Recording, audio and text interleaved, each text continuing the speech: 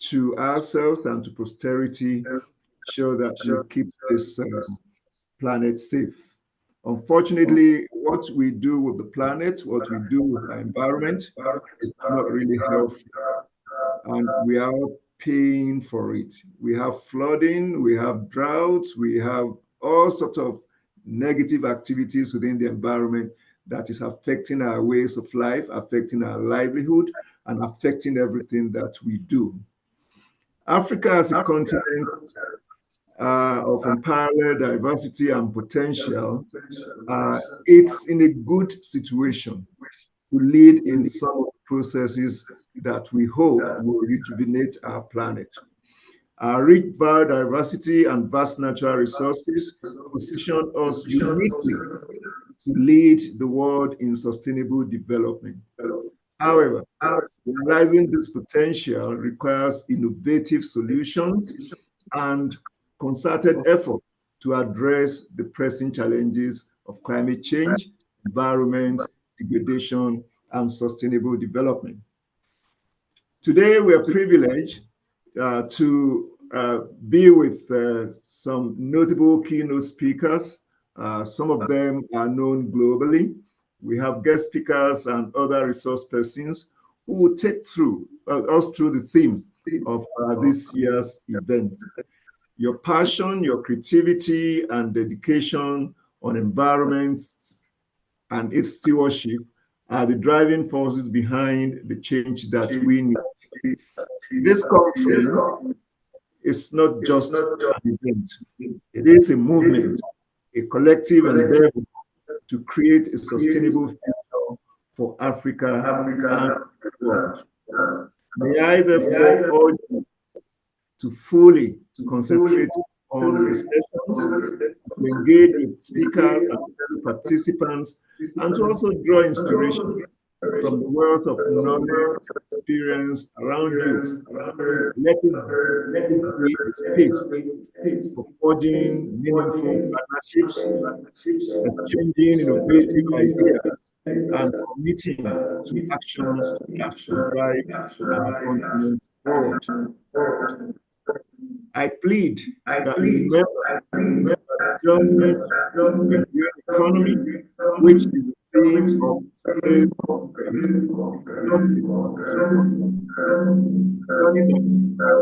creation. It's a journey that requires working with one another. It's a long journey, but it's achievable. We need collaborative efforts, which will help us improve and cooperation of everyone. By working together, we can ensure that development is both inclusive and sustainable, and providing economic opportunities while preserving the environment for future generations. In closing, I'd like to extend my heartfelt gratitude to the organizers, the speakers, and each and every one of our participants for making this conference a reality. It is your conference, it is your planet, it is your environment.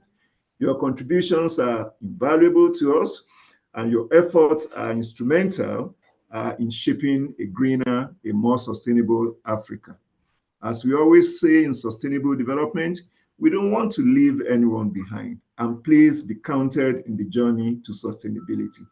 I'd like to thank you all for being here, and I wish you all productive, inspiring, and transformative conference. Very good afternoon from my end, and very good morning in your location. Thank you very much.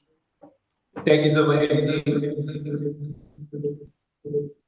I'll just look for this. Thank you, Prof, for that a very remarkable welcome address, and we'll bring for more life in good health so that you can continue to order the steps of the generations to come on the right path. Please, can we give you a round of applause? Thank you very much. Thanks, Prof. Okay, I'd like to take good messages in the house. For starters, trust me, this event is one of those events that the momentum will grow from a very low level and it will hit the peak. So just brace up for that. I'm so excited to have one sustainability baby in the house. Hi. You're welcome. Yeah. Okay, so to our distinguished online participants, we'd like to welcome you. I missed that part because I want to actually drive into Prof's welcome address this morning. So please enjoy participation. I'd like to encourage you. Take the link and just share it across the right platforms. Let other people know that young people in Nigeria, Lagos, the heartbeat itself when it comes to commerce, is actually championing this today, so that we can be part of the process. If you have other questions, feel free to use the chat box. Our team is actually very, very much available to take that through. In the course of the conversations we're going to have today, if you have any questions from any of our speakers, please just call our attention to it and we'll address it. And trust us to actually give you an opportunity as well to lend your voice directly through the Zoom platform as well, so we can hear you real time and see your faces. So please make sure your environment is set, and we can do that together. But if you're a farmer championing sustainable agriculture, please feel free to be in the farm. Your cutlass holes will do the job. On this note, I'd like to welcome for the very first welcome address. Sorry, I beg a goodwill message for the day, because we're going to have several of it. A distinguished Nigerian who has a lot of young mentees. He is actually taking care of. He has come here today not just to speak to us, but to open up the opportunity for us to connect and do a lot with him moving forward.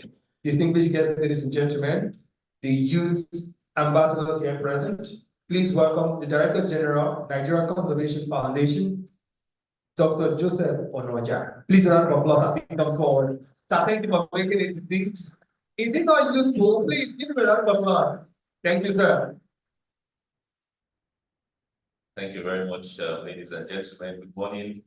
It's a pleasure to be here with you this morning. I'm quite excited, feeling energized already to be amongst young people. I'm also young myself. And yes, I'm in my mid-40s, so I think I still consider myself a young man. And I hope that will be a point of inspiration for you. Because my first journey to this position was actually when I was 39. So you can actually aspire to the highest level of championing environmental conservation and other climate activities, even wherever you are. So never look down on yourself at all. So it will be a pleasure to be here with you this morning.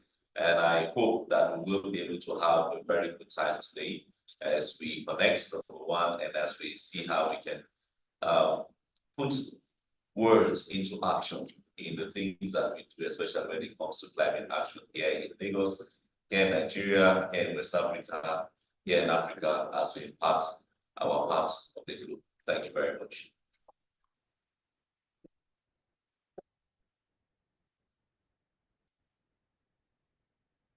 Thank you, sir. Okay. Well, putting things in perspective, never mind. When it's time for his keynote speech, that is what we'll have to engage. So let's go one step forward now. I'd like to invite the next person to actually speak to us this morning. Is a representative from the legal unit, Lagos State Office of Sustainable Development. Ladies and gentlemen, please welcome Olujoke Ogunoje. Please, a round of applause for her. Thank you, Mara, for making it. Good morning, everyone. I bring greetings from the Office of Sustainable Development Goals. The special advisor would have loved to be here, but for unavoidable reasons. That's the reason she's not here. So it's a great honor to stand before you today as we gather to address the pressing environmental and climate challenges facing our beloved nation, Nigeria and Lagos State. We are currently witnessing the impacts of climate change and environmental degradation, which threaten our communities, our economy, and our future. Of course, we know example flooding, erosion, especially on the islands. You know, when we have a little rain, everywhere is upside down. Cars are submerged completely.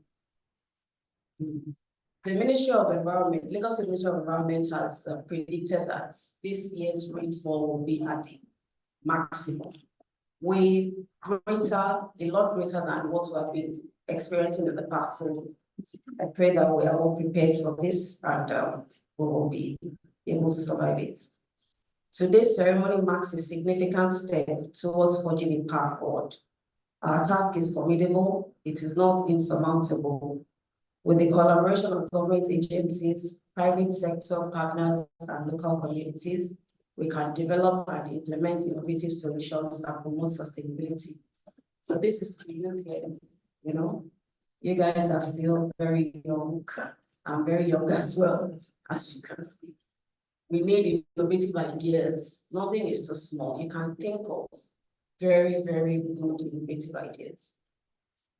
You know, there's a saying that says, genius is 1% perspiration, 99% inspiration. So get inspired. Look out there. Let's see how we can bring innovations that will give us a sustainable future. So let us embrace sustainable practices and enhance our capacity. Practices as little as not clogging your gutters, disposing your waste properly as you should, as little as those things are, they are very, very important. Even just on your streets, your gutters being clogged can cause maximum damage. You'll be surprised at how much damage that little one little thing can cause. Also, we need to embrace and we need to enhance our capacity to adapt to a changing climate. Enhancing the capacity, everything falls down, everything starts from us. Starts from your immediate environment. Keep your houses clean, don't keep your gutters blocked, dispose your waste properly. Don't wake up in the middle of the night to go and throw your trash in the gutter because you don't want to clean your markets. Please. All of those things destroy the environment. We shall secure a prosperous future for all Nigerians by the grace of God. Thank you for listening.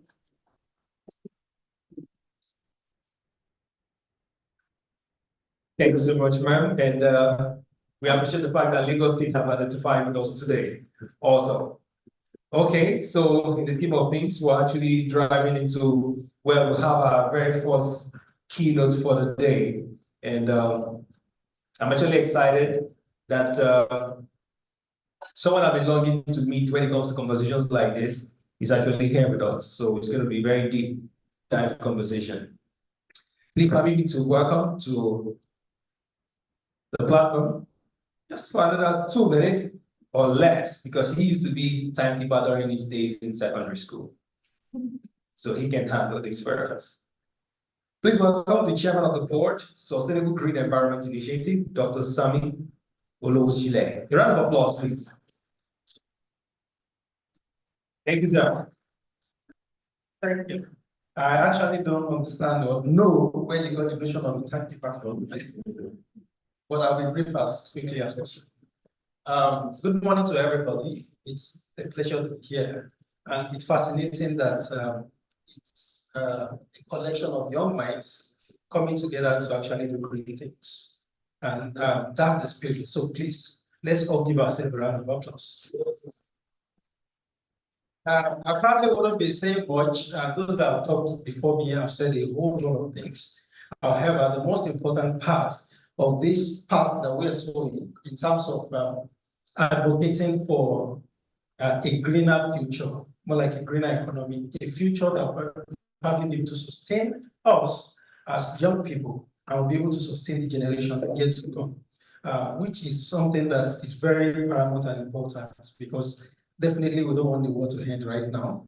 We don't want to be the cause for the earth in itself to go into extinction, and it's a noble cause. There is a saying that says that if you are in doubt that climate change is not real, there's no other way to it, right? So since we are here and we have decided in our respective minds to always do something important for the cause of nature, it is important for us to be able to celebrate ourselves. So once again, please, let's celebrate ourselves. I mean, it's a noble cause, and we are glad that we're going to be, throughout the entirety of these sessions that we'll be having today, brainstorm about some of the newer things that we'll probably be able to do going forward, so that all the talks, we can put them into action, and we can begin to see something that is credible, that we can actually showcase in the heart of Nigeria, West Africa, and the Africa at large. Thank you, everyone. Thank you, man. Thank you for the time management. Let's give him a round of applause again. Thank you. Okay, so let's put things in perspective now and bring us up to speed. This event ordinarily happened for 2 days, but of course, understand that it is an ongoing for World Environment Day. The leadership of the organization bringing this to bear, thought we can put this together. Compact event, but of course, the takeaway are going to be quite impactful. We're about to get into the very first keynote speech for the day, but permit me to say that our keynote speaker actually sits on the board and of course spearheads a foundation. That's an interesting fact before I get into this. And the organization as a group where she works actually has a financial institution with her HQ from top to bottom running on renewable energy. Please a round of applause for that organization. You know what I'm talking about. It's a matter that I'd like to bring you up to speed with the profile. I'm going to try and do mathematics with this one because, hey, it's a book. Our keynote speaker is a seasoned business leader, filmmaker, and sustainability professional with keen interest in women empowerment, youth development, access to quality education, and better healthcare. With 2 decades of corporate experience, she has built expertise in brand and marketing communications, strategy, formulation, and execution, team management, process improvement, strategic partnership, and business expansion. Our keynote speaker sits on the board of One Health initiative where she helps shape impactful policies and initiatives for medical practitioners and everyday Nigerians seeking better healthcare. As a movie producer, she uses her work with the media and creative space to raise awareness about gender issues, especially gender-based violence, while actively supporting young girls through mentorship, providing business advisory for very early-stage entrepreneurs, and supporting climate action initiatives in coastal communities. Distinguished guests, ladies and gentlemen, our keynote speaker has received various awards in social impact space, including the Leadership Impact Award in Nonprofit Management and the CSR Reporters Philanthropic Awards on Social Impact and Sustainability Practices, and was named in Ventures Africa's Top 20 Women of Impact in 2023. Ladies and gentlemen, welcome our keynote speaker, Mrs. Olagbeju Ibekwe. A round of applause. Chief Executive Officer, Sterling Grant Foundation.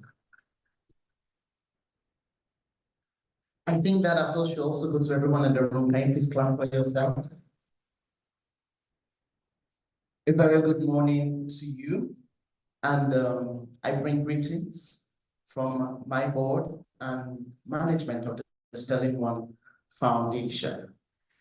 And while I was young, I never used to like long speeches. I don't know if there's anyone like me. Right. So I was trying to ensure that this is just short, sharp, and sweet. I also don't like long events that are too long. So once more, thank you so much for inviting me. I want to sincerely appreciate the organizers of this timely convening. Can you please put your hands together for them? Thank you so much for bringing us together to talk about this very, very important subject. And I also like to please let's welcome our online viewers. I can see they're quite a number of them, but I'm not here with us. And yes, the green I'm wearing is intentional. I wanted to look like your brand. I hope I succeeded. Good. Please permit me to stand on existing protocols, and I'll go right into it. You see, when young people get involved in any progressive venture, such as this one, and work assiduously towards a goal in unity, they usually make significant impact. And I am very glad to be giving this keynote speech on the sub-theme, fostering sustainable development in Africa through great skills development. First, in the midst of the chaos brought about by the adverse effect of climate change in our environment and the real problems that can be seen in our ecosystem, there are massive opportunities to be harnessed for all the young people to take advantage of by honing skills and providing relevant solutions that will help stem the tide to save our planet and our ecosystem. There's an opportunity that was harnessed some years ago, and I was very, very impressed by the numbers that were shared. And this is no other than an organization we all know, Tesla. In 2003, Tesla incorporated a vehicle manufacturing and clean energy company, was founded by two American entrepreneurs, Martin Eberhard and Mark Tarpenning. Of course, we all know that Elon Musk took over in 2004 and got the opportunity to emerge as the biggest shareholder. In 2008, became the CEO. And so far, their contributions have reshaped the entire landscape of automobile in the world. It is a classical example of what can happen when you identify a problem, provide a solution. I understand that if you had invested in their IPO in 2010 with $1,500, today, that $1,500 is worth $500,000. I will say that again, right? Because I know some of us are like, we don't really like mathematics. Am I correct? If you invested $1,500 in Tesla's IPO, initial public offering, that's what IPO means, in 2010, that $1,500 is today worth $500,000. For those that like math, I think that's over 30,000% increase. Am I correct? Am I correct? To the point, solving these problems we have in our society provide immense financial opportunities, not just for yourself as the innovator or the entrepreneur. The story I just told is a story of someone who invested. Now imagine what the returns of the owner of the organization will be. We don't have problems, but we have our opportunities. It depends on how you're looking at it. And if you don't take anything away from this address today, please help me tell your neighbor, tell them, say, see differently. Tell someone else, say, see differently. We do not have problems. What we have are opportunities.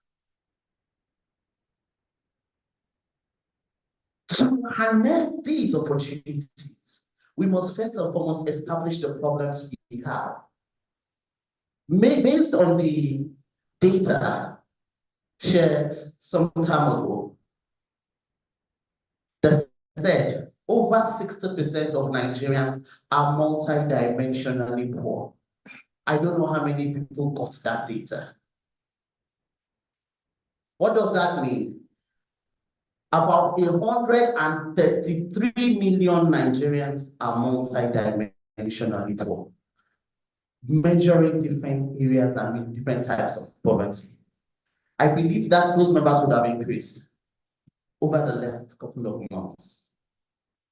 Like I said before, where there are problems, there are opportunities. I believe right in this room are young people that have the solution that so many Nigerians have been waiting for.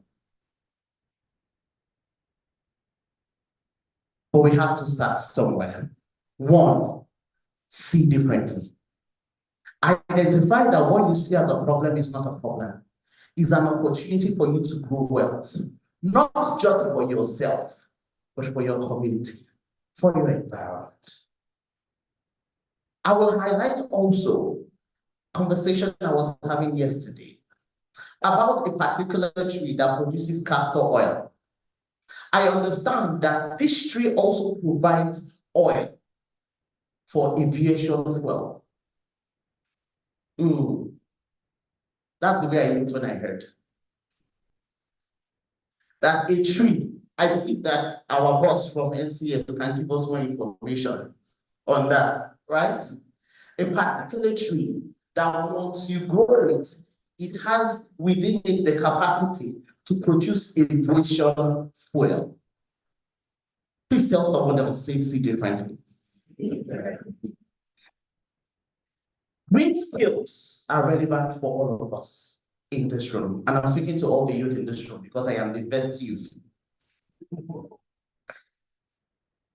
It has to do with giving practical hands-on training and knowledge that are required to solve climate and environmental challenges, which help in the reduction of pollution, natural resource conservation, and enlightenment campaigns, which all add up towards bringing sustainable development due to eco-conscious actions being taken. 3 things I would like to highlight as I round up my session. Important for all of us. I will start with what you all need to do as the youth. Research, get knowledge. Get knowledge. Events like these are good, but events like this cannot give you all you need. They can only support you to action. Get knowledge. This tree I mentioned, go and confirm where, what, how. What can I do? What do I need? After you identify what you need, then you can seek it. And organizations like ours, organizations represented here, are available to support young people that want to get the skills required. There are several opportunities and skills across this value chain. Just last month, right? A partnership between USAID and Coca-Cola with TechnoServe as the implementing partner is seeking to take out 49,000 metric tons of plastic waste from our ecosystem. And of course, you know that that kind of a project is in the millions of dollars. Those funds are going to go to some places. Will it enter your hands too? Please ask your neighbor, will it enter your hands too? And that is just one example of so many opportunities. So much funding is available. Research first. Second, action. 3, resilience. The knowledge you have that you do not act on cannot give you anything. It cannot provide any benefit for you. While acting, never give up. Because tough times never last. And those tough times will come. It is not a curse. It is part of life. There's a part-time for sowing and reaping. There's so many great skills that young people can harness and take advantage of. And they are varied. I'll just mention a few. Waste management, that's the one I just spoke to now. Recycling, upcycling. Power generating areas, thermal, solar, and wind. We have agroforestry, tree planting. I think I mentioned that also restoration of forests. Advocacy and to support sensitization efforts that will lead to behavioral change. And then there is also the infusion of technology across all these value chains. At the Sterling One Foundation, climate action is one of our thematic focus areas, and we've done quite a number of initiatives across this area. We've built the capacity of young girls across these areas. We've partnered with various organizations. The one I mentioned of TechnoServe, also in partnership with TechnoServe on that initiative. We've been doing beach adoption projects for years, and we will continue. doing this. And we partner with various organizations, private, public, and the third sectors to make this happen. I've mentioned three things. The final thing is partnerships. And that's why I must commend COYEC for partnering with these organizations to make this happen. The world is your oyster. This world belongs to you. You can take it or you can complain. My recommendation for you is to identify these opportunities and take them. One thing that we have done at the Sterling One Foundation via the Africa Social Impact Summit is provided a deal room where innovations can meet investors. So if you've built something fantastic in this room and you already have a business case for it, I'll invite you. It's happening July 25 to 26 at the Eco Convention Center. It's a convening that we co-convene with United Nations in Nigeria, and we have several partners across the public, private, and the third sectors. So I invite you to go on the website. If you have an innovation, there are investors waiting to earn more, to get 33,000% increase from your innovation. So that opportunity is available to you. You can check our website, register, present your innovation, and I wish you all the best. Thank you.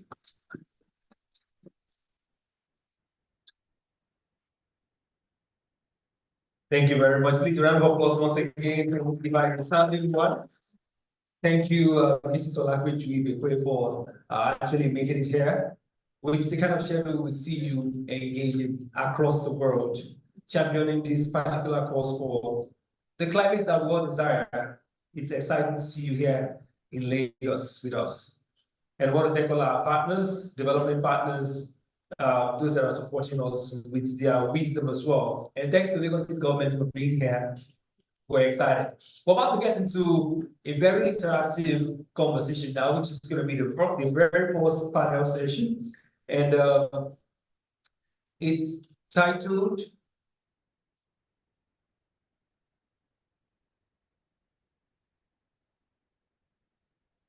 just a moment, let me get that clear. Okay. Okay, so potentials, drivers, and barriers to green economy transition in Africa. So we have to put in our minds. I think the three key pointers from our keynote speaker are things that we can actually have. If we have a sticker, just put it by the side as we listen to these noble individuals that will be coming up, and we'll try to actually tick some of the things that align with those three pointers that she has given us this morning. Okay, so I would like to invite the moderator for the session. Distinguished guests, ladies and gentlemen, captains of industry here present, and climate ambassadors here today to take away key pointers to do more. Please welcome an noble gentleman, Nelson Etta, as he comes forward. Please, a round of applause. Nelson, please step forward. Come and take. I'll just try to open the floor for you, but I know you're going to handle it more. There is something I want to take away from him. I told him I need his voice for my voiceover skills. Listen up. Thank you very much. No, that's not a real voice. I'll try my best. Good morning, everybody. It's good to be here this morning. My name is Nelson Etta. Okay, thank you, sir. I'm a broadcast journalist. I work with TVC News, and I have been doing this since my mom's womb. I guess I'm good at it. I have to first of all commend COYEC for putting this together. When I first encountered this this program, actually I was a student. They just concluded SDG training, and from then I heard about this, and I wanted to jump on this as soon as I could, because again, as a journalist who has access to some climate information around the world, and of course we have a desk that attends to this. It's something I have come to personally embrace in ways that it's shocking to me. You know, because initially, when they talk about it, it sounds quite alien, but now I think I have a hands on it now, and I'm so glad to have been here and to meet this very wonderful persons. And I must commend you, ma'am, for what you said earlier and your looks. Funnily, I think it's just two of you in the room who's got green on. The lovely lady who spoke earlier, or three, but not. You look absolutely beautiful, and you too, ma'am. Please, can we just appreciate three of them who have green on? Oh, my apologies, Sandy. You also have a green on you. Distinguished ladies and gentlemen, once again, good morning and welcome to this very lovely session. Forgive me, I have to press, my phone to bring me on in there. What we want to talk about.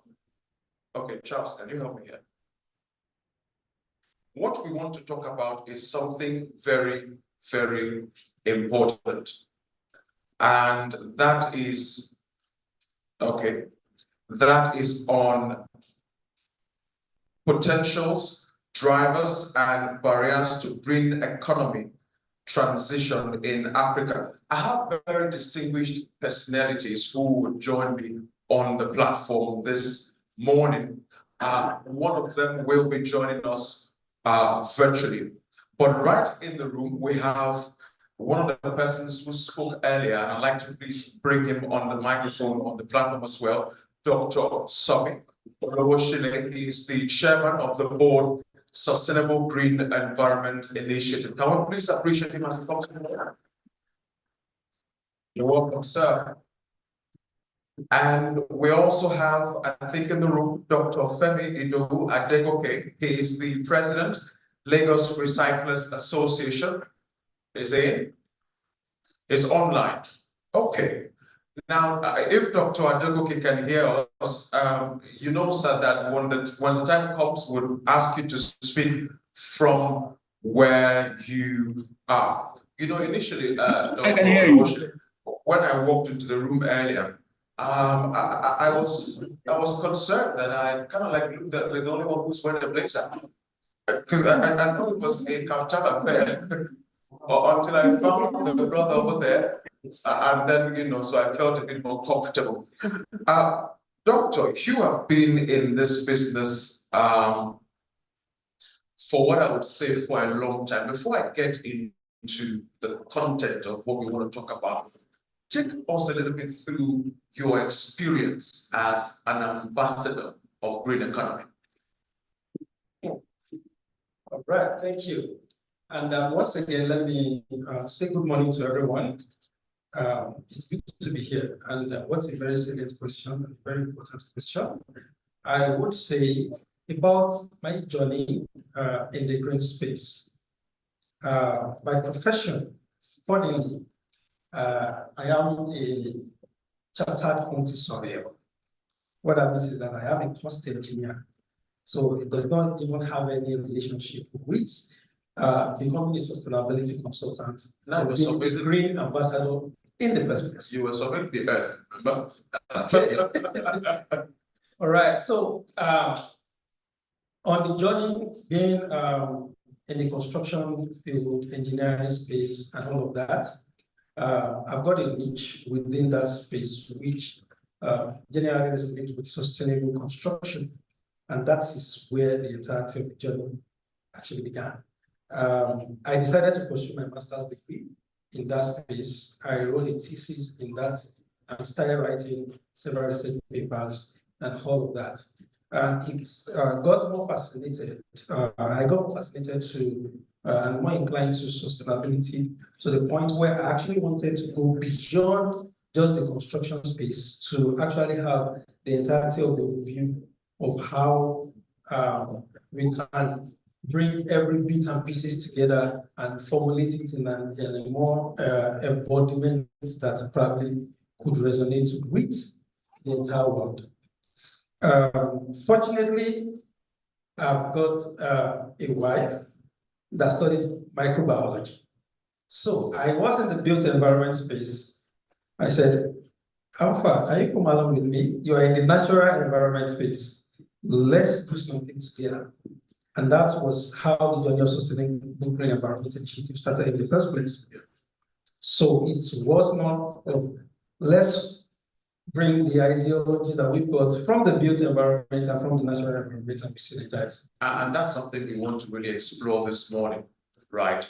Talking about partnership, and you remember she hammered on that a little earlier. And for our ladies and gentlemen in the room, I just want to remind us that this session, we want to explore the transition to a green economy in Africa, which involves shifting towards economic growth that is environmentally sustainable, socially inclusive, and economically viable. It will examine the current state, potential benefits, driving factors, and obstacles to this transition. Like, I want to know the tree that brings this oil. That's part of what we want to explore at this time. Doctor, I'd like to pose you that let's go online and ask Dr. Adegoke, who hasn't said a word yet. Dr. Adegoke, if you are ready for us, I'd like to throw the very first question for this conversation to you, sir. Doctor, can you just say something? Let me be sure you can hear us. Hello, good morning. I can hear you. He's speaking, right? Okay. All right. So, Doctor, this would be your first question. I'd like to ask you, sir, how would you define the concept of a green economy in the African context? Okay. Dr. Adegoke, online. Dr. Adegoke, it's for you, sir.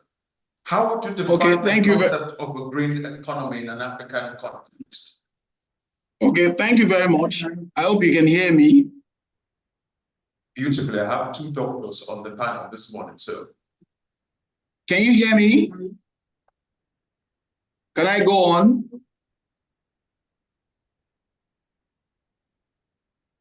Just bear with us, guys. Hello, can you hear me? I just want to know if I'm audible so that I can speak. By the way, we have more persons online than in this room. I think at the last count there, I saw 180 participants. No, the people online can hear me, but the people in the room, I'm not in the hall, I'm not sure they can hear me. I need to let them know if they can hear me, and if I go ahead. Okay, back to your question. African countries depend majorly on natural resources.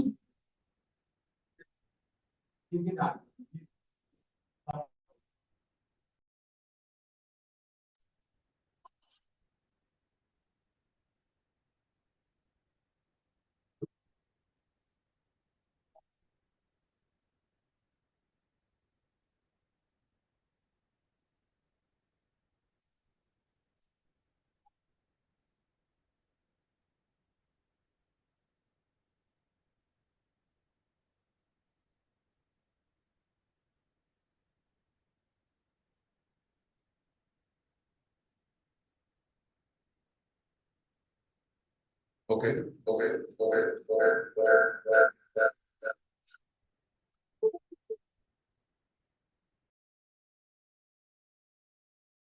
Interfere with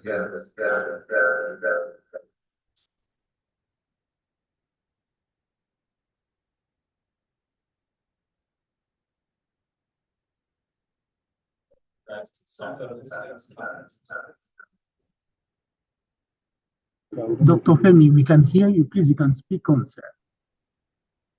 Hello, Dr. Femi.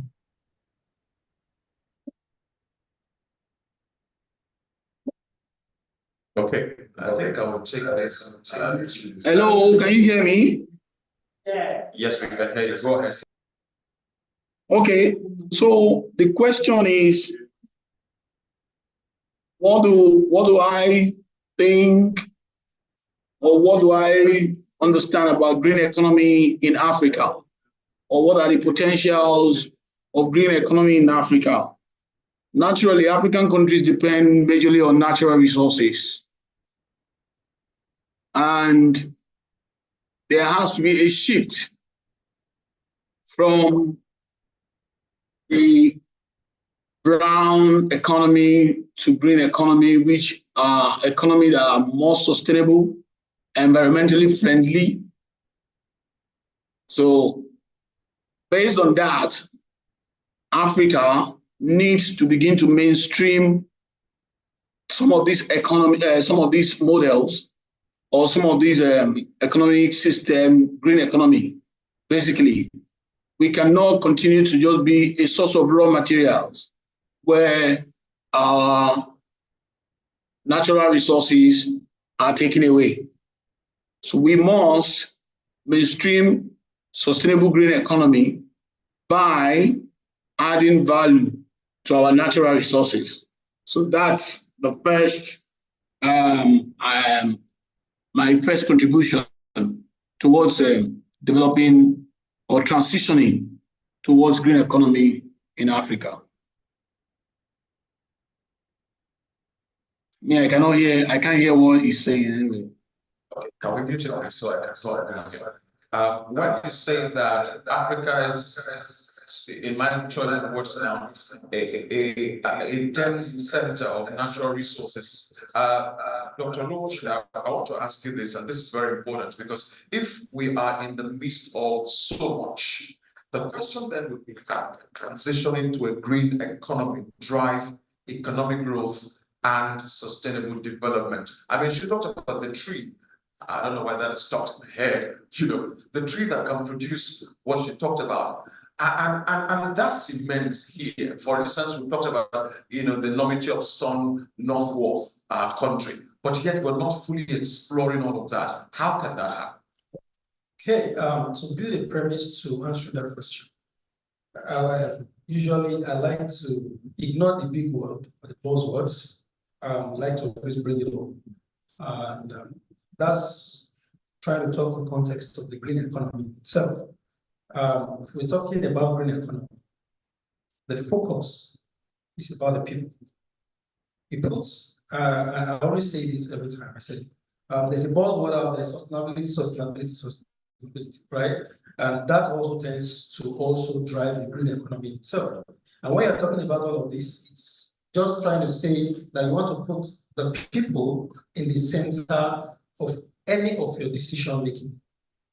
Whatever it is you want to do in life, whatever it is that we're doing, you want to put the people right in the center.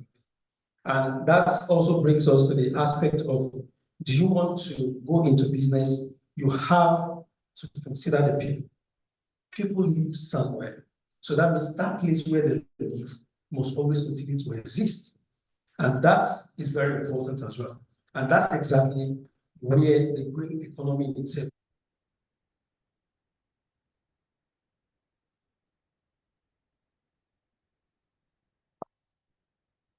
Trying to utilize everything that makes man to exist in such a way. So that means you are trying to start something, you are taking that thing through, and you are making sure that there is continuity all along.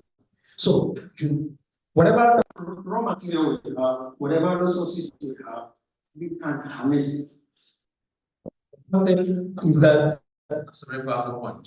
When you are harnessing it, you must find a way to make sure that when you are harnessing these things, you would find a way to either bring it back to the system or mitigate the effect that it will have on the people, so much that it does not hamper the entirety of life. Let me add this there. So how do we ensure that there's sustainability of those raw materials? So for instance, I was in Osun State some time ago. I did a report on illegal gold mining, and I saw the depth of degradation mine had done to a particular community in there. I don't want to mention names, you know. And so one of the things that KBC talked about was that this would just mine and get away without reclamation. And I understand that the process of reclamation, in other words, restoring and sustaining, okay, big words, would take a number of years for that to happen. So how do you keep that going without degrading the environment? But then, you know, like you just mentioned, yes, also, and that's where I said it's like putting the people right in the center of the decision making. When I talk about harnessing the raw materials, I'm not saying you have to analyze all the type of raw materials that you've got. I'm trying to say that if there are some raw materials that will have direct impact on the people and probably will extinct the people that you're trying to protect, then you have to make alternatives that you would necessarily to use. And that's why the aspect of fossil fuel is now a talk of the town, that it's important that we actually face those type of things out, because wherever it is you do, you have to mine. That's what you're talking about. And there are alternatives to these things. So if there are alternatives and it will serve the same purpose for humanity that other one will do, then sustainability and green economy is saying, go to the alternative and utilize the alternative for the sake of mankind. Why do you need to definitely go to the mine and degrade the land and spoil the land of the people to the point that they will not even be able to get water from those lands? And everything is just disarray.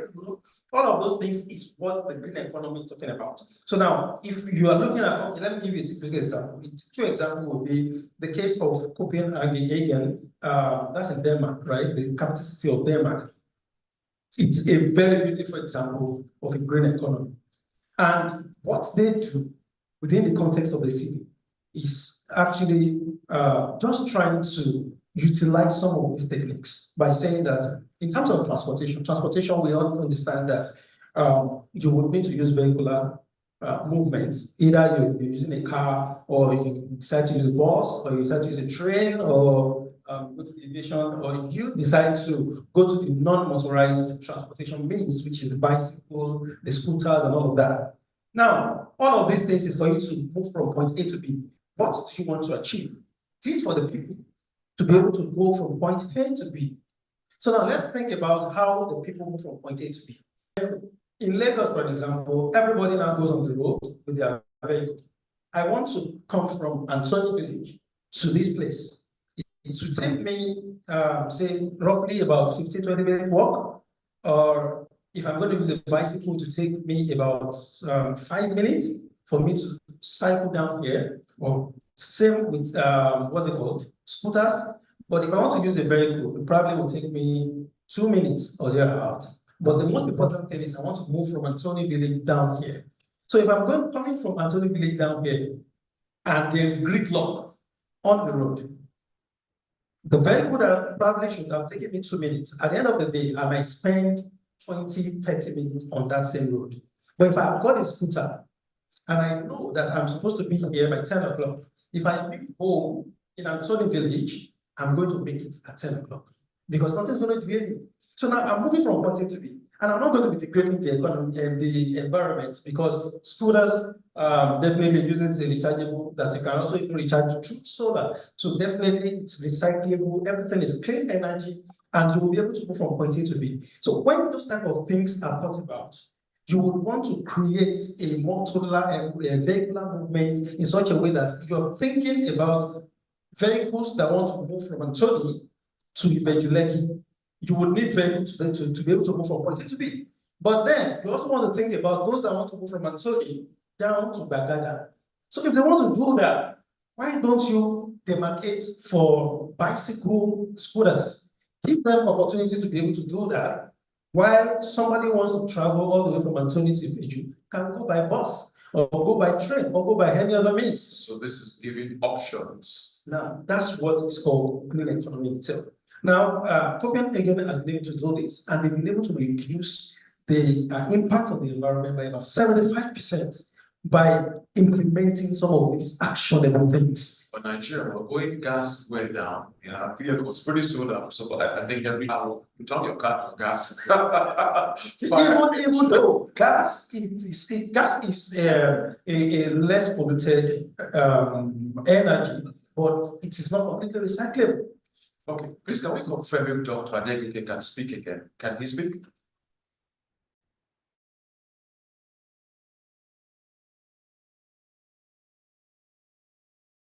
Can you please just say something, sir? Let's be sure.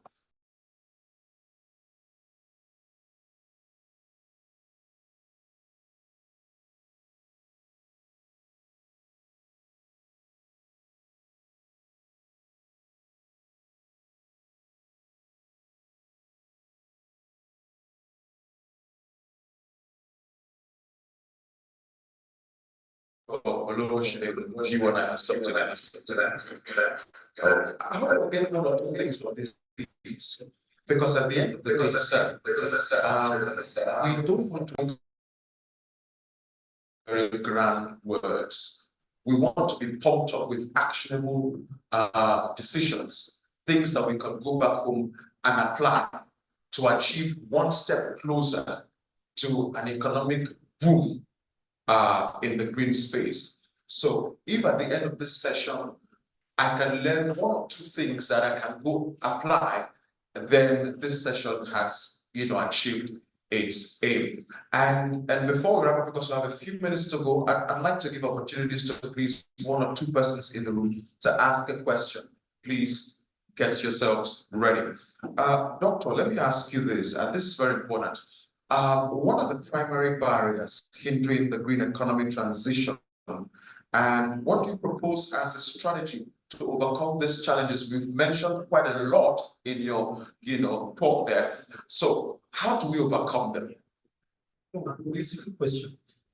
Okay, talking about the barriers, I'll talk about the activities. The one I believe is actually the driver of the entirety of the whole of the barriers. That is the aspect of making policy and not following up to enact those policies.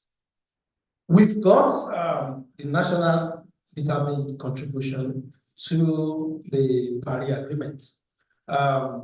We formulated SCC, and now we've got some policies and things, guidelines that probably could start transitioning us from where we used to be to where we want to be.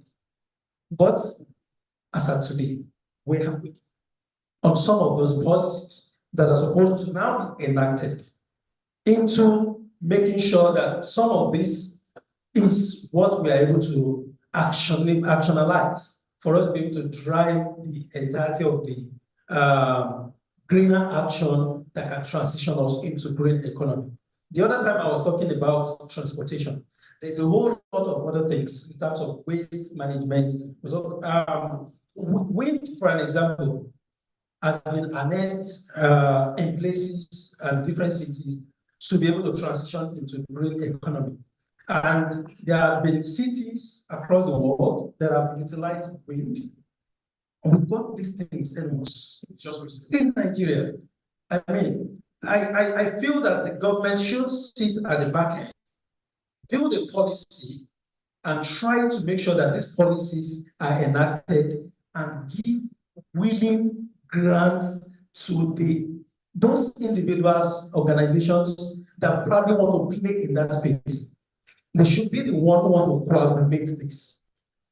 Put up a platform for the people to be able to play. And that's a very good one. And distinguished ladies and gentlemen, please permit me at this juncture to bring also to the platform one of our distinguished panelists who was supposed to be here earlier. Let's make welcome Doishola Ogunye. She is the founder of Recycling Scheme for Women and Youth Empowerment. You're welcome, ma'am. And you look absolutely beautiful. Please. Dr. Olush, thank you. You got that. I'd like to ask you this. You said quite a lot in identifying green economy, speaking to the enormity of what we have in Nigeria and Africa, and also recognizing the challenges. But the last point you just made, a conglomerate of organizations like yours, who has been also playing in the space. Let me ask you, first off, how has it been? First of all, I want to apologize for coming late. It's not usually my character, but it's been a long week, different activities going on. And to speak to what you just said, there's so much potential, there's so much opportunity. I have been doing this since I was in university. And yes, I've been doing this for about 15 years. So I've been able to play across the board when it comes to recycling, when it comes to tree planting. And I started it out of sheer passion. But as we started to evolve, there's so much business opportunity in the circular economy that it's and I feel like we're just scratching the surface of things. that we can do as Nigerians. You know, we have abundant sunlight, we have abundant farmland, you know, so there's opportunity for green waste. We're talking about composting, and even there's opportunity for export of that as well. So without saying so much, there's so much to harness in the space. So practically now, let's take it a bit home. How can we harness those opportunities you just highlighted? How can I wake up and say, you know what? I want to do 1, 2, 3. What do I need to do first to bring me on board? First of all, you need to have the right mindset. That's number one. And you need to have, you need to take out the scarcity mindset. You know, some people will say, oh, I never chop, I should be planting trees. Yesterday, I'm giving very real life examples. Yesterday, I got a call 24 hours before to plant 200 trees. And guess what? In the past 10 years, I've just been planting trees and stalking them. So when the opportunity came to plant 200 trees, it was just a matter of give me 24 hours and I'll get it done. Here in Lagos. Right? Yeah, in Lagos, in Lekki, Lagos, yes. And we did that. And guess what? We're pushing to do 1 million trees. And guess what? This place is very quiet. Guess what? Guess what? I am planting 1 million seeds.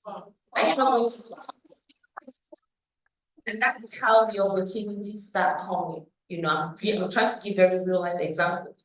You know, we're talking about recycling. We're not just recycling plastic right now, we're also recycling glass. And then the MD of Figurglass said to me a few days ago that they have to import broken glass from China to meet their demand. And when I heard that, I was like, oh my goodness, there is an opportunity there.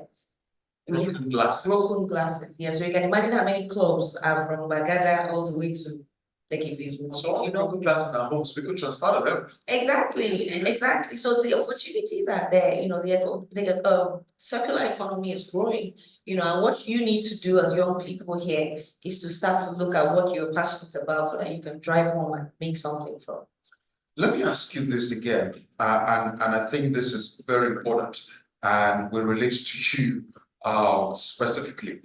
What is the most significant barriers? The first thing I know you talked about was scarcity mentality, right? Another issue there is financial, technical, and political. What do you think is the major, look at us now, in Lagos, in Nigeria, and how do we fix that? I would say, putting aside everything. You've been here 15 years, you said. That's a long work. Yes. Go ahead. So putting aside everything you just said, the most important one I would say for a community like ours in Nigeria is the cultural one. A lot of people say, for example, you hear things like, why is a woman doing that? Or you hear things like, especially in the rural communities, oh, my husband says I shouldn't pick up waste. You know, they call it, I can't remember that you remember what they call it now. Bola, exactly. Meaning I'm not, you know, so they look down on people that do work like that. And work that we do is so important, not just to the environment, but also to public health as well. So we need to start looking at it that way and sensitizing people that way about the work we're doing. I can see there's a political will, especially in Lagos, because we have, you know, different parastatals. We have Last Park, you know, parks and gardens, which I think is less than 10 years old, Last Park. We have Office of Circular Economy, which just started last year, I think. And then there's the Office of the SDG, you know, so Lagos is doing a lot. I don't know about other states, but I live here. And there's more to be done. So this is where we can plug in. And you talked about finance. There is so much finance in Nigeria and even outside Nigeria as well. So before you get that, you have to be investment ready, you know, whether it's especially impact investment, you have to be ready for these things. And this is a time where you have to start to learn. You know, there's no lesson without failure. So you fail at some things, get your lessons from what you failed at, and then move. In 2 minutes, we'll wrap up the panel. But anybody has a question in the room? 1 or 2 questions? Okay. If that, Okay.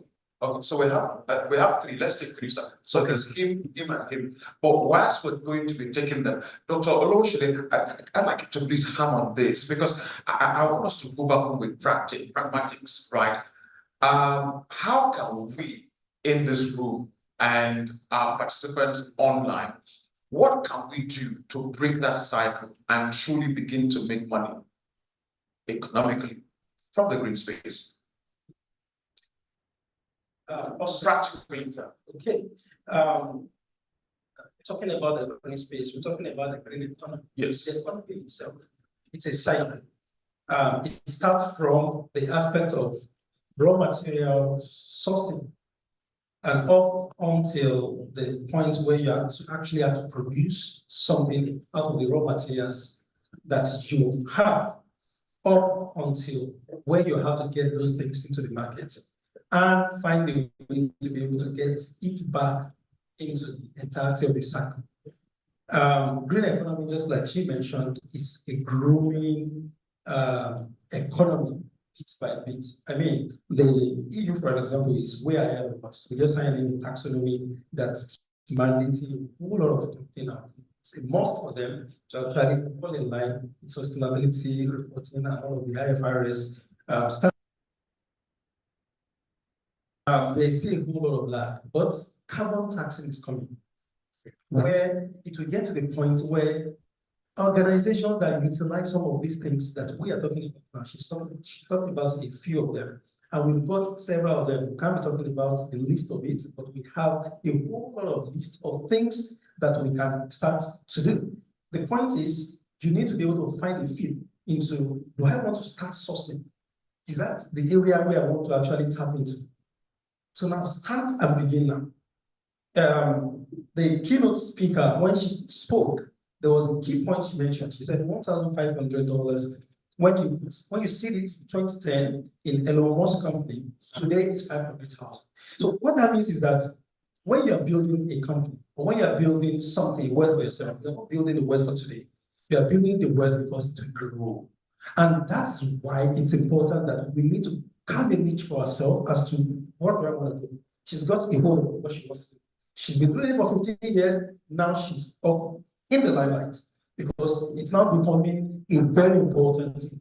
6 years ago, when I talk about sustainability, he has been this sustainability man, this green man. Well, what's he even talking about? People don't understand. I mean, but now, before you even say sustainability, or you say green, or you say climate change, everybody understands. So that means we've shifted from 5 years ago when people don't even understand to now that everybody's beginning to talk about it. And in another 5 years, it's going to be the question of now there's climate taxing or the carbon taxing that is coming to play. All organizations are running to players like her to be able to give them what they need, because what she's doing is to resuscitate the entirety of the environment. They are actually doing things that pollute the environment to find a way to offset it. And now that is a very important way to play. So just find a niche for yourself into what do I want to do? Is it recycling? Go into it. Is it waste energy? Go into it. Start doing it. It's going to be small this time around because we are just trying to adapt. Just like I mentioned, if you are going to this in the European Union, for an example, it's not going to be small anymore because they are now doing it. But Africa, usually we get things late. But that's why we need to position ourselves right now. Okay. But okay from here, right? Oh, great. Okay. Please just tell me your name and where you're from. My name is Jonathan from the Lagos Business School. I just not a question really, just a commentary because I thought it was important a point that was made when you posed to her as to how do they start, how do they get involved. So I think the first thing is knowledge. Just to make the case here that everyone has to find a way to know a bit more. Right, and the beautiful thing is that there's a lot of knowledge out there around, the green economy, the circular economy. So stay engaged. Then also you can also come from a place of passion. So because it's quite very big, so anything you are passionate about, there's always one way to link it. And I'll use myself as an inspiration. I'm an accountant, I'm a finance person. There's a whole lot around carbon accounting that we're working on. There's a whole lot around green accounting. There's a whole lot around sustainability accounting, even the reporting, even the auditing of some of those things. So you're avoiding greenwashing, right? So start from your area of strength, and there's always something that can sort of intersect you with the green economy. It's quite big. So not everyone might be the actors doing it. Some of us might be the assurance, some of us might be the consultants helping them, some of you, I know someone doing communication. I mean, there's a great guy here doing something around communication, just putting out the news and all that. So just find your area of strength. There's something for you in the green economy. Thank you very much. I think that was the question. If anyone wants to ask a question, your name, sir, where you're from, and then you go ahead, sir. All right. Good morning, everyone. My name is Solomon Akundayo from London, Nigeria. So a question for Dr. Shile. Is that the name?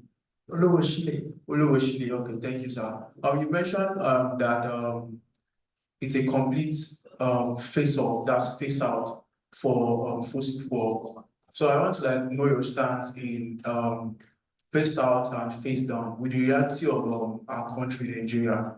I want to talk about using renewable energies to power big industries. Are we capable to use that, let's say, solar to run, let's say, popular company in Nigeria? How about those that depend on this byproduct of the fossil fuels like kerosene, like gas, like those other byproducts of the fossil fuel? Are you saying that we should have a complete phase out of those things? Are they able to afford this the renewable energy products? What happened to the nation, countries, continents like Africa, depending solely on the economy on those produce from the fossil fuel industry? So what is your stand on that? That's my question. Thank you for that. That's what you said. Very top notch. And I would probably just want to touch point on that. If you're saying that, are we capable? And the straight answer will be capital yes, we are capable. But when you're asking the question, are we ready? Now, that's where the concern will be, because right now, we're not ready. That's the truth. Because it is a whole lot of things, a whole lot of action needs to actually be put in place for us to be able to have a total shift from depending on fossil fuel to going into renewable energy. Do we have the capacity to produce some of the batteries that we need for those renewable energy? Right now, no, we don't have it, right? So now the mindset, just like I mentioned initially, is having the mindset of the people right in the center of every of the decision. So if we know that this is our goal, we start bit by bit. So the process now is, there was a complete blackout during the labor strike, but I enjoyed 247 light in my house. And I was laughing at those that actually did have renewable energy. Oh, you're laughing at me, sir. The option are there. Either you like it or not, you've got power bank, right? That's a source of power. No matter how small it is a type of renewable energy. And we start small from having a power bank up until where you'll be able to have a power bank that power your system, up until power your this and power that, and before you now get to the point where you need to power industries, right? So we have to take time, and it's a process. Okay. Was that 15 minutes? Go on, sir. All right, thanks. Good morning, everyone. My question goes to Doisa. Okay, my name is Inama Joshua. I'm the founder of Vice Nigeria. So when you mentioned a company was looking for class and had to go there, I knew that I really lost money last year because I had so many people that wanted to sell this, but I did not have like a recycling company I can connect to sell, and it was in tons. You understand? So my question goes like this. And I've been doing research on database of people that are into local recycling on my own parts. That's why I attend conference and all that. But is there a way we can have like a database online where we can just go, even though it's to pay for like a consulting firm, and get those database of those companies so that we'll be able to know how to connect the household to recycling companies when we collect them? So the answer is yes. Have you heard of the Recyclers Association of Nigeria? Have you heard of Lagos Recyclers Association? Exactly. So just go on the website and you will find, especially in Lagos, if you're a player in Lagos, you will find everything there. I know when you understood, right? You understood what she said. I think the first time explore that actually. Go on. All right. Good morning, everybody. My name is Ajibola John. I am the founder of School of Purpose and Social Innovation for Sustainable Development. So I don't actually know who I should address my question to. Let me just ask the question. I think Dr. Olushile mentioned in his talk about one of the biggest barriers, as our moderator asked the question, one of the biggest barriers to transitioning fully into this green economy. And he mentioned the issue of policy, especially in the landscape of where we are, where we're playing in this sustainable development journey. All right. So my question is about many people, like I run a startup right now, and I know there are a lot of people that also are starting up, startup that they are running, and they want to keep in step with the sustainability project and vision. All right. So how do we, while we are waiting for the policies that enable startups to really do well in the sustainability vision, all right, what do we do? How do we drive what we're driving to achieve majority of these sustainable development goals? Because for instance, if a startup is going into the renewable energy goal, for example, that will be competing with the use of fossil fuel that we have right now. And I don't want to say too much on this issue, but we know that if you are competing with people who are dealing with fuel, you have a big problem. I think she has to let her answer. Any one of them can answer actually. Okay, so in like one word, what's your question, or in one sentence, what's the question exactly? So my question is, while we're waiting for the policies that enable us to actually achieve these sustainable development goals, using as a case study, if I'm launching a company that wants to go into renewable energy now, as he asked that, do we have the capacity to really run big organizations with, renewable energy sources? And I am competing with, for example, maybe the government in terms of I'm leading people away from using fuel, right? How do I do that without, not being penalized by any government law or existing policy? So I will make bold to say that it's not a competition. You're not competing, but you're doing the right thing. The first thing you need to know, if you're doing this, even if you're doing it for profit or not for profit, you are meeting a need for not just this generation, but the generation afterwards. There's so many people that are looking for people like you. So if you want to say, oh, I don't want to, somebody selling fuel in my head, say I don't want to sell my, no, you have to do what you have to do, because that generation is phasing out. Yesterday, I was actually on a Zoom, no, not Zoom, Instagram Live, and we're talking about the generation of restoration, which is us. So you have that mandate to restore. Forget about what, sorry, I hope nobody's selling fuel here. I hope I'm not stepping on any toes, but I make bold to say that you need to do it, and you need to do it fast. A few days ago, I was talking with somebody that does all my solar, anything I want to do renewable, and I said, okay, people go around with generators to power events, like an event like this. Why can't we go around with solar panels and stuff like that to, I don't know what, in fact, it just came to my mind. I'm like, how can this work? Because I need that service, right? So there will be no government policy that will penalize you. As a matter of fact, they would recognize and endorse your work. Yeah, that's a great one. Can we just appreciate that, please? Just to buttress that point, there is a government policy now, even in the play, for energy. If you are able to actually generate up to a 1 megawatt energy, you are entitled to be able to commercialize it. I mean, that's a policy that's already in place. So that in itself is already an enablement for you to be able to drive the process. So if you are able to generate that type of energy in your household, that means you can sell to your neighbor and start making money from it. So it is about you giving value to others. Once you give value to them, they will come to you anyway.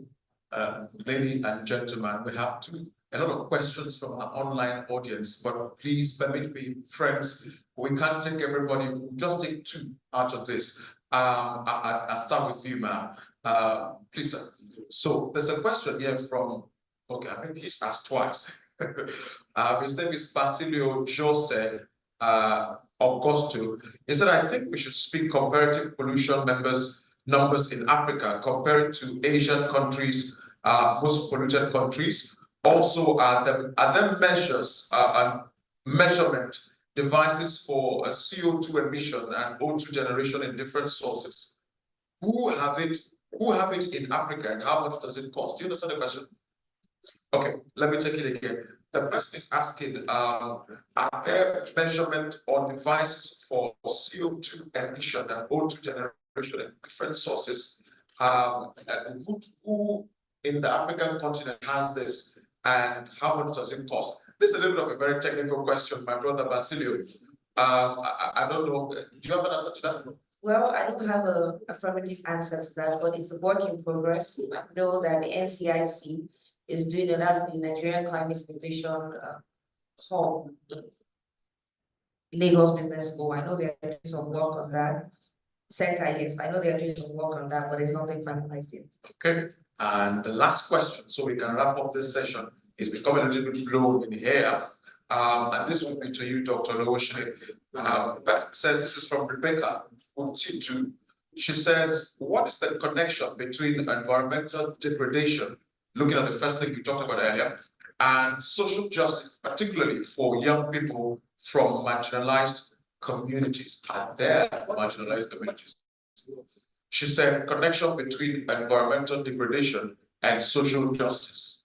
The connection is there. You degrade my land, then I claim for justice. I mean, it's pretty simple. And it's important for young people to be able to stand up to understand their rights. Earlier this morning, I was having a conversation with somebody, and we're talking about the issue of Nigeria. And every time the conversation about Nigeria happens, probably it might have happened to a whole lot of people. You kind of have headache, right? Or you are hungry for Nigeria because there are a whole lot of problems. But I've got this mindset or a shift in mindset. So anytime I want to talk about Nigeria, I don't talk from the point of you want to have a headache. You want to talk from the point of we are all Nigerians. And first, you need to understand that charity begins at home. So if you want to throw stone to the president, then first analyze every other Nigerian on planet Earth and see the person you will be able to bring to power that will be 100%. Nobody, because we are all humans and we will falter. So why throw stone to the president? I mean, why throw stone to the leaders? It goes beyond just the leadership, because if at all we want to make Nigeria work, we are supposed to be the first person to actually make it work. What type of information do we pass out there about Nigeria? That's our first problem. Because when we start throwing tantrum about our country, a whole lot of other people will carry those things and we continue to use those things to play us. It happens everywhere. So anything that you think probably that you want to have within the country and you want to run away to another place, you will find it there. But we might not have a complete normal system. However, it's important that we have a shift in mindset that if we are able to do our part, we'll be able to make meaningful contributions. Thank you so much, sir. In our next conversation, I'd like us to look at partnership. But at this juncture, I must thank you, Doyinsola Oguye. She is the founder, Recycling Scheme for Women and Youth Empowerment, as well as Dr. Sami Oloshine, the chairman of the board of Sustainable Green Environment Initiative. Please, can we put our hands together for our very distinguished panelists as we will take our lead at this time? Thank you. Thank you. I hope we learned one or two things. Oh, no. Yes. Please, let's take a group photograph, the three of you. Photographer, please take the pictures very digital in capital letters, please. Absolutely. You want to make me a photographer?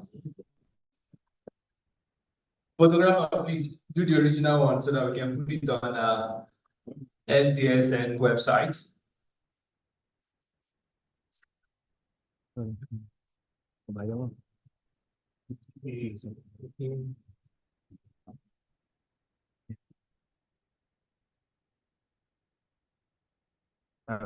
Photographer, we are.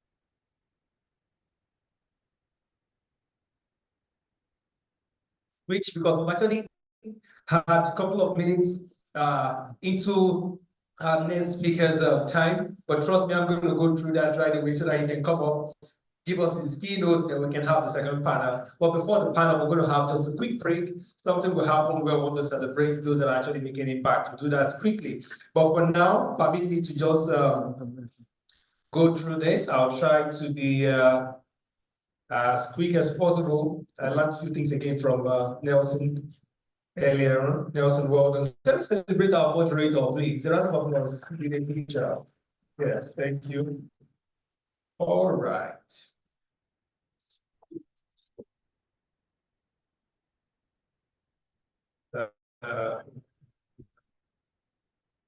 Okay, Emmanuel, I'll need your help here.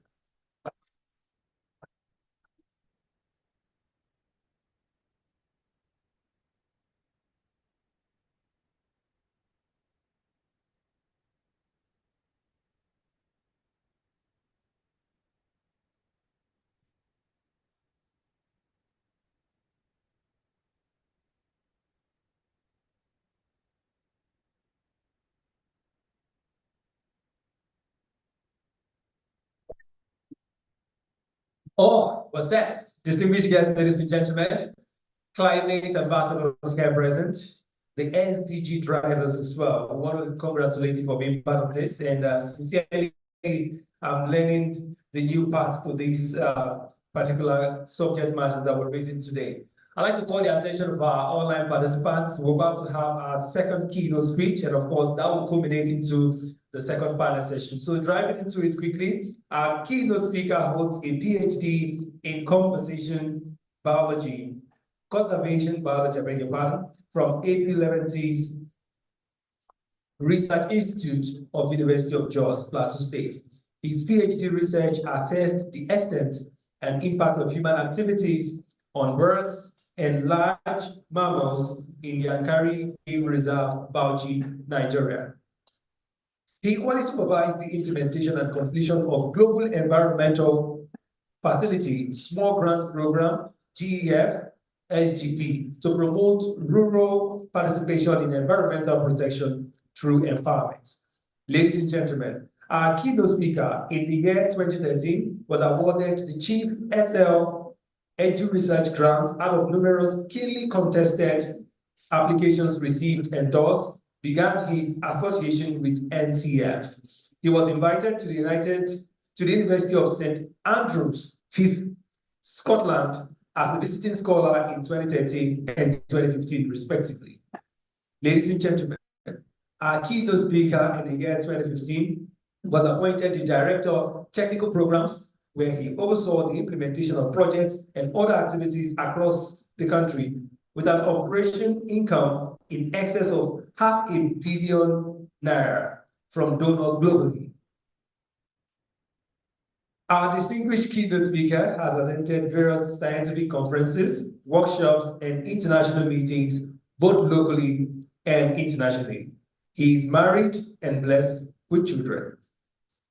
Ladies and gentlemen, if you're ready, please welcome to the platform Dr. Joseph Onoja, DG Nigeria Conservation Foundation. Thank you, sir. We can do better, please.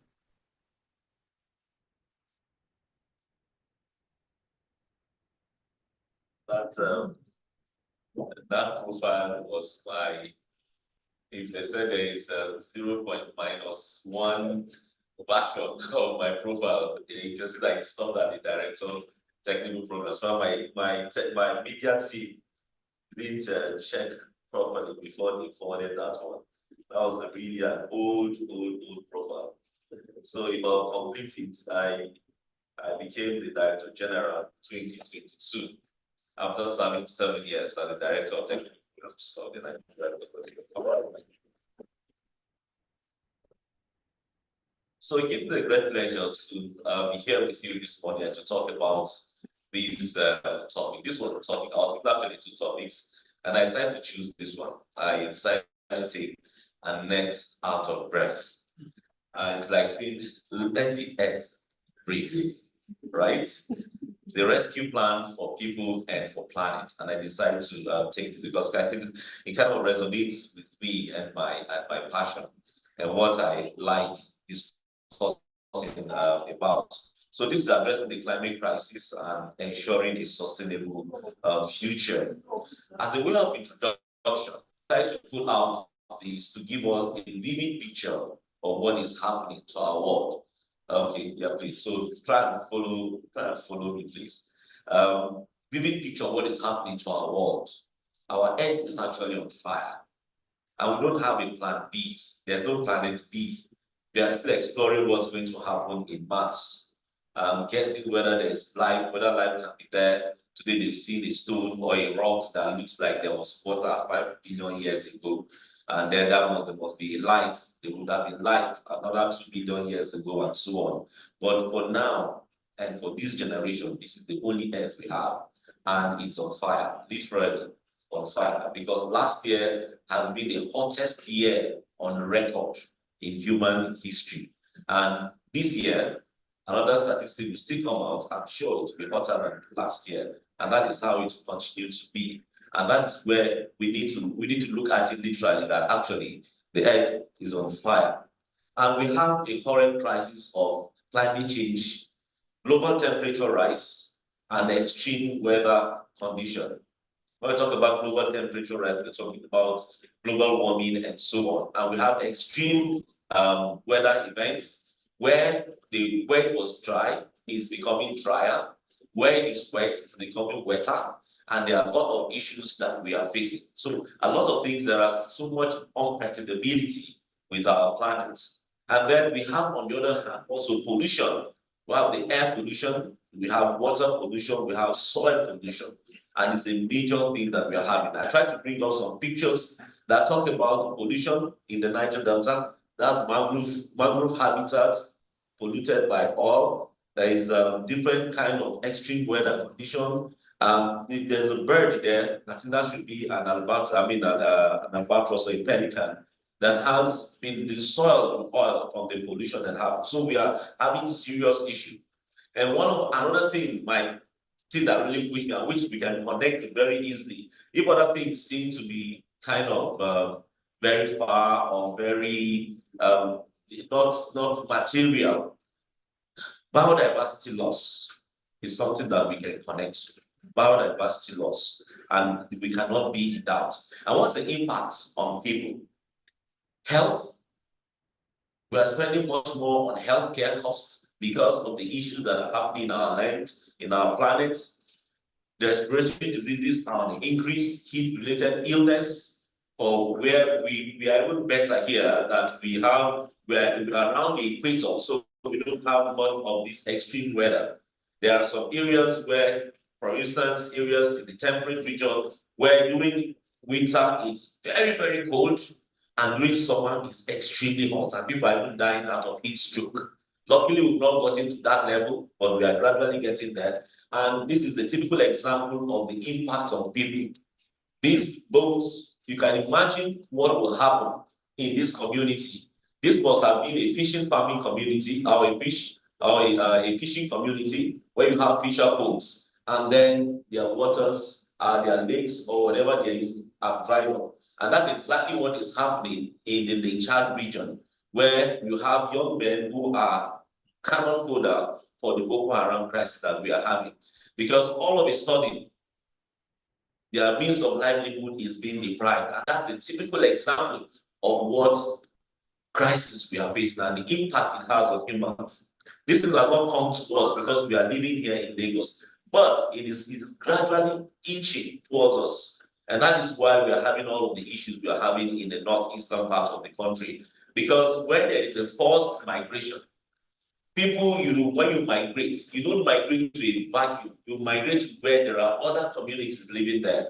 And usually because this migration is not planned and it's usually spontaneous, there is no time for negotiation on resource use. And what happens will be communal clashes. And that's why you find header-farmer clashes, because they have to move, even though it has been politicized. But the real problem is there.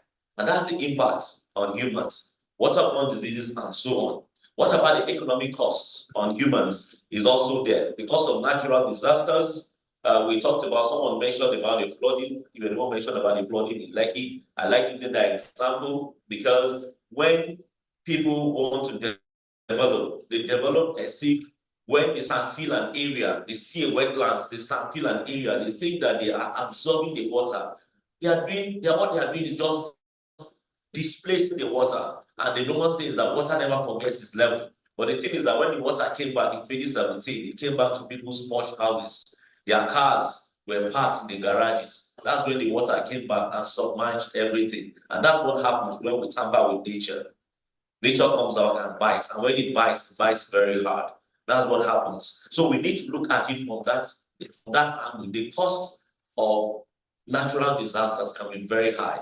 By the time we disturb nature to try to improve our economy without considering nature, the money or the profit we have made by disturbing nature, by the time nature bites, we'll spend that money and much more to be able to correct whatever thing that we have done. So at the end of the day, it's not just a zero-sum activity, it's a minus activity. And that's why we need to be careful on what we do. And we have a responsibility as young people because the future belongs to us. The older generation are already passed off. So it is what we have that we have to look at it. What about the loss of productivity and the impact of livelihood? I just talked about, this is a typical example of people who have lost their livelihood. And we have that happening also in the coastal area where ocean encroachment is happening, ocean erosion. A lot of coastal erosion that is happening around our coastal areas. What about social inequality? How the poor people are becoming poorer, and now even the middle class, there's no, in fact, there's no middle. I can only say that there's no middle class again in Nigeria because everybody is just one disaster away, just one major sickness away from a serious economic issues in that family. So we are all kind of on an edge. So it has a lot of things. So we are people who are more exposed are people who are in the rural areas because they are marginalized, they are vulnerable, and their resistance to some of these issues are not very strong. Unlike us, probably who are in the cities and probably living better than they are doing. But it's the impact on people. And what about the impact on our planet?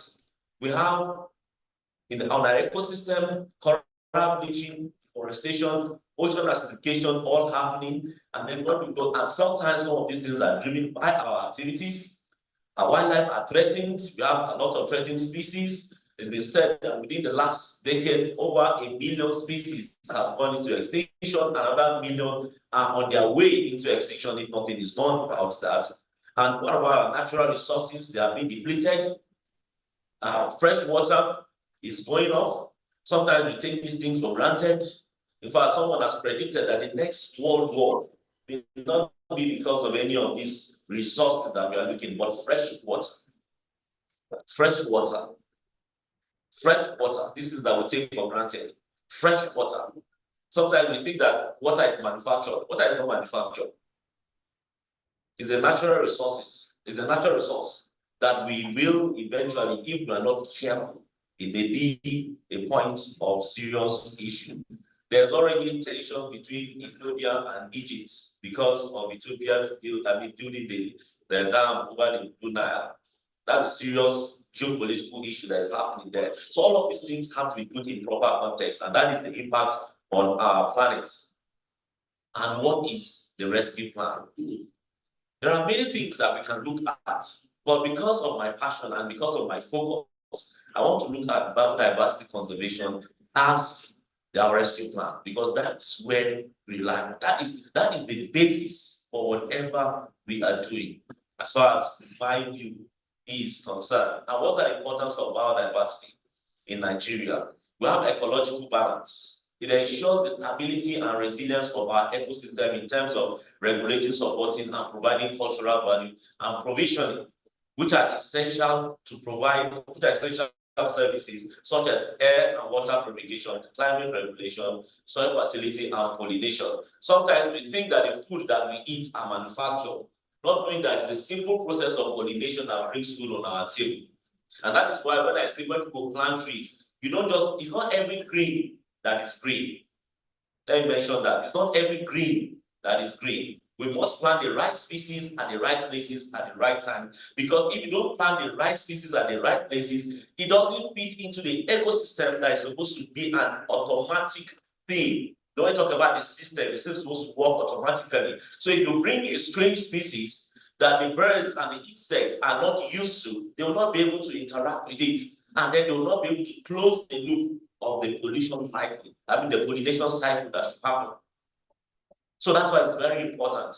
And that's why we talk about when we plant indigenous species that will be able to close that cycle, so they'll be able to provide the ecosystem service they provide. What about the economic value? Nigeria's biodiversity is a source of raw materials for industry, agriculture, and pharmaceuticals. Now we are pushing for us to have what we call eco-capital accounting, because our GDP is not complete without accounting for our natural resources, our biodiversity. Because sometimes we just look at it and we think that, oh, it's not providing anything for us. The raw materials that we get, sometimes the drug that we get, we have the synthetic ones, but the basics for those synthetic drugs we're taking from nature, and we need to protect our nature. Some of the trees that we have, that's where some of the drugs, the future drugs are going to be gotten from. Research are still going on. But before we get to that level where we get these drugs, are we going to use these trees into extinction? Are we going to utilize them to the extent that they will go extinct before we'll be able to know the value they have in them? It's something we need to think about. So that's the economic value of biodiversity. So forests provide timber and non-timber products, and forests help to stabilize. Forests help to stabilize the ecosystem. There's a forest in Ogun State. Ogun State very far away there. If that forest goes, Lagos will be in trouble. Because that forest is the watershed for Lagos. But sometimes you don't see the connection. So imagine what will happen if we clear that forest over there in Ogun State, normal forest, not normal forest reserve. When you clear that forest, that is where the water, the source flows and flows into the Lagos lagoon and the lagoon that we have. What will happen is that eventually, it may not happen in our generation, but eventually we are destroying the future generation, because Lagos will not be what Lagos is, the aquatic splendor that it is, because it will not be able to survive. You see, when you go, I have a friend who is as tall as me, and he said when he was growing up, there's a stream in his village that he knows that people who were older and who were tall as he is now, if they go into that river, when they stretch their hands, you can only see the tip of their fingers. But now when he goes, he just walks through the river, the stream, he just walks through it. He was wondering what has happened. What has happened is that they have destroyed the watershed. And after they destroyed the watershed, number one, the rate of evapotranspiration is higher, and then there will be silting of that river. And before you know it, the river dries up. And instead of looking at it from that angle, they will think that the other village has caused them. And that is why their stream had dried, because they were having communal clashes with that village. No, they were the ones who destroyed their stream by themselves. And that is what happens. Sometimes we see these things, we don't see the connection we have within them. And that's why I want to tell people that as humans, we think that we are apart from nature, not knowing that we are part of nature. And as long as we see it that way, then we will be able to fit into the rescue plan for our planet. That's talking about the economic value of biodiversity. What about the cultural significance? Some of us are tied to our culture, and that culture is very tied, very keenly, very closely with biodiversity. I know somewhere in the southeast, they have their totem as the python. Some of our folklores, some of the things that we use to be able to endanger community living and so on, are tied around our biodiversity, the animals and trees that we have around us. Some of our culture, some of our proverbs and so on are tied around these things. I know we have Ikiroko, Ikiraba, and some things, something like some of these. They were trees. There were trees in those days. They serve as junction because they are so big trees. Many people gather there to wait for whatever transportation means they will be waiting for. So wait for me under that tree. And that is how it is. So it's provided that we are closely tied to it. So it's an integral part of our identity, of our spiritual belief, and of our livelihood. However, the scientific value, the biodiversity provides opportunity for scientific research and education, and so on, and discovery in our medicine. Adaptation and resilience. I want you to tell people, you see, we're sitting down here. We have trees outside. Those trees are manufacturing plants. There's serious manufacturing process going on. They are producing oxygen. Imagine that you want to build a physical engineering manufacturing plant for humans. The kind of noise that plant will have to produce, be able to produce 1 ton of oxygen, will be so much that we will not be comfortable sitting down here. But the trees are quietly doing it. And you know what? Medical doctors will tell you, because I have a personal experience from that. When my father was in coma before he died in 2012, the last days of his life, he was placed in coma. He was placed with oxygen. I was talking with the doctor. They said the prognosis is not very good, but if only he can come out of that oxygen and start breathing normal oxygen, then his healing is kind of assured. But as long as he continued with that oxygen, it may be very difficult. Eventually, he passed. But the amount we paid for his hospital bill, 75% of that amount was because of that oxygen that he gets in well. So you can imagine the free oxygen that we are getting from nature. That is the one that will keep us alive. The one that is so premium, the one that is premium, the one we are paying so much money for cannot even help us. It's just to sustain us until we are able to get ourselves back. So imagine if we are paying for this oxygen that the trees are giving to us. So it builds our resilience and makes us healthy. That's what biodiversity does. That money cannot buy. Money cannot replace. So despite all of these numerous ways we are blessed with the biodiversity that we have around us, they are still seriously under pressure. That's what we've shown earlier, that our world is in serious need. And what are the conservation strategies in Nigeria as part of the rescue plan? Because we're talking about our own context. We have protected areas which we should, as young people, be aware of and see what role we can play in it. You see, the last panel discussion, I love what we were saying, and I know what Mrs. we talked about when she was here as well. You see, when you identify a challenge, a problem, and you provide a solution to that problem, it's most likely that it's not only one person that has that challenge. What you are doing, you are connecting people, their problem to their solution. You know what that equals to? Money. Especially when you scale it. The story is told about a village where people are going to, sorry, I'm also, I talk to a lot of people, so I'm going into where that can be bit.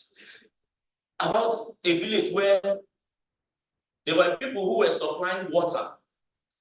They were carrying buckets to go and supply water, carrying buckets to go and supply water.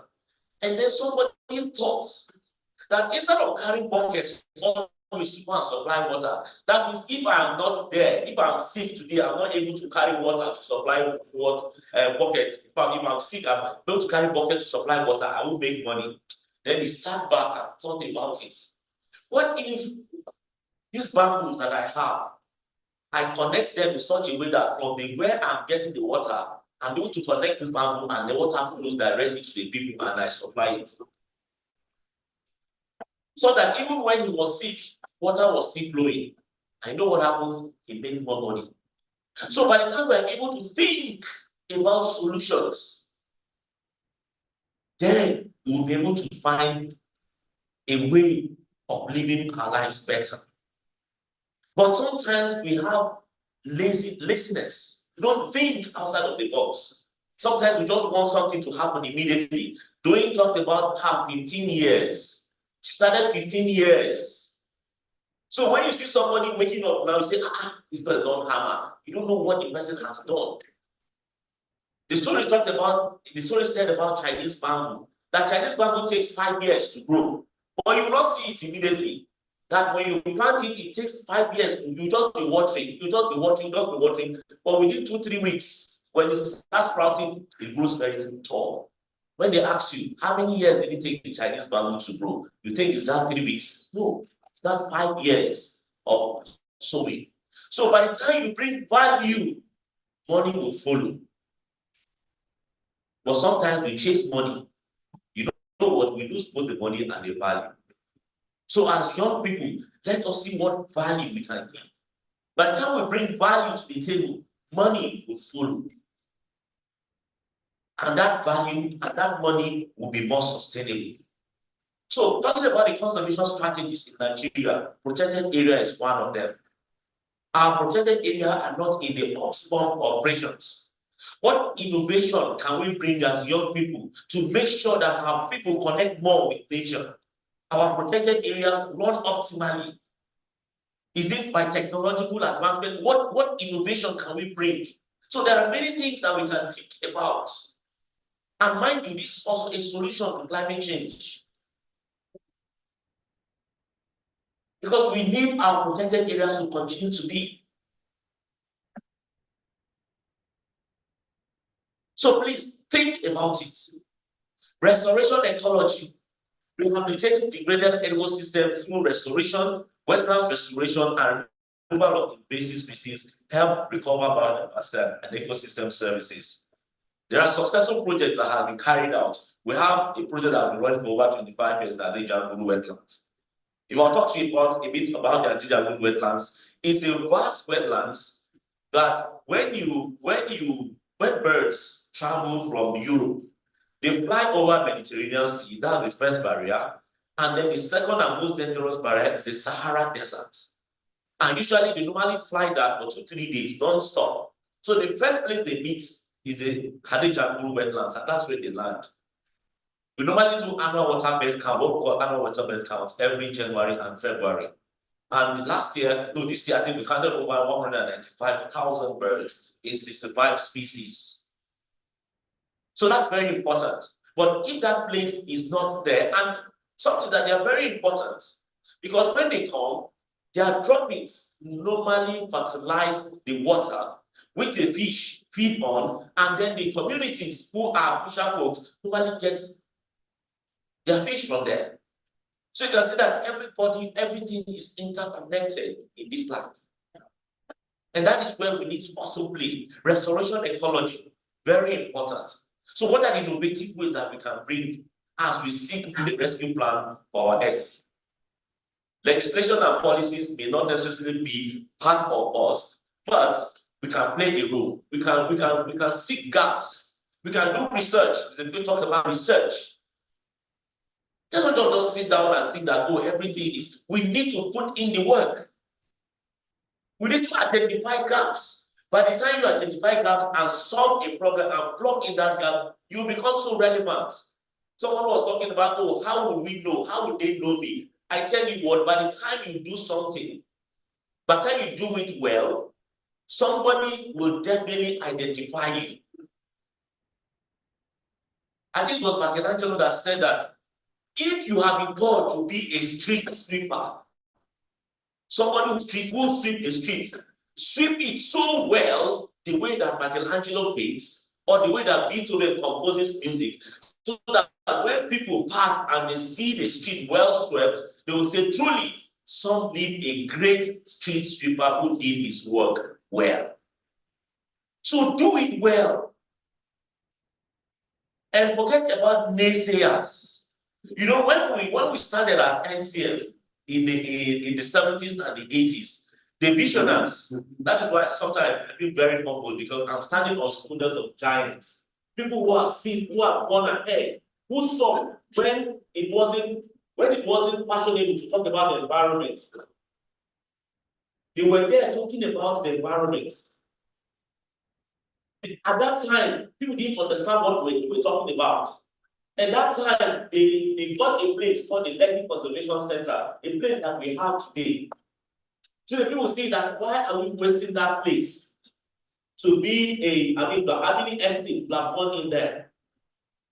But what they fail to understand is the fact that the way it rains, the rain that falls all the way from Agudi down to Chevron area ends up in that place. Because the wetland. If we had built our own, what would have happened to that environment? It dare not rains. But once it rains, then there will be problem. Everywhere will be flooded. But those people then may not understand this ecosystem service that the Lekki Conservation Center does by absorbing all the volume of water that comes there. So we need to look at things from their intrinsic value as well. So that by the time we are able to think outside of the box, we look at gaps, we are able to make suggestions. And you make these suggestions, people may not listen to you now, but someday, somehow, somebody will remember that there's somebody has been talking about this, and you know what, they will come out and contact you. So just start something small, start in your space. Don't give up. Don't look at, and nobody's talking about it. If Doreen has stopped, she will be counting 15 years now that she has done this for 15 years. You can see that now it's repeat. Now people are asking after her. Now people are running after her. And so also it's many people will come and tell you that this is how it started. They didn't start and all of a sudden.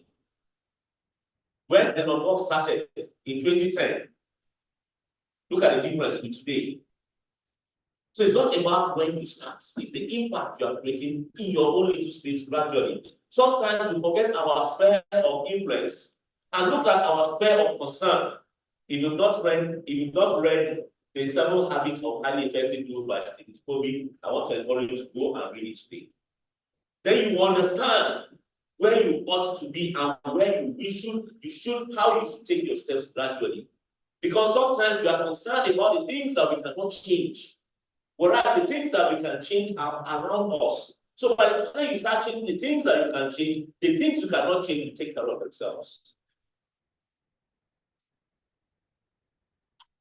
I'm saying some of this because I'm talking to young people, and I believe that we'll be able to use that as well. Not just because of what we are learning here, but because of our life as well, as young people and as we grow. Community involvement and education, that is what we are doing today, engaging ourselves. Each one, so that we all will learn and know, because we are practicing, and when we are implementing, we are adding value to whatever we're doing. Gradually, and talking to each other, we're empowering ourselves. For planets and the people, I like this illustration very well from the Stockholm Institute of Resilience. I love it because sometimes, and I love presenting in communities, in business areas, because sometimes we turn the SDGs upside down. We think that when we prosper, then people will live well, then the planet will take care of itself. So that is why people normally go after profit. Whatever is profit is the main thing. Profit is the main thing to them. But it shouldn't be. The first things first is the SDGs lies the goals that talks about the earth, the biodiversity. We have the earth, The planet first, the people, and then we talk about the profit. We talk about prosperity. Because whatever advancement we have made, if the earth does not support it, it will all come to zero. Whatever advancement we make, so whatever profit we want to make, let it not be at the detriment of the planet, because the planet will ruin it. So that is why you have the SDGs talk about the biosphere. Goals 13, 14, and 15, they talk about the society, they talk about the economy. When they talk about the society, they talk about people. They talk about the economy, and that is where we can have prosperity. But if we turn it the other way around, then we will not be able to make headway. The case of COVID was a classical example. The earth, whatever advancement people have made, at least, okay. At least every nation will at least shut down in a month with all the advancement that we had. When the earth decided to cough, all of us must take a bow. When I continue to say that when we talk about environmental protection, biodiversity protection, and so on, we are not actually talking about environmental protection or biodiversity protection, because the environment, Mother Earth will always take care of herself. But when we allow Mother Earth to take care of ourselves, it will do so at our detriment. It will do so by getting rid of us. So let us protect the planet so the planet will protect us. And that's the responsibility that we have. Quickly, I'll just run through the health implication of our Earth. Nature has put biodiversity in place to take care of us. You see, when vultures, the process of decay normally introduce bacterial spores that normally cause some diseases, which when it comes into the human population, it causes devastation. And we spend so much money on healthcare costs. So what nature does is that it has introduced vultures that clean up the environment before it gets to us. But by the time, so far, we have so much depleted the vulture population. Now we have dogs and rats going and doing that. And these dogs and rats don't have the capacity to process these things. So they bring it to us wholesale and it perfects us. If it were vultures would have processed it and why you won't even have interaction with us. Because that's what nature has put in place. And it was said that each vulture in his lifetime does an ecosystem service of over $11,600. But by the time we get sick, we spend much more on that. And that's the importance of biodiversity and biodiversity rescue. And we talk about food security. It's very important because biodiversity continues to allow us to have the genes to be able to continue to put it into the environment. And I like this illustration because there's a rice farming community that somebody came and said, if you have a swampy area, there are frogs, and the person he likes frogs. And he paid the community so much money and he harvested all the frogs. You know what? 2-3 years down the line, they had failed attempts at their main crop, which is rice farming. They couldn't harvest rice. So they made so much money selling their frogs, but they couldn't harvest rice. 2-3 years. They were in serious distress. The money they sold the frogs couldn't sustain them for the next 2-3 years. When research was done, it was found out that the frogs they harvested was the predator of the insect that normally eats the rice. And because there are no more predators, the insects grew out of bounds and fed on the rice and killed the rice for them. Showing that there is value in whatever nature has put in place for us. So let us conserve it and make our world resilient to climate change, which biodiversity helps us to do so. So that if we do, it will help us. They help buffer communities against natural disaster and support adaptation strategy. These are the rescue mission that we are supposed to support biodiversity. Biodiversity will support us as we rescue our planet from burning. And we have cultural and recreational values so that we're able to connect with nature. Sometimes some people are giving, when you go to the hospital, the doctors just tell them, just go to natural environment. Because your sickness is not physical, it's actually psychological.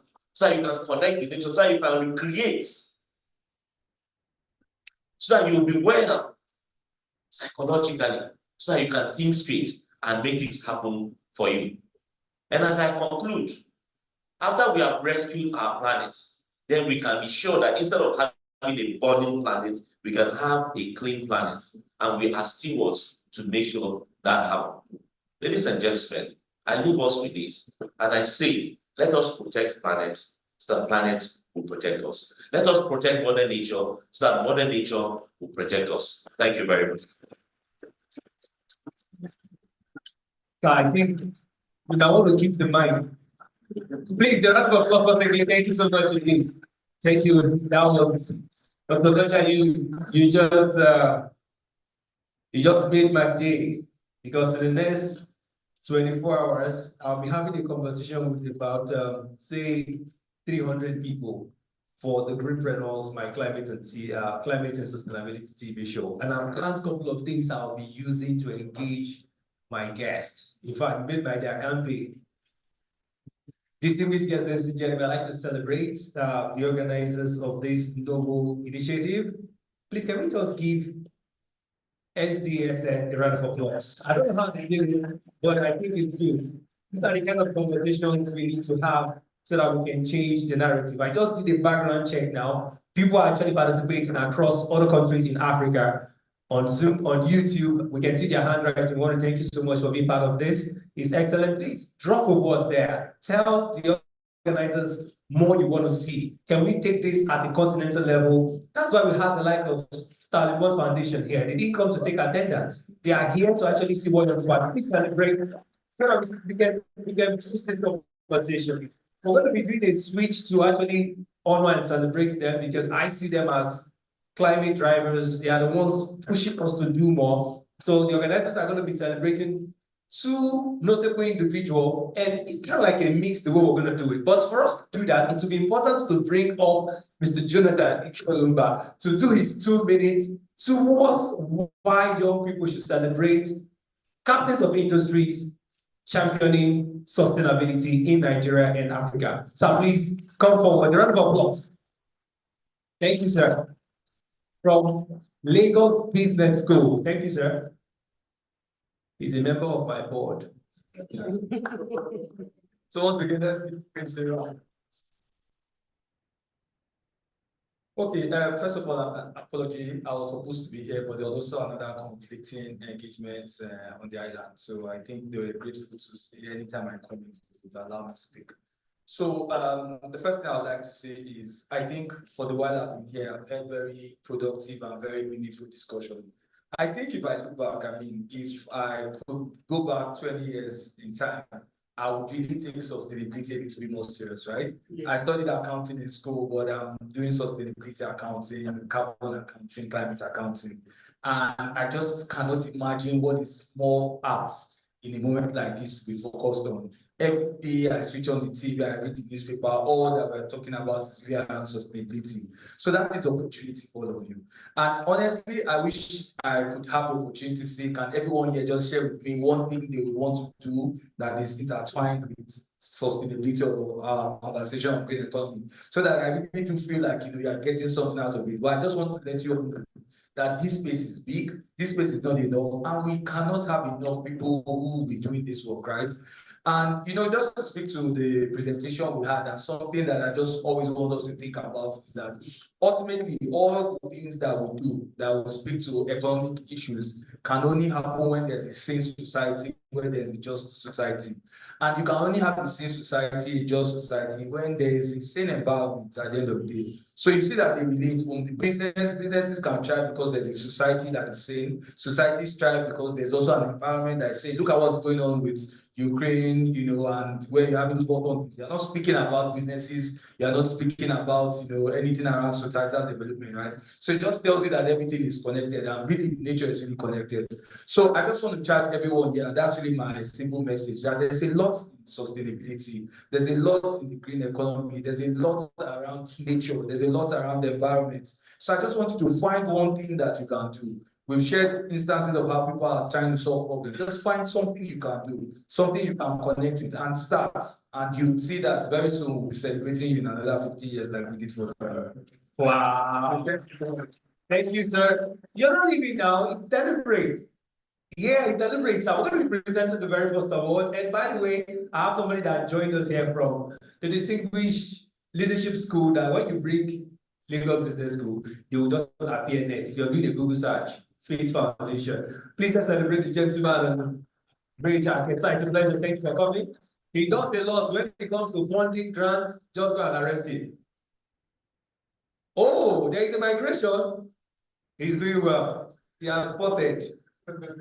Okay, so I'll keep that for another day. Just for the record, I want to present an award, and Mr. Jonathan, you'll be the one doing that. So, can you put both here and bring the first one, Elizabeth? Thank you. So, we're presenting this to, for those that were not here earlier, we said the organization she works with as the CEO of the foundation actually has the entirety of its HQ running on renewable energy. Who knows that financial institution? Sterling, oh, put your hands together for Sterling Bank. Come on. And we're inviting the CEO of Sterling One Foundation, Mrs. Ibekwe Lube. Please round of applause for her to come forward. Thank you so much, ma'am. It's a pleasure. Please give it to him to read. We'll have something written on it. Please photograph her. Are we good? I should remove the chairs. Please snap in capital letters. Very good. So, on behalf of the SDSN Nigeria, this is a Global Sustainability Impact Award that we presented to you. You are doing a great job. I follow you on the LinkedIn. You are doing a very great job. We are proud of you and continue to inspire. So thank you so much. Wow, round of applause again. I will grab it. Go Koya. Okay, awesome. Madam, thank you so much indeed. Yeah. Thank you, Mr. Jonathan. Good job. Please, round of applause for my presenter. Thank you. Thank you, sir. Ma'am, you won't leave us because we'll just take a group picture. Ma'am, if you can just sit here, as soon as we present the second one, we'll just take a group photograph with the next recipient. Distinguished guests, ladies and gentlemen, inviting, like I said, to do a switch. I'm inviting a female to do the presentation to a male. You see, biodiversity, gender balance. I've learned something from Dr. Noja today. I'll try and pronounce this. You know,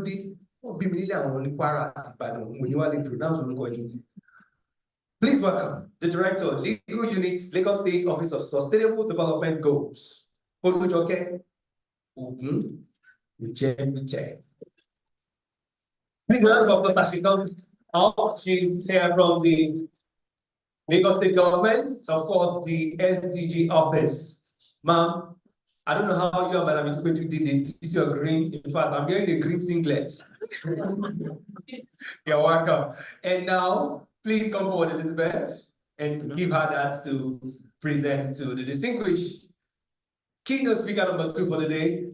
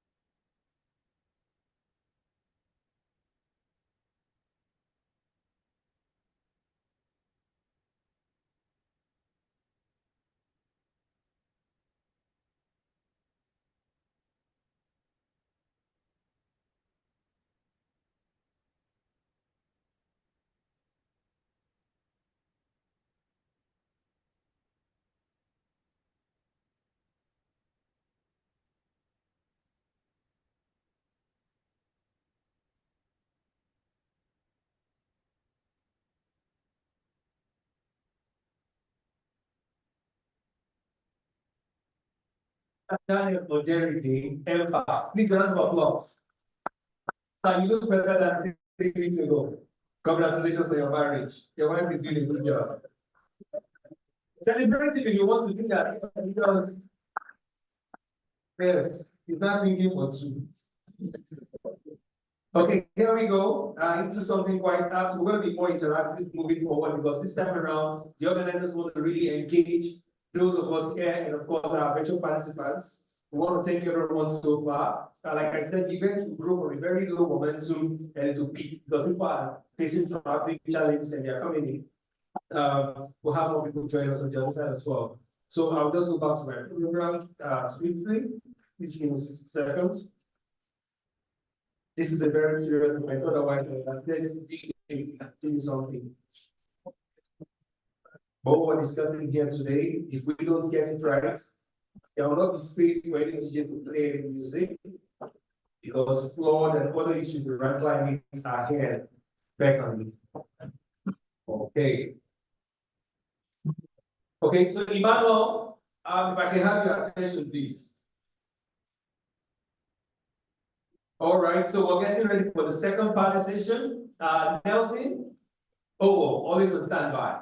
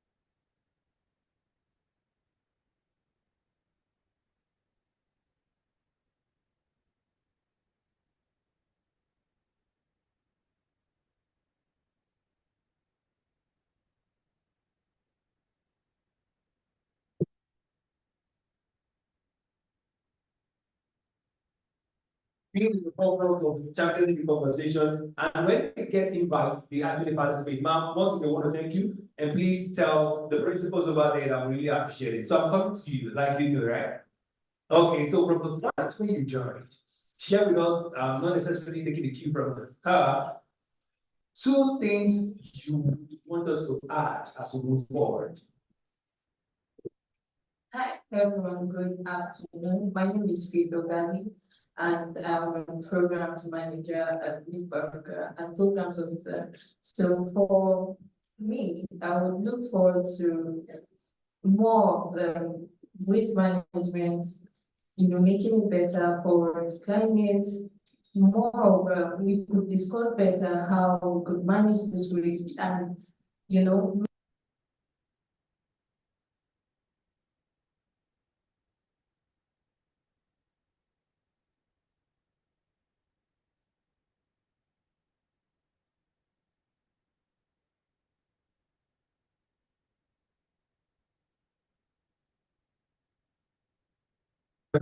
Never mind, never mind.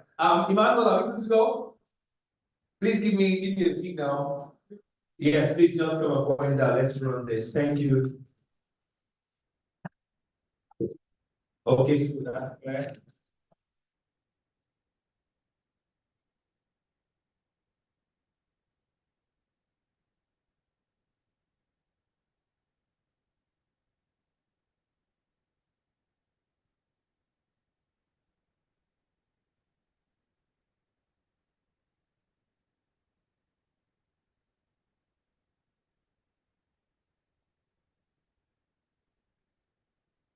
I want to give it to me. Man, it seemed like I missed it.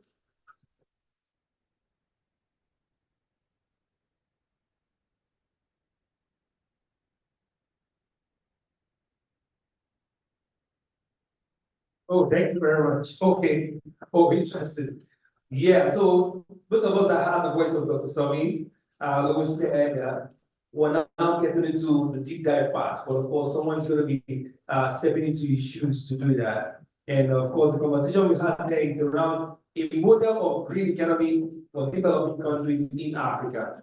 Nigeria is our primary case study, but of course, we will touch light other countries in the continent. So please, our online participants, please raise up again, put in your questions there, and of course, if you want any thing you want, please inform us. And to step into his shoes, this beautiful Thursday in Lagos, Nigeria, is Oluwaseyi Oloride Alabi. Please round of applause as she comes up. Please round of applause. Thank you. Thank you for making this happen.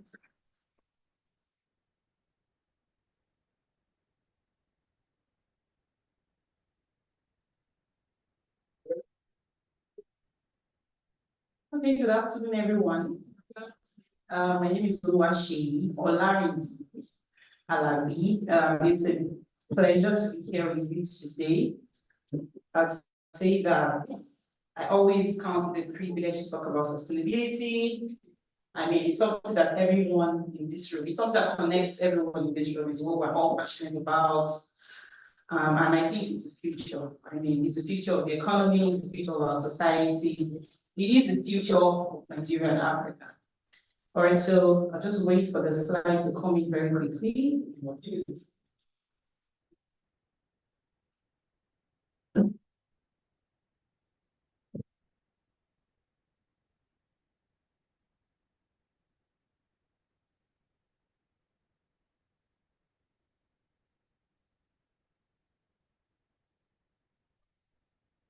Okay, sorry for the breaking transmission. Doctor is actually currently on a flight to a particular destination around the world, and we can actually reach him to stream the presentation, but she has it here.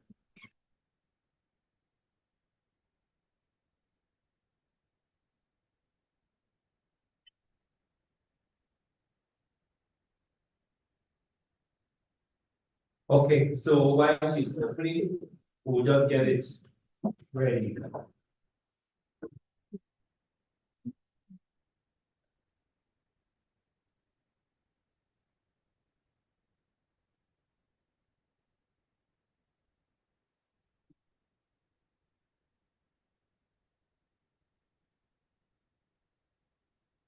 Okay, so now we will need 2 minutes, so you can give us 1 or 2 questions I would like to address. Okay, I have a very trivial question that I thought to throw to the house. We've been having conversations around green economy. I mean, right at the beginning of this session. So if we are looking towards implementing all the strategies of green economy, right?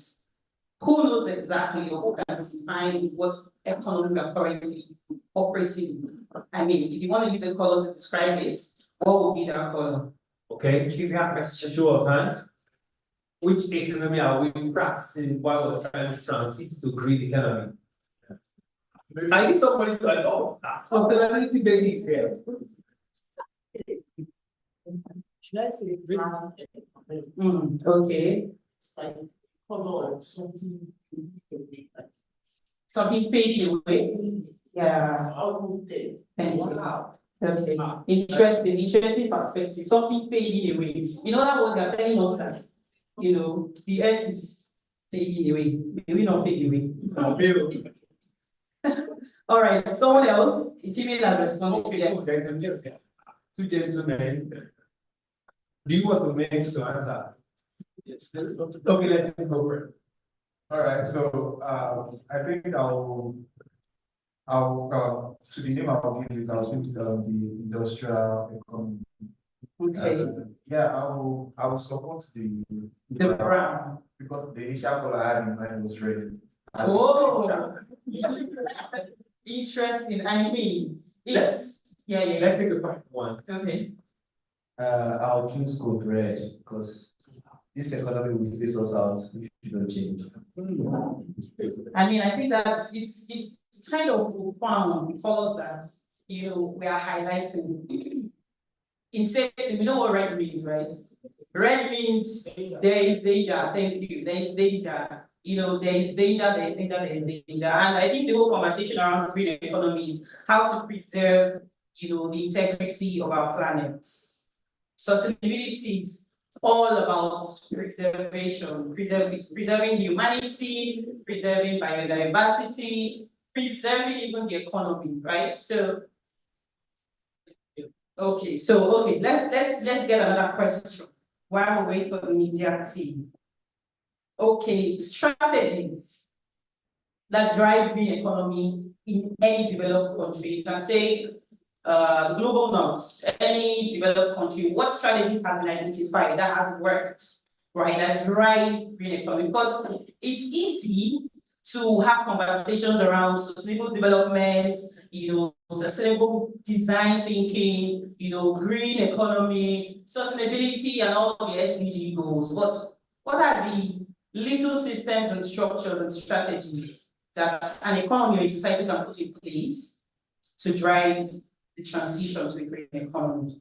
Anybody wants to try? I mean, I've already started talking about our slides. So, okay. Oh, Doctor. We have two hands already. In fact, 3, 1, 2, 3. Thank you very much. So I would say inclusion in, let's say education, let's have education, basically, inclusion in our curriculum, okay? Yes, so you look at most developed countries that are able to achieve, you see that they've introduced sustainability to the children, even at the early years level. That's in primary, early years kindergarten, primary school, from the activities that they do. So as children grow, they grow with the mindset of this is how things should be. They know what should be done part time. Like when we are adults, honestly, I think one of the problems we have is we find it hard to change our habits. You're talking about recycling, you're talking about waste management. These are things we did not know when we were growing up. And you just grew up and now. So I think education. Thank you. A practical response she gave. Mindset change. In this part of the world, we are like from the Stone Age when it comes to sustainability. And that's the truth. You go to a corporate space, which is one of the challenges I face where I work. I work as a sustainability manager at a real estate firm. And when you're having conversations around material circularity and the importance of introducing, the green building measures into a building operation, like we don't understand. Doctors, PhD holders, the educated. So we need to start from sensitizing the educated. I mean, leave the ignorant people. Let's assume they don't even know. They are unaware. They didn't go to school. They can be exempted. But what about you and I who wear white and black and blue and go, with a white collar and go to work every day? You see, sometimes I go on the road and I see people drinking and trashing on the road. There has to be fundamentally go to the grassroots, a shift in our mindsets around adopting sustainable change. It cannot happen from top down, it has to happen from bottom up. And to add to her point, there is critical need for every economy that's going to try or that is going to actually implement sustainable goals to sort of look into investing into education, into research, and into innovation. We cannot go anywhere without fortifying our educational system. That's just the truth. And it starts from, like she said, the primary school, the nursery school. I mean, I celebrate when I see NGOs going back to the grassroots communities, going to local communities and taking action from there, because that's where the change will happen. If a 30-year-old man knows to do the right thing, it's easy to set up systems and structures. What that's saying, you build for the people or by the people and not for the people, right? I don't know if you know, there's a saying when it comes to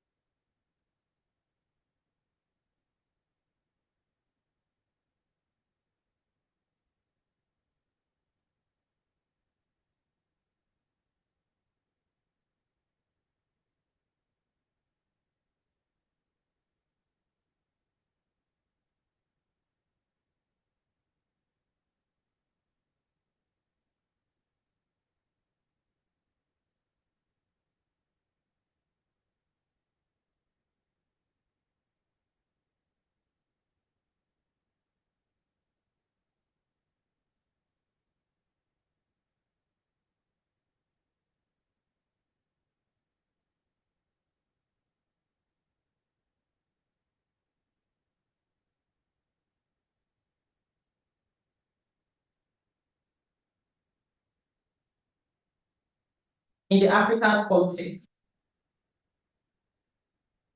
In this our context, we are humans, but I mean, we are humans, but we are humans. So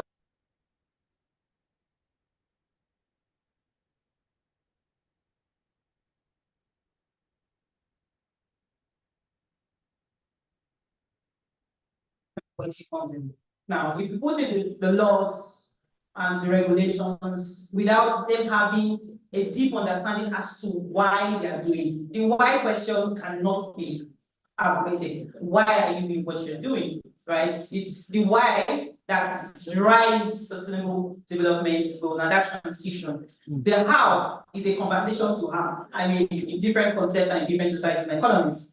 But the why, we cannot avoid the why. So yes, I agree with you, enforcement, which brings us to the conversation of policy and regulations and where the government comes in to set in what you call, maybe give the lawman, empower the lawman to take some legal actions, you know, apart from just making profit out of waste. Okay, so because of our time, I'd just like us to run through the slides. So we're just going to be talking on the model of green economy in the African context. Please permit me to stay on this slide. Okay, the next slide, please. So yeah, we've defined what green economy is. I usually like to illustrate green economy with the natural systems of natural flow or systems of resources. If you go to nature and you understudy how nature manages its resources, you see that it's a circular flow. You know, it's the flow that eliminates any form of waste, right, from its system. So you cannot identify waste in nature. Am I right? Yeah, so that's the conversation around green economy. And it's critical to sustainable development. You said that already, that these are conversations. Of course, the economy is one aspect of the SDG goals, right? We know the environment, the economy, the people, and all those conversations is critical. But when you're talking about green economy, it sort of points the light, sheds more light on the importance of diverting our financial investments from just any type of investment to green investments, and then financing and funding green projects that will drive the change. If we don't have the money, we can't take any action, right? So adopting a green economy model will help countries, especially developing countries, minimize their environmental footprint. Please can you do the next slide? Touch on most of, yeah, we know the benefits of green economy. A reduced carbon footprint is an alarm we keep sounding every day. I mean, we bear the brunt of climate, of the impact of climate change, right? Improved, sorry, can you take out the chart? Yeah, the preserved ecosystem, job creation, and all the social benefits that come with implementing green economy. We'll see along the line where economies have implemented one form of green economy or transitioning projects or the other, how a lot of marginalized community, members of marginalized community have been able to maintain a good standard of living through the jobs that were available to them. So what are the challenges? We talked on the financial aspect. It cannot be overemphasized. We need to step away from the talking to the doing, and we need funds to do these things. So the fact that economies like Nigeria do not see importance and do not necessarily, you know, invest tangibly enough funds into a green economy is part of the challenge that we're facing today. I mean, we're still having conversations around what's it called? Corruption and all of that, and social inequality. But these are the major challenges, limited resources. And then talking about the infrastructure, you put the infrastructure in place, the average Nigerian goes and take it out and destroys it. So the government will tell you the current infrastructure, the roads and all of these are there, because there was a conversation we had at a training where we had the MD of Loma. Then we said, see, we know what's going on in the likes of the UK and all those countries. Can you set up a system where neighborhoods recycling can happen, right? Recycling from your house, from your kitchen, right? Where Loma comes and says, this is the standard here in Lagos. As you are disposing, do not trash or trash contaminated materials, right? Ensure you segregate at source and then ensure that Loma ensures that what they are picking up must be segregated. And then the whole conversation around where we're not looking into that area now, we're still trying to sort the whole dump sites and the current dump site. So there is existing problem. I know we who are in NGOs, we bear the brunt, we see the reality of the challenges that waste has posed to our society today. I mean, just step out of Nigeria, go to the Republic right there, and then you see the way things work. You don't go and on a major federal road see a dump site just beside the road. I had a friend that came from the US and we're traveling by road, and then we moved from Lagos and across the border. Of course, he didn't know that we had crossed the border. But I said, oh, there's something different about where we are. Where are we? Are we still in Nigeria? I said, where did you have to be? I said, no. I'm really thinking, where we are coming from. I mean, the air, the amount of pollution in the air sort of sells us out that we're not doing much when it comes to implementing sustainable waste practices. And that is, I mean, where the whole conversation around sustainability comes in terms of the environmental aspect. When you're talking about circular design thinking and circular production, you know that they're already looking to sort of change their products, their production to eliminate waste. So the idea of circularity is to think of waste right from the point of design. So I'm designing this bottle. I'm already asking myself, what happens at the end of life of this material? And I'm creating a system, not just thinking about it, but rather creating a system to ensure that that waste doesn't go back into the environment. And that's the whole concept of circular design thinking, which we're all going to have. I mean, we're talking about transition into the green economy. So yeah, let's go back to the conversation of infrastructure. Yeah, we'll touch on policy and framework. Yeah, we'll touch on green financing. I mean, these strategies have been identified to as concepts or components of any economy that claims to be driving towards transitioning to the green economy. First, the conversation around green energy. Nigeria's transition energy is gas. We know that, yeah? But how many entities are currently powering their organizations, buildings, what have you, through one renewable source or the other, right? Green financing, how much, in fact, we hold, let's not go into politics. We have most of the, DFIs, the guys who invest in green financing, and sort of invest in green projects, taking their projects out of Nigeria to the Francophone countries. And why is that happening? Because let's go into that. All right. Sustainable infrastructure, where the brother that touched on, it's enforcing. So when those infrastructures have been put in place, what processes would then enforce compliance to the change, to the systems that have now been put in place? Ensuring that we include green buildings. I'm a green building expert. There are 2,000 architects, engineers in Nigeria today, even more than that, that have no idea about what green design is and how to decarbonize the buildings and how to sort of eliminate any form of wastage of resources when you are running a building. A particular practical example I can use in this space. Now, take a look at your conference hall. How many lights do you see on? I mean, we can say maybe about 30. Now, if I'm going to sort of audit this building and tell you areas where you can eliminate wastage, I'll start from the cooling system or the lighting system. What's the efficacy of the lighting system? The lumens. So there are a lot of waste that happens across industries that happens because of, do you say ignorance? Yes. Ignorance on the science behind, the innovation that you are deploying. A practical example is someone who wants to build an 80-tower commercial space, right? The idea is, I want my building to be top 10, go to locations in Nigeria. But what about the cost of bringing materials from outside Nigeria? Local sourcing of building materials is a conversation for her. That is one area where I don't think we're ready for it. We are not ready, but we hope we get ready. Let me not discourage us. Okay, next slide, please.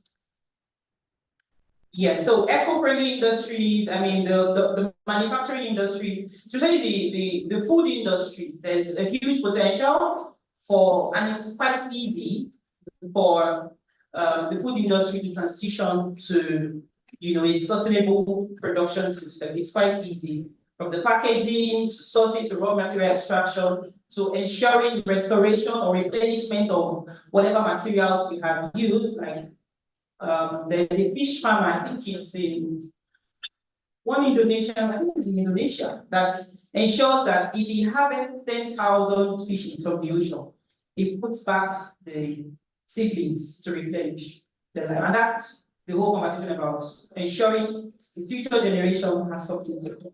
So we do not meet our own economic needs today without putting the future and planning for the future, right? So that's the conversation around. So renewable energy is crucial, it's a crucial component of the green economy model. I see it as a strategy. The green economy is a strategy, right? It's one way we have multiple ways to drive an economy, but the green economy ensures that we preserve the integrity of our planet. Okay, the conversation around resource efficiency when it comes to energy consumption, conversation around waste and cost saving. And that's the benefit of having an economy transition to a renewable economy, to transition its power source to a renewable power source. Why? Because it's way cheaper. Of course, the initial capital cost might be higher, but along the line, we eliminate a lot of financial expenses that you incur to be transition. I can give a couple of examples. Sterling Bank, I mean, ask them how much they're paying for power today. Unlike a standard building who operates in that size probably will pay about 90 billion at the end of the year for power. Okay, so let's go to the next slide. So I'd like us to just go touch the system infrastructure, just go to the next slide. Quality of life, we're also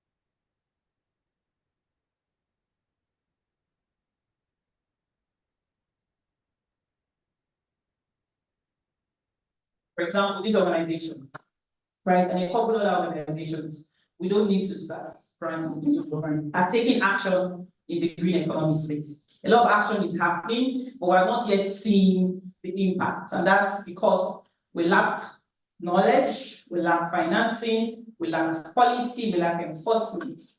And for change to happen, you and I need to begin to look at practical ways where we can, take action in our own space.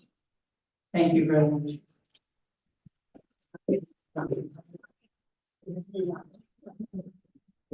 Thank you indeed, Madam Uluwashi. Olaride is correct. Fantastic. And you're sitting next to Olaride. Okay, so you will get a partner, buy a lot of land and give to LPSM. I want to actually appreciate our distinguished participants, and we're having, please, the kitchen department, arrange yourself very well. We are coming to you very strongly. People like us, okay, we spoon from home. Okay, so our online participants want to appreciate you as well. And of course, yeah, we are taking it one step at a time. Because the Olariga and the Oderide are sitting close knitted, we're going to take Oderide and then the panel session, which is like the wrap up for the whole conversation today. Ladies and gentlemen, please, before he comes up, please give me a moment. Give me a moment, please. There is an information here I've been asked to pass on to the esteemed participants across Africa on this platform for COYEC 2024. Okay.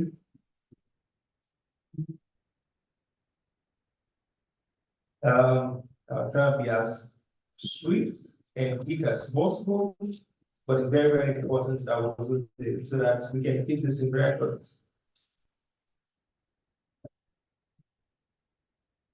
Okay, ladies and gentlemen, our next speaker is a sustainability professional with a master's degree in packaging technology and sustainability from the University of Applied Science, Vienna, Austria, and a bachelor's degree in metallurgical and material engineering from the prestigious, those with the bragging rights, University of Lagos.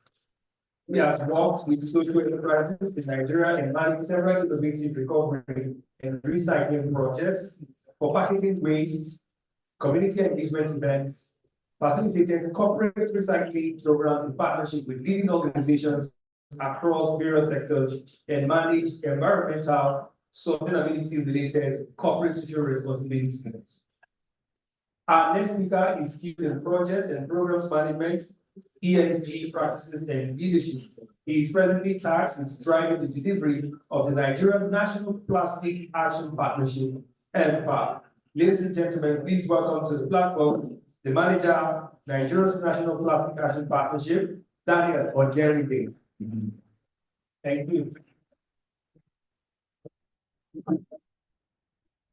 Right. Good afternoon, everyone. Right. I'm very happy to be the manager of this program. Yes, as you said, for putting this very wonderful initiative together. I just have my boss has said this, I think also. My name is Daniel Oderide, the manager for the Nigerian Plastic Action Partnership. And today we'll be okay. So we'll be talking about how we can advance Africa's growth through sustainability and circular initiative. I'm happy to engage the audience today on this topic. All right. So if you go to the next slide, I'll talk a bit about organization. So we are the Global Plastic Action Partnership by the World Economic Forum. It's a stakeholder platform that is engaging all stakeholders in the plastic value chain to see how we can develop that. Catalyze action towards plastic waste eradication. So that's the idea. And the initiative is domesticated in several countries, and Nigeria was to go in the country. So that is why we have the International Plastic Action Partnership.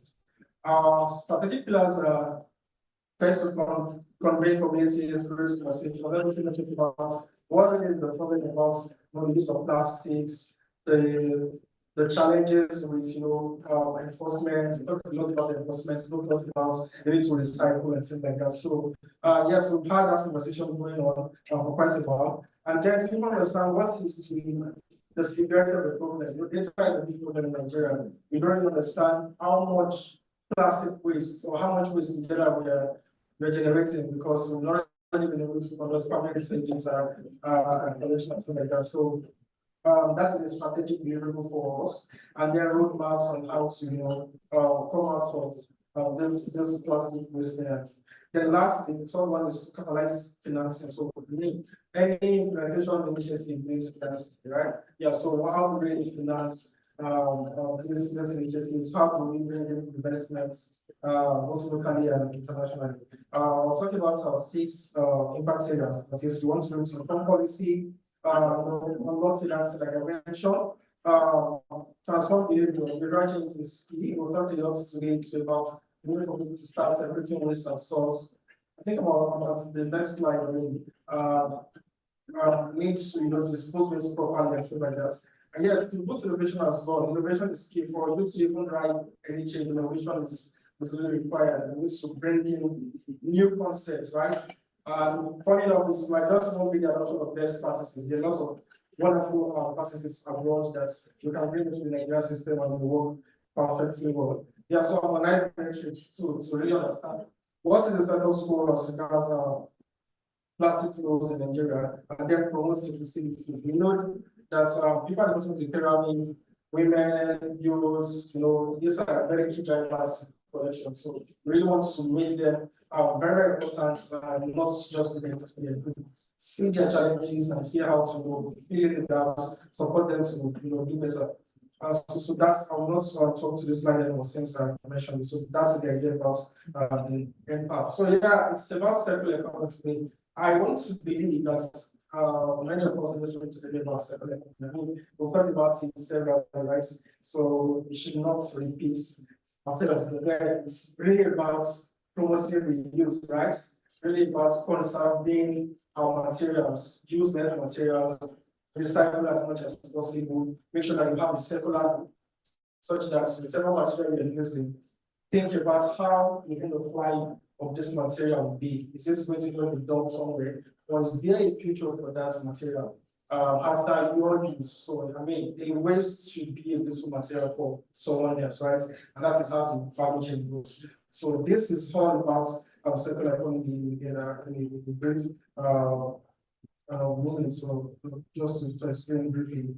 Yeah, so 3 principles are mentioned here or highlighted here. Whereas you want to be able to eliminate waste as much as possible, right? We talked a lot today about how we can have a closed loop system such that material don't really get to the waste bin.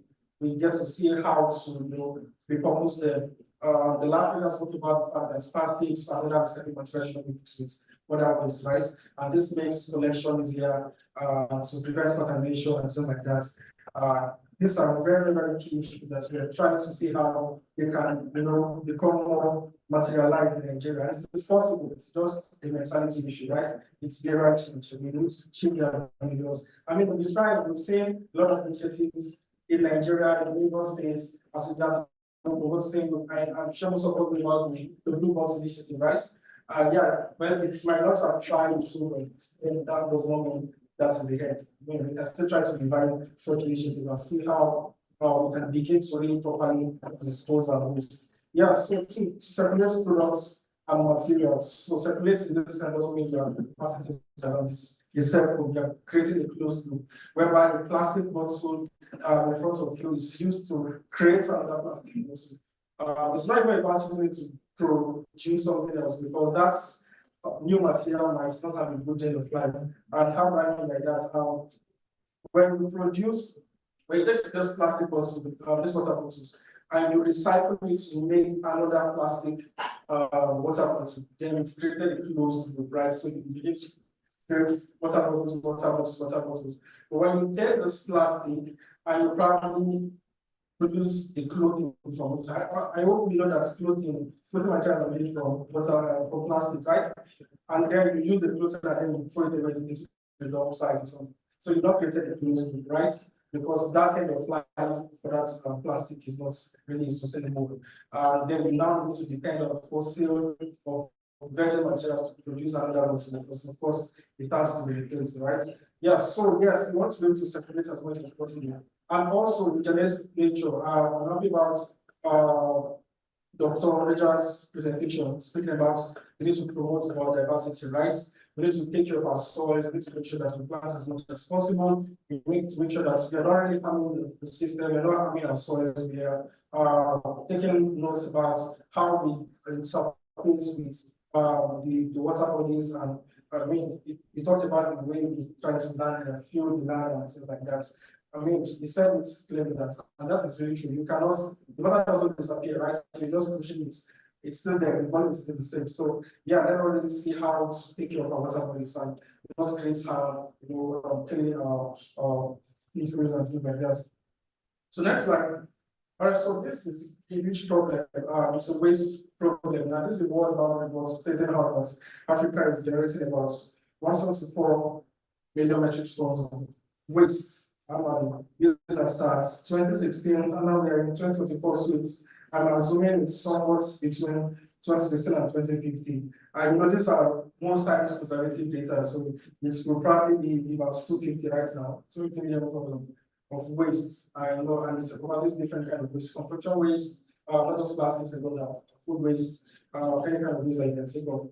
And yeah, the projection is 516 million metric tons of waste by 2050. That's a lot, right? I don't really be able to quantify it. So I mean, better if I'm able to compare it with something we can really relate with. But million tons of waste is quite a huge, it's a big deal. Right, so compared to what other countries are generating, it's the need for us to pay attention to what we are generating. But the problem is not really about generation, it's about what you do with things. When you generate the waste, how do you treat it?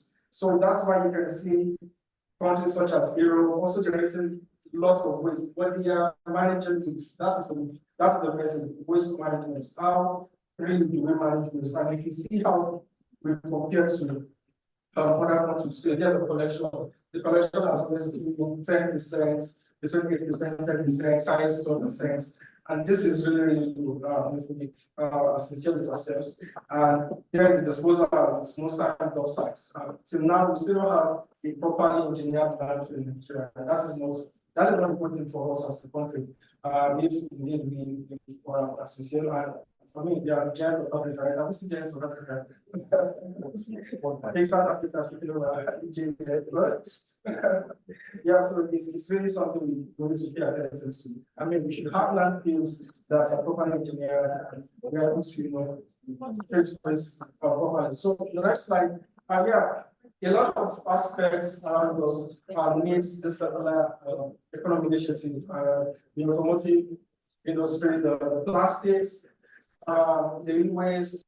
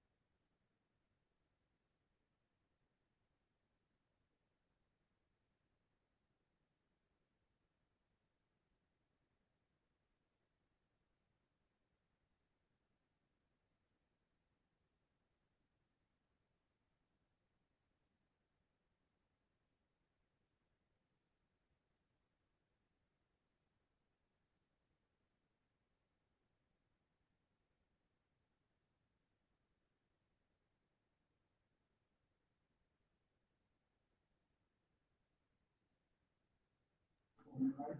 Even the funds that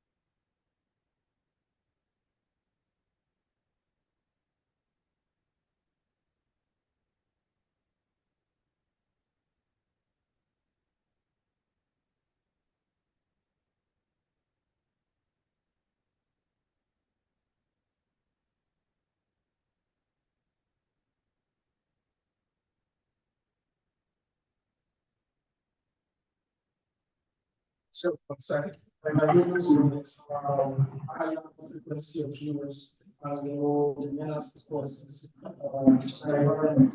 But then there are a lot of other uses. I also want to speak about it is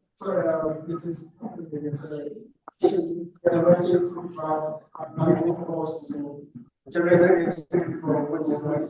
And you can even generate power from municipal waste from agricultural residues. And these are businesses, circular economy businesses that are meant to be thriving in Nigeria today. But it's a shame that we're still trying to plug into that. And I think you're the one that also said that in the Stone Age. Yeah, so we should have gone further than this. I've seen many biogas plants or biogas companies come up in the past. But there was the sustainability plan, they died after a while. I know the company too that engages hotels and uses their sewage tanks as the biogas storage tank. And that has worked for quite a while. I believe it's still working. But then there's a need to do more of that. So these are areas we need to go into. There's a lot of energy we can recover from our agricultural residues. E-waste as well, I talked about the fact that the devices needs to be collected, dismantled. And I will next slide, we'll see a case study. Sometime in the 2019, there was this GEF project.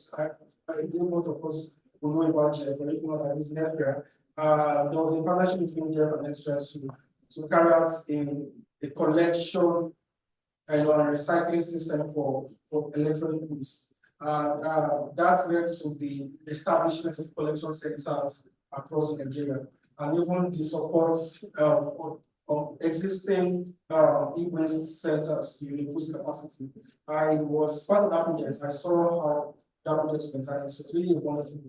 But again, it was just time-based, and the target was 300 tons. I'm not sure how much ton was collected actually. The target was to have 300 tons of e-waste collected. And then, we have that pilot of recycling activities. And the way it went was that when these new centers collected e-waste, what they did is they were connected to the next recycling value chain.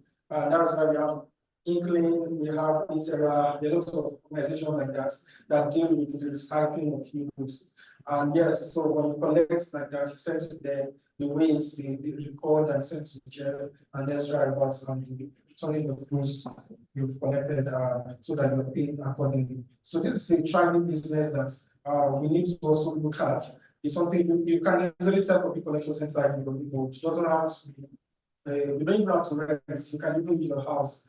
For now, when you scale up, you can rent the store and things like that. Just create that awareness within the community that yes, let's everyone around the community try to bring their e-waste to you. And then look around, go through the internet, you will definitely see initiatives that you can plug into that will support you. Different is doing a lot now. After that project, different took it up again, supporting electronic waste collection centers and things like that. So there are those organizations really. You just need to check and see how you can plug into them. Next slide. So in the agricultural sector, there's a lot of repurposing going on there. I want to play this, which I don't hope it's possible. Is it possible to play this? It's more about generation of waste and how to treat it using some kind of industrialized method and so you cannot do it. All right, so Sylvia talks about using water incidents to produce biofilm, right? Doing about water incidents, I really wish we could be able to create this. I believe so. If you don't, if you don't see it, or I think what else will happen if you work with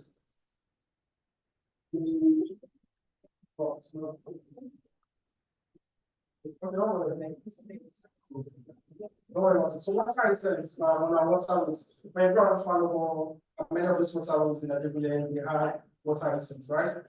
These are trees growing on the water. There's a lot of value from that. We have a company in Nigeria that's collecting them now. I'm saying this video shows some activity in Uganda where the water incident is used to be involved. But I also show you how it looks like water. Actually, we put it in this kind of red box, but they colorize it so that you know as well it is water and then drink it. It's really amazing what they're doing. And if you see on this video as well, to my right, you see also we gather reports. These are solid water from banana peels, from corn, the recipe from corn, and other agricultural residues. We use it as for replacements for charcoal. So there's quite a lot we can do in the agricultural sector as well. We just need to at least just look around best practices. I mean, in Nigeria, the adoption of best practices will really help us to engage with as youth in promoting circular economy practices and creating good business value. Next slide. So this also speaks to the cultural industry. A lot of us have seen the new developments in Lagos lately where concrete is being used to make roads and not bitumen. Asphalt. Yeah, so some roads in Lagos now are being made by concrete. Yeah, that's an interesting development because the lifespan is quite a lot more than that of bitumen. So the bitumen stays around 15 to 20 years of lifespan, which is not even the reality in Nigeria. Concrete can go as high as 30 to 50 years. So, and again, it is more recyclable. The engineering processes more emits less of carbon and things like that. So there are less emission through that process. So we've seen that it's a very good business, and this is a very good second economic initiative that Africa is beginning to adopt. And aside that, sustainable mining, even in the construction of buildings, green buildings, just like as we said earlier as well. So there are businesses that can thrive in that area. There are practices that can thrive in that circular space for the construction industry. Next slide. So this just speaks to the fact that asphalt is about 2% of the typical, fractional distillation process. So I know that we have that in our operations. So there will definitely be more of asphalt in Nigeria economy. So yeah, so the concrete will compete with asphalt going forward for road construction. So it's quite interesting. Yeah, let's hope that we get to choose more of concrete for our roads. Next slide. In the textile industry as well, tailors are advised to treat their tailoring waste more sustainably by we can make pillows out of their shredded material, right? There are a lot of other things that we can propose, most of the fragments from the dress production. We can see as here making bags out of pure water sachets, right? And she has done this for quite a while, and she's really doing well in that space. So there's quite a lot that we can also do in that textile space and see how we can promote eco-friendly textiles, eco products. The question now is, are they more sustainable? These are the questions we need to ask ourselves, because most times they are more expensive, right? So if they are more expensive and they are not sustainable, or they don't last. They're not durable. I mean, it's still not making much sustainability sense or economic sense. So there's a need to balance all these things. All right, so Salvats are here since Fela that produces shoes from plastics. He has tried the laws using plastics locally in Nigeria to make these shoes, and this is a very good innovation that we can look into to see what are the driving factors towards achieving this as youths in the society today. All right, so I'm running up shortly. So first the plastic as well, because most of us deal with plastics in boards. We are beginning to see circular designs. Most of the companies are beginning to incorporate some kind of circular design thinking, how to make the plastics more recyclable, how to easily decouple the plastic material. It's not just really about water bottles. It could be your ice cream packs. It could be your engine oil. Lots of other uses of plastics, and they need higher recyclability to facilitate a circular economy. The collection centers too, you can go into that business, setting up collection center, right? A lot of collection centers around us. So we have organizations such as FIBRA, LAGRA, we have RAN. These are organizations that are engaging or bringing together organizations or companies that want to go into collections and supporting them. So you can see how to plug into that space. And start up collecting for plastics. You can go to building activities, project activities, and start making money from that line. So in the distribution of plastics as well, we've seen how that reverse logistics is a system or a circular economic system that Africa is beginning to look into, because when trucks carry a truckload of beverages to building airports and they come back empty, that is a waste of energy in that regard. But you can use that opportunity to collect used plastics from that depot. So the depots can also serve as a collection center, right, for waste. So you take those plastic back to the manufacturer. So reverse logistics is really looking into the distribution system. Yeah, we're trying to see how we can reduce plastics as much as possible. We want to boost collection capacity, recycle as much as possible. So when we do all this, we will disintegrate from the dependency on raw material, and this is really the future. And yeah, we've seen the likes of Nestle, who is doing very well with that, incorporating some kind of recycled content in their water bottles, and we're encouraging more organizations to do the same. Next slide. Yeah, so the vision for the circular economy of plastics basically was the Makoto Foundation put it is the elimination of problematic unnecessary plastic packaging. Some packaging materials or some plastic actually are quite problematic because they are not really necessary. They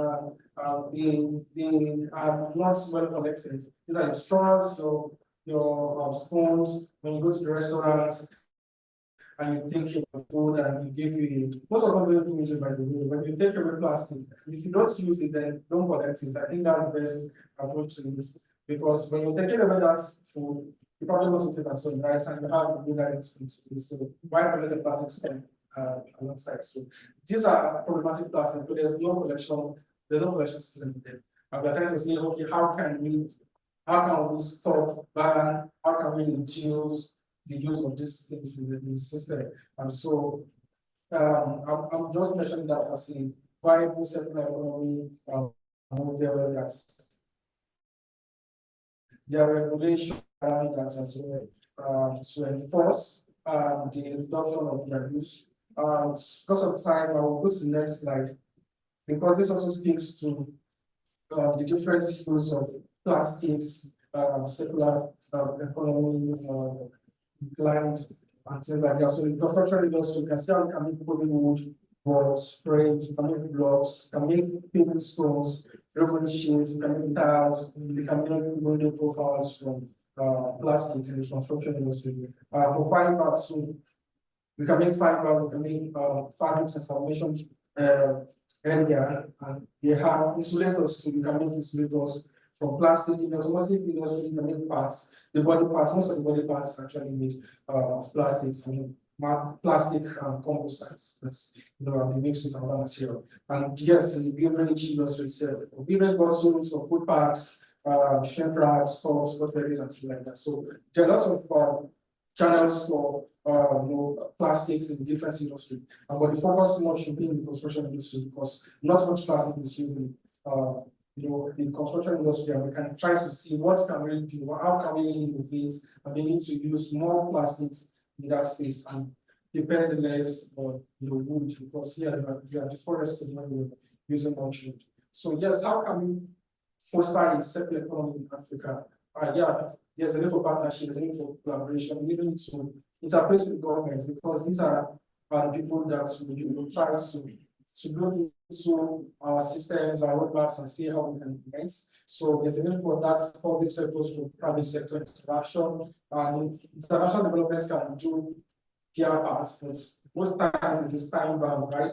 When an international development partner comes and initiates a project for 5 years, and the support and innovative startup for 5 years, and they leave, what happens to that company after most times they just die like that, and it's not good.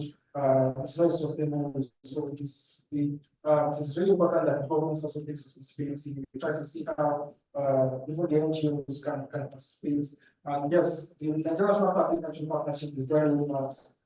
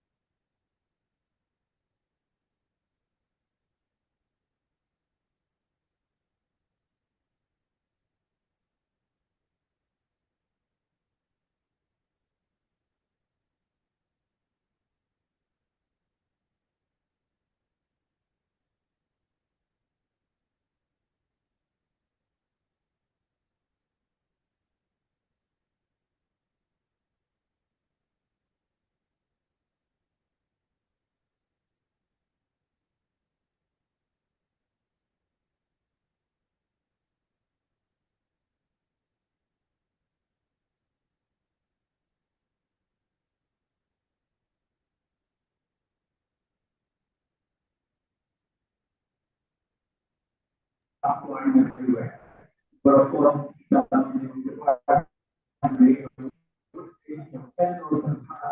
before the class. This is the esteemed speakers. But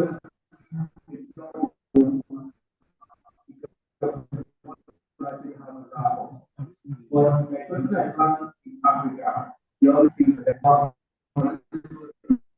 without activities. But there's another thing that will first. And that is especially to have your next 45 minutes of doing this global events in the book of June that I was born.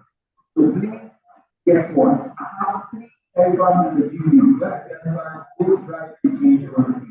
So I'm going to do a reverse approach, and I will just announce them. I'll bring up the question for 5 minutes. Then we'll now go to these people because we are the panel with the man I said I want to make voice in the future, which is Nelson. That is the fireside chat. So brings up the very first one. We can keep the settings first. Please, who is in charge of the check? Yeah, my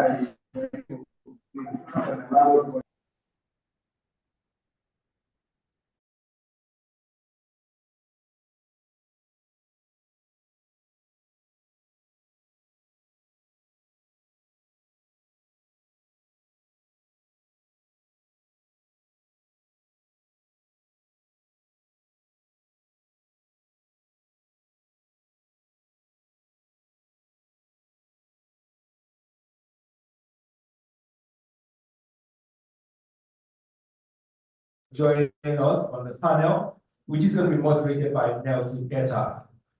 Before moving to Lagos, she set up the engagement program for Aegon Asset Management's Responsible Investment Team in the Netherlands and headed the academic network at the United Nations. United Nations Principles for Responsible Investment in London. Ladies and gentlemen, Proud to have worked in sustainable finance.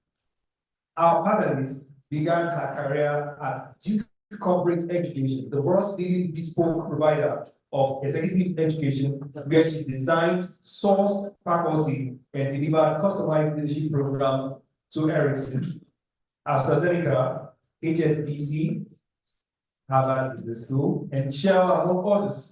She has also held research and lecture positions at the Kwan Yu School at the University of Singapore and the Politics, Philosophy, Law and Economics program at the University of Amsterdam. Ladies and gentlemen, our panelists holds a PhD and an MSc from the London School of Economics and a BA from McGill University in Canada. Ladies and gentlemen, please celebrate why she sits seated, Executive Director of Circular Economy Innovation Partnership, Dr. Natalie Finish. Thank you very much for having me. And now I will move to one of the big giants. He's very, very young and vibrant, but trust me, we're going to get a flip. Excuse me, gentlemen. Let me have my writing back. Thank you. Ladies and gentlemen, I'd like to introduce the General Manager, Lagos State Environmental Protection Agency, in the person of Dr. Babatunde Ajayi. He is a global health consultant with good experience in environmental health and disaster epidemiology management, gained across global establishments, including the World Health Organization and the Lagos State government. He is a public health fellow of the Erasmus Mundus Fellowship. Proud to his current appointment, he served as the Special Assistant on Health to the Lagos State governor, spearheading several projects and initiatives that improve health outcomes in Lagos State, including efficient handling of COVID-19 pandemic. Distinguished ladies and gentlemen, our online participants. As General Manager, Lagos State Environmental Protection Agency, LASEPA, he is leading the way to an environmentally friendly Lagos, with a laser focus on the environmental determinants of healthcare, while leading collaborations across the emerging frontiers of sustainability and environmental economy of Lagos. Ladies and gentlemen, our panelists, with his team, he has built and strengthened partnership with government bodies, academic institutions, businesses, industries, communities, and organizations, locally and internationally, for shared environmental responsibility. He is highly analytical, results-driven, and known for adding value to systems and organizations with their sellable vision of making a revolutionary global impact. Ladies and gentlemen, please celebrate Dr. Tunde Ajayi, General Manager, LASEPA. And it will interest you that today he is duly represented by the Director of Natural Resources Protection, by the Deputy Director, I beg your pardon, representing the GMS, the Deputy Director at LASEPA, Mr. Olainka Omotosho. Please round of applause. Thank you. I want to thank you for meeting and I was speaking with you on the board yesterday, and here you are. Glad I don't want to do that fix people's wallets. You would have come in here today and I'll be roasting somewhere. I'll go to the third panelist. He just finished something that actually affected Africa positively, and he's here today to share some of those bits and pieces so that we can beat it and run with it. I'm going to be very, very brief. Ladies and gentlemen, bringing up this panelist. He is the State Councillor for Waste Management Society of Nigeria, Kwamason, Lagos Council. Our next speaker is a waste management expert with over 15 years of experience in the field. He holds an MSc and doctorate degree in environmental and resource management from Brandon Christian University. Sorry, come on, please. And he is certified, I think he's from Germany, and he's certified international waste manager by International Solid Waste Association, and is certified ICSS entrepreneurship trainer, facilitator, coach by the Dutch. You will explain. He's in German. He currently serves as the State Councillor of the Waste Management Society of Nigeria, Lagos Council, where he oversees development and implementation of policies, strategies, and programs for waste management in the state. I think we should celebrate the first part. This profile is heavy. Thank you. Ladies and gentlemen, our next panelist is also the Managing Director Plasco Care International Limited, a reputable consulting firm that provides solutions for waste management systems across Africa. Ladies and gentlemen, he has successfully managed and delivered multiple projects on waste management, recycling, and circular economy, working on multidisciplinary teams and stakeholders. I'm talking about the man Adon in white. Ladies and gentlemen, I present to you Dr. Yusuf Gwalao. Thank you very much for being here. It's exciting to see you here. So before we bring them on, where you have my big brother and friend, Mr. Etta Nelson, engaging them, and after which people like us that came with spoon will be able to eat. Please permit me to welcome a very gentleman that was speaking for just 5 minutes. It's going to be spot on. I never knew important, but important to an organization that have given birth to entrepreneurs making impact in Nigeria, Africa, and across the world. I will just search for his name. Ladies and gentlemen, welcome the Senior Programs Coordinator. Or before I do that, for those of you asking of the resources that we have today from our presenters, please, you have this. We're actually being for practices of sustainability. This scan, you will see all the resources, all the presentations for today is available. And for our distinguished online participants, please check your email. We'll send you what you need to drive this conversation. On that note, please welcome to the platform the Senior Programs Coordinator, Deep Africa, Oluwaseyi Senior. Round of applause. Thank you. If you know he's very sharp, please give me a round of applause. Thank you very much. Good afternoon, everyone. Good afternoon, Senator. Good afternoon, man. And I think this in the room says I need to consider. Am I the only one to know? All right. So I want to put myself in a very comfortable state, and I will be just echoing again some of the combination of alphabets that was suited to him on the planet Earth, and that is Oluwaseyi. It's a good afternoon to everyone. Please appreciate yourself. So, this afternoon, what I'm here to do is very short, and we've had a number of sustainability experts come up and speak, and there's still going to be, the fireside chats that we're going to be having where most of those things that we have to do, the things that we have been doing, and things that we're still going to do. So I'm just here to really point out how we can empower and enhance you to catalyze climate action. And when you look at the population of Africa, over 60% of the population of Africa is under the age of 25. And if you look at this growing youthful age, it then tells you something. Now, whatever is going to happen to Africa on sustainability cannot be far-fetched from that population. Both the costs and those who are going to, I don't want to use the word suffer, but for the lack of a better word, suffer the consequences of climate challenges that might affect our continent. And for this reason, it is important that you, who are going to be the ones who contribute most to the challenges of climate, and who are going to be the one who suffers most the consequences of climate challenges, are enhanced, empowered, and given the opportunity to tackle it head on. And what are some of the things that we have to do in order to bring about youths that are actually useful and at the same time useful? And I believe one of the things that is the most important that we have to do is what Seyi actually mentioned earlier. So I was excited to hear that I have this.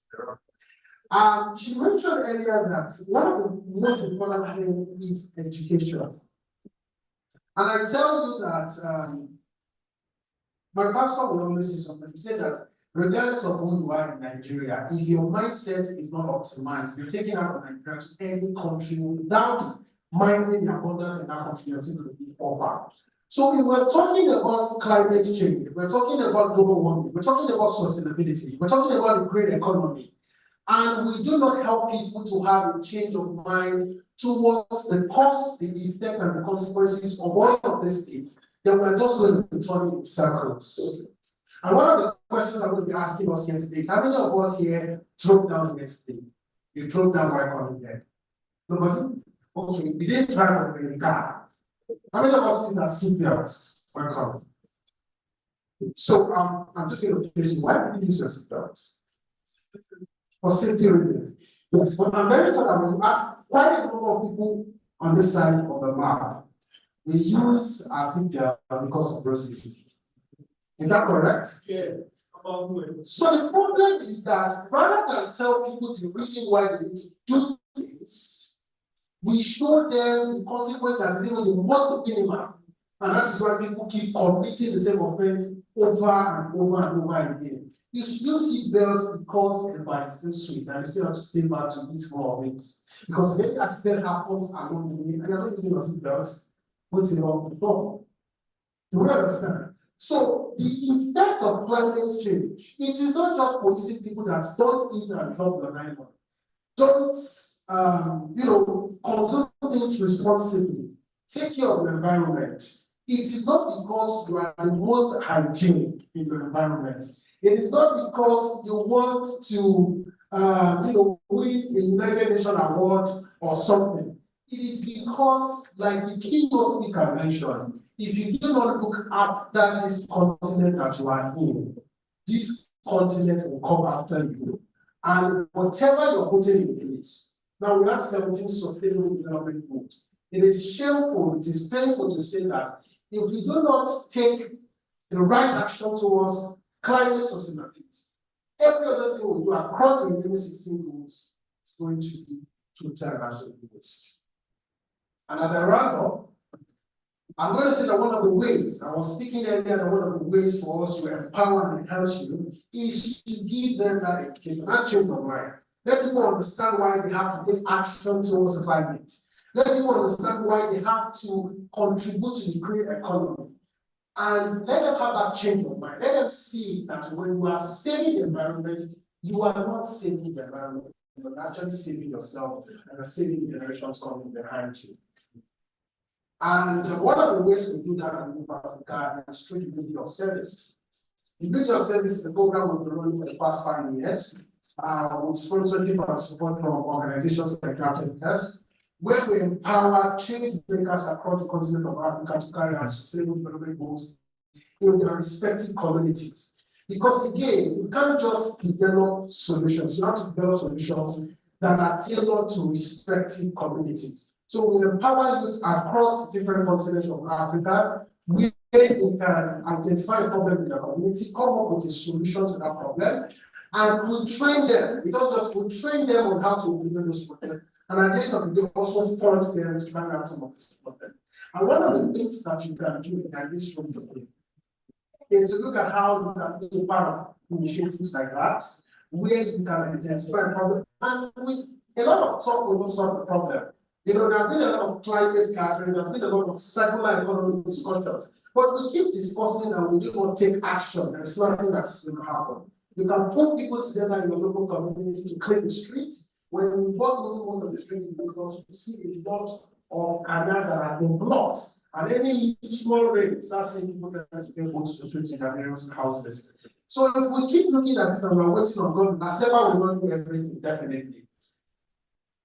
The resources available to government is limited.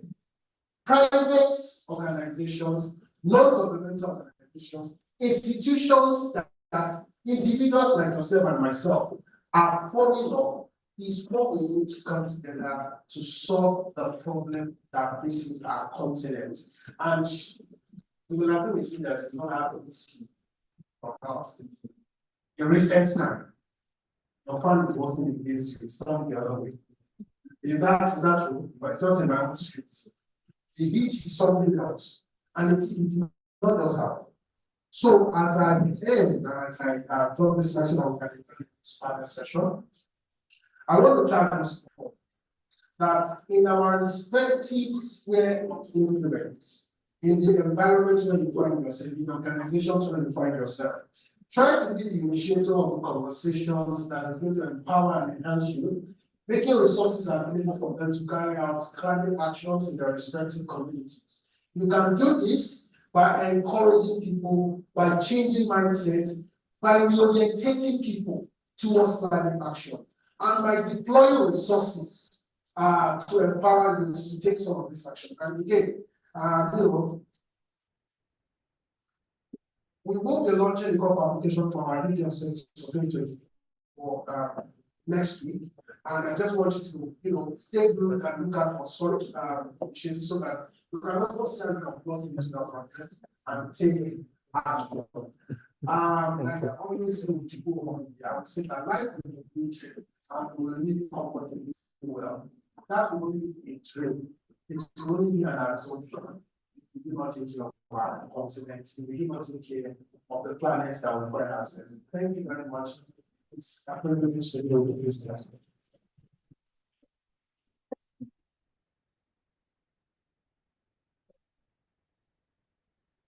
Okay.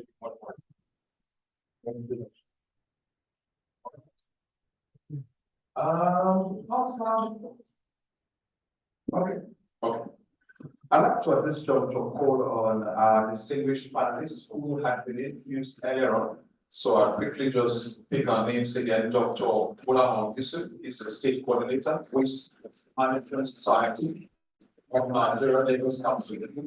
Welcome, sir. Dr. Natali, she's Executive Director, Circular Economy, Innovations Partnership. Welcome, ma'am. And Dr. Tunde Ajayi, General Manager, Lagos State Environmental Protection Agency. Welcome, sir. One of the things I've noticed, distinguished friends, is that since morning, first panelists were all doctors, second is also doctors.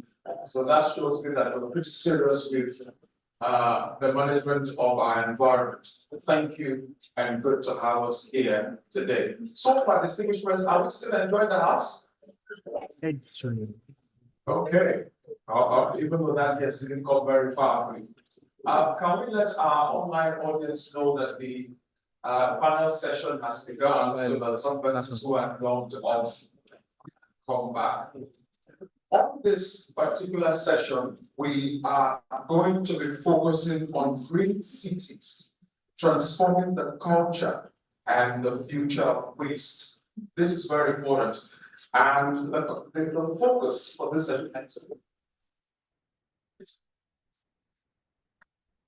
the focus for this panel is to concentrate on innovative and sustainable waste management practices in urban areas, which obviously seems to be the most heated when it comes to environmental degradation, aiming to transform cities into green and resilient environments. Our discussion today is going to be integrating circular economic principles, technologically advancements, and community engagement to tackle urban waste challenges. That I will begin with you, sir, because Lagos State, we are still facing that issue. The issue where a lot of drainage systems in the state is still clogged up with plastics. Let us begin this conversation like this, sir. How did we get here? I'm in Lagos State. Now, using Lagos State as a case study, how did we get to the point where our drainage system, almost everywhere we turn, is clogged up with waste? Thank you very much. Good afternoon, everyone. It's an awesome question. Let's go back first back in time to our culture and how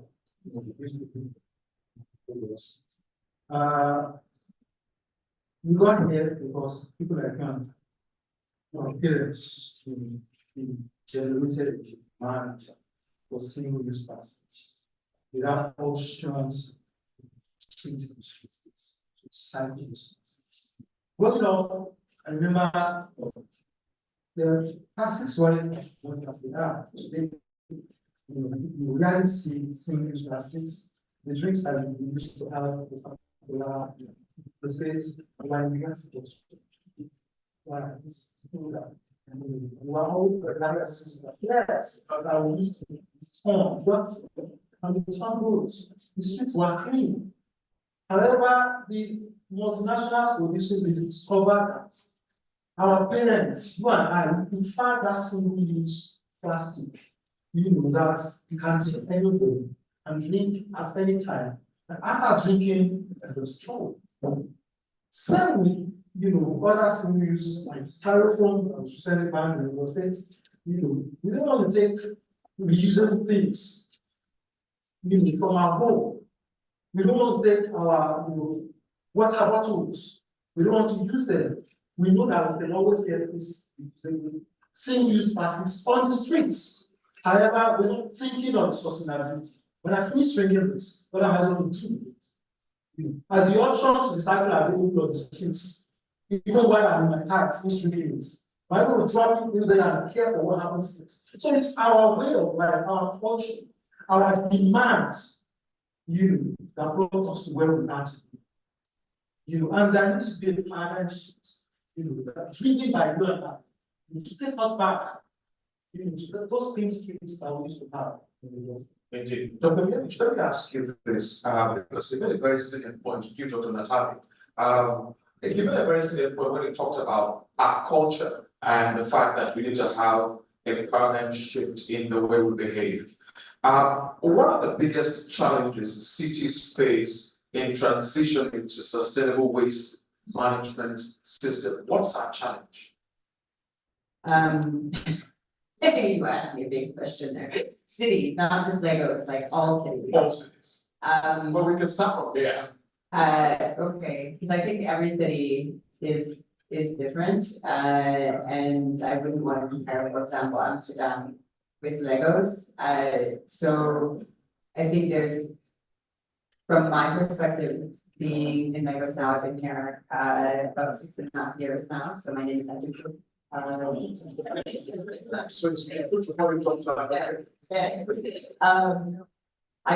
think there. One of the challenges is around accountability, and taking accountability. There is a lot of, but it's not just from a mindset standpoint. So that's the first one that I think there's a tendency to just pass. We have waste, and we just heard my dear colleague from Masaka talk about like the multinational companies, seeing that people will throw it out, but then what are the other options in terms of there's no water fountains here, so what can they do to get the water? So then it becomes the accountability and then the infrastructure as well. So I think having that dialogue between government and private sector and civil society, where each party is willing to take some responsibility for the problem and work together to address those problems step by step, I think goes a long way. That's a very solid point. I'll stay with you, please. Quick mention accountability. Now, you talked about cultural change on our part. If I'm a manufacturing company that produces, let's say, plastic water and any other thing that has to be plastics, how can you hold me accountable to ensuring that there's not a lot of that in the hands of everybody? Can I be accountable at all? Yes, I think you can. I think everybody has to, and that's the point. It's that we cannot be fatalists. That it just say because, for example, with the waste, you can say, oh, well, there's another option, and it's true. But you do have there's a line of responsibility, right? You can throw out your waste. You can find a place to put it. First of all, second of all, you can say, like, well, one of the issues is that I'm drinking this because I don't have something else. I don't have clean water. So you can mobilize and ask your government for clean water, and you can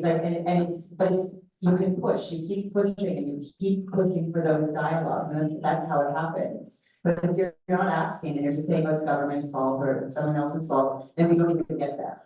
So I think that's really, really important. Let me mention Dr. Yusuf. I wanted to come back in, but no, I'd like to say something, sir, because this is a very important one.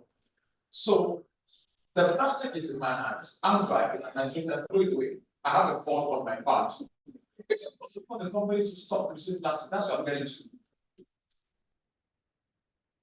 Yeah. So I don't have to throw it again on the road. the issue of plastic as it were across the globe, it's a question we ask ourselves, I mean the stakeholders, can there ever be a ban of plastics? Is plastic ban sustainable? Yeah. So even in developed countries, in America, in China, in Korea, in Europe, yes, they have strict policies against plastic, but there's no. So rather, they make provision for alternatives, and they also create provision for incentives. That is, companies and organizations that are probably promoting the alternatives, they will have incentives to promote the development of their organization. Rather, because a lot of companies have actually invested into this before. They've created jobs, they are actually adding to the economy. So when you say you are placing a ban totally, then it means you are rendering some people jobless. You are affecting the economy in a way. Yes, to stop the production of plastics is very important. So again, that will now take me to my next question, Dr. Yusuf. I'll stay with you on this. So what innovative ways and studies can we use to manage plastic waste and implement this in urban areas, and how effective can this strategy be? You know, I talked about provision of alternatives. So we all agree that consuming plastics is injurious to our health, it's dangerous to the environment. Yeah, it's outright, it's not sustainable. However, as much as it is dangerous to the health and dangerous to the environment, the best we can do is to make provision for alternatives. But if I'm not consuming water in a plastic bottle, there should be easy to get alternatives for that bottle. Usually the bottles are there quite all right. Yes, polluter pays principle. That aspect of that strategy needs to be promoted. That is, there's supposed to be a strong, strict policies by the government on all these producers, say Coca-Cola and 7-Up and all of that, such that okay, you can actually make arrangements, collect all these plastics we have in circulation. If you produce 1,000 bottles of plastic bottles of water or plastic bottles of Coca-Cola, you should also provide a certificate that has shown that you have collected those plastics you have in circulation. Okay, so because you produce those things, you should take responsibility for recycling them. You should take responsibility for collecting them. So when you have that, yeah, we are going to achieve the environment. The flooding we have around in Lagos, for example, will be reduced. The flood release channel will not be there.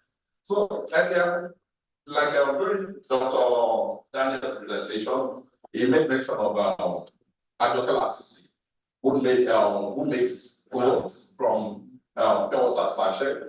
Initiatives like that can be promoted. Like if you ask for a piece of our product, it's very expensive because she's not actually using machinery. So for recycling machines, governments can actually promote mass fabrication of these machines, such that with mass production of these machines or technological transfer, if these machines are probably fabricated locally and with good precision. So there's a tendency that when these products are produced, when these things are produced, it becomes cheap. Like they should be producing like 100 bags in a week. With machines, we can do maybe like 1,000, 2,000, or 10,000. So with that, maybe selling a piece of 10,000 naira is may come down to 5,000, if not 2,000 naira. Yeah, so government should probably look at innovative ways of encouraging recyclers to adopt recycling of these plastics to make alternative material. And we'll have to come to the part of the government now. But please, can I let us know that 1 or 2 persons will be privileged to ask a question, and let our online participants also know that they will also ask a question. Let me bring the question to you, sir, because you kept stressing government, and you are government on this slide at this juncture. Excellent, right? What is the Lagos state government doing to enforce some of the things he said? Because remember, you talked earlier about cultural changes that has happened to us. And we all at some point are culprits of that change in culture. What do we do to enforce that we are accountable in that words? Fantastic. So a lot of discussions are ongoing. The government does not hold the line of enforcement. At the first instance, except when it becomes the problem, we view the issue of plastics as an opportunity. I know for a fact that no responsible government will place in Lagos in place the flat bar of plastics. There are a lot of good plastics. The plastics that are a problem are single use plastics. There are plastics that are sustainable, plastics that are very, very good. There are plastics that you can almost not do without. So ever since the government presently has been having discussions, as a part of discussing with the SCOPA, as well as State Consumer Protection Agency, on how to ensure that all the super malls, all the supermarkets, change the single-use nylon bags they like to sell, to paper bags, recyclable bags. SEPA has been speaking with NGOs to make options available, and create awareness to people that you need to start doing things from your home. Climate change doesn't start from UN or from Nigerian government, it starts from you, start from my house. What do I do with my single-use plastic? What do I do when I finish using that plastic spoon? What do I do when I drink that water? What do I recycle my single-use plastics? It starts from there. So we want to drive people, we want to drive knowledge right from schools. We are forming clubs in schools, primary schools, and the ministry. Recently, the government limited Ministry of Education, and Ministry of Basic Education. That's the first start in ensuring that the curriculum of schools incorporate some very necessary information. For example, climate change is going to be incorporated as a subject in schools, primary schools. Yes. Aside from that, there's the environment clubs, where we talk about options to children, where we practice these options in the school premises, and these children have this option to take home, to talk to their parents and convince their parents back. And now I know that Roma registers recyclers. There is a need for all the options that are available to be on the table to everybody. My waste is useful to you. But if you do not know how to come about my waste, I'm going to lose out from the economics that we bring to the table. You're going to lose out from raw material that I give to you. So we need to have connect where all the waste generated are recorded, and people that need this as raw materials can go and source for these raw materials. And you can imagine the economic sustainability, the strength. I mean, the number of businesses that will come out of this kind of forum. Which is exactly why this final conversation is taking place. Dr. Natali, let me ask you before I throw the mic to the audience for a few questions in there. Let's drink a little bit from the wealth of your experience. What cities, using a case study, have been able to, when I use the word near successfully managed their waste? Can you give us a case study? How did they do that? Seriously, I'm a Lagos girl, so I love Lagos. All my case studies are Lagos. I can tell you there's no city I mean, I'll give you my own perspective, but it's a very uneducated one. Okay, so Lagos, it's very visible. The challenges are very visible. There's a huge infrastructure issue around waste management. But when you look at the developed world, so let's say Toronto is where my mom is right now. So I know some waste people there, and I know But there's so much more waste generated, first of all. And it's uneconomical, the way that it's being treated and processed. So you have things like biogas and waste to energy happening, but it's not economical, it's taxpayers paying for it. When you look at something like Legos, these are huge issues when you think about like building infrastructure, how you're going to be able to do the financing for really converting that waste into a valuable product. And it comes down to like how much, like what, the tipping fee is for sending the waste to landfill, for example, and whether that's even politically feasible here. So these are all lessons I think we can take and draw from other countries, keeping in mind that actually at the end of the day in Nigeria, the consumption per capita is pretty low. Like it's just that the management processes are not quite, there could be some more work that done around that, but we have to keep all of those things in mind that like in spite of everything in Amsterdam and all these other green countries, their footprint's worse than Lagos in the end of the day. So. Oh my, that's an eye opener. Okay, well, let's take you opportunity. Yeah, please. For us, two persons can prepare to ask a question. Thank you. Okay, thank you very much. As much as stakeholders expect more from the governments, I mean, the Lagos State governments, we must give it to the Lagos State governments. We are actually trying. Check out about actually, check out about we do not have the fee in Lagos or anywhere in Nigeria, which is a very good one. But truthfully, in countries where waste management is actually doing well, then I won't say perfect, but doing well. They don't see it as government responsibility. Rather, government has a huge amount of ideas. So governments make good policies to encourage individuals, organizations to come into this space, come up with their initiative to bring about sustainable waste management system. Yes, this is the government that needs to pay that up. But here, the government is helping us, helping the stakeholders to lead, to take that lead. However, we expect governments to let the stakeholders do the works. They're trying to say, listen to them, right? Stakeholders do it. Make the law, regulate the system, regulate the process, and allow investors. We have local investors, we have local players that are ready to do these particular activities.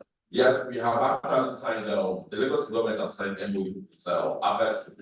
Is it Harvest International? And the doctor was formed. It's a very good initiative, very good step in the right direction. Yes, we still have a lot of those initiatives to come on board. So if we have good regulation, if you have right policies, a lot of people here in Nigeria and outside Nigeria are ready to come on board to support the waste management system in Lagos. Okay, let's see how we can maximize that. Two questions from anybody? Oh, there are one. Any other question? Two. Thank you. Can we get a microphone to them, please? Okay,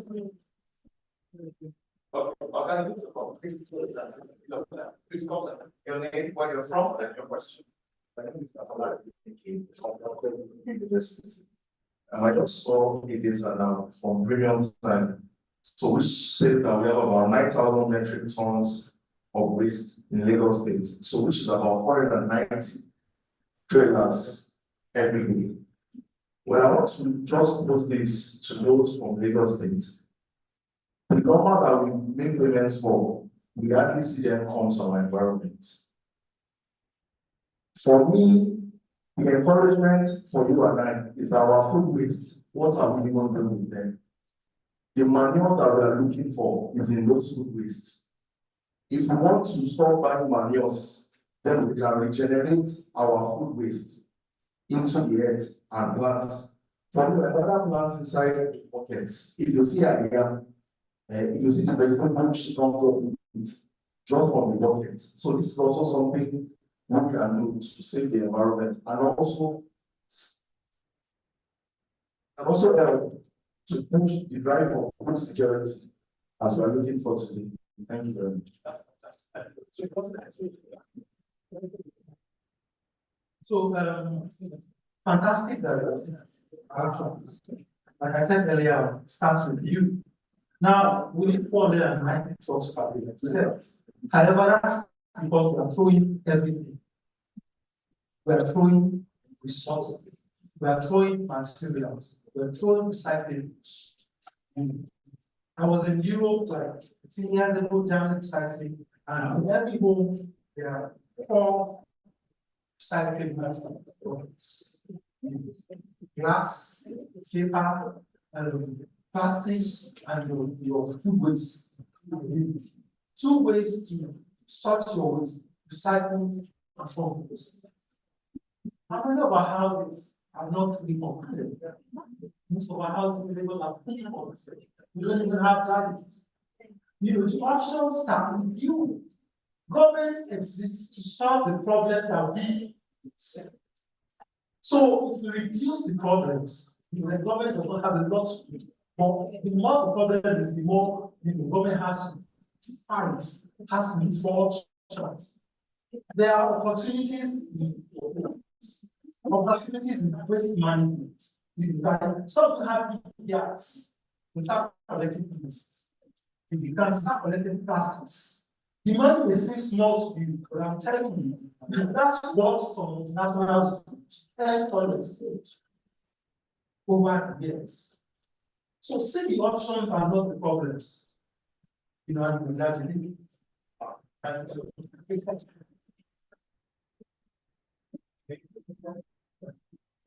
Thank you very much. My name is Mayo Washington. I was the program team lead of the Climate Action Fellowship. My question actually stems from, living in Lagos and being directly affected by landfills. So I stay somewhere around the emotional area, and just less than 2 kilometers around where I stay, there are about 4 to 5 landfills around. I got into that community when everything was really beautiful. There were nice amusement parks and all of that. All of those landfills, right? Every of those industries left, and we have now polluted, water, for sleep and all of that. And it has really degraded the environment there. I work in the CSO space, so I have some, inkling into, what we can, be doing.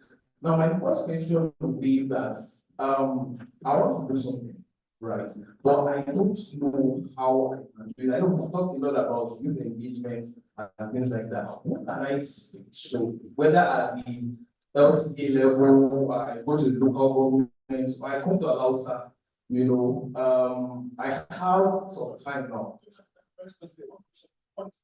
Yes. So I've helped out some grants right now. So I can come from the innovation side, right? And I can also come from the CSO side, advocacy, So I want to know what I can do really. What can I, work to discuss my idea with, right? At the local government level, right? And what can I do? Because those landfills are actually still there. And as you constituting environmental degradation and climate change, they'll solve that topic. Yes. So 2 questions. What can I do around my area, right? With the landfill. And then the second one is that what can I speak to directly? So Lagos State has the Ministry of Agents for Innovation and Creativity. So you can go to the Lagos website, www.lagos.state.gov.ng. There's a list of the ministries. Click on Innovation and Creativity. And you get the contacts to people. And that contact will most possibly guide you who exactly will talking to. Or contact help, build outside, depends on the family. innovation that we have. But that's what happens for new ideas, for creativity, for to encourage people to create innovations to be able to prosper and implement proper results. So Yeah, and you have outstanding, ideas, they can actually tolerance, so they've been there for years. The more innovative conversations, things like that. If it's on the innovation side, you have, so you can contact us as well. So Circular Economy Innovation Partnership, our colleagues will work with you on looking at a business plan or the project plan. We don't necessarily have the individual contacts, but we can support on developing the framework and looking to be talked to for funding and so forth, or for technical support. I would also say that there's Nigeria Climate Innovation Center, so it's specifically startup support as well. But this is really a question of if you're developing an idea, like use LinkedIn, use the industry associations to just start pitching it, but get your idea on paper, and the more it's documented and the better it's documented, the more feedback and people you can work with to develop it. But if it's just in the air, it's always a little bit harder. I think that's a very fantastic one. Thank you, Dr. Chad. Actually, as you said, got contacted. I don't think there's any question from our online participants. Is there any from them? Okay, I want to speak to the comments made by from okay, then, yeah. So you mentioned that residents in Lagos pay PSP, but the PSP not we understand that. So the question here is how many of us sitting here pay regularly the normal rates? So, and I can justify the come from my own. So it's regular. So what I'm going to talk about, what I was going to say is that in an environment where you pay regularly, you see them doing faithfully. The truth of the matter is, you must have been hearing me speaking against governments, but once the government is doing something that is right, you have to encourage them. The amount you are paying monthly for waste collection is not enough. This amount, the government is actually subsidizing it in some localities. And the PSP, that is a company that goes around collecting waste, are actually sacrificing. Because a lot of people have actually left that business because it's nothing to write about. It's not even enough to serve their truck. Yeah, is it traffic on the road? Is it the state of the dump site you want to talk about? Under circumstances, the truck is supposed to go to the dump site and return in 2 hours. Might stay 48 hours at the dump site. So, and I would spend so much on that, and you now get to your customer. Mr. Man, where's your money? So you see them speaking different kind of English. They will not be encouraged. So they want to go to areas where the residents there pay regularly. Yeah. So I need some award,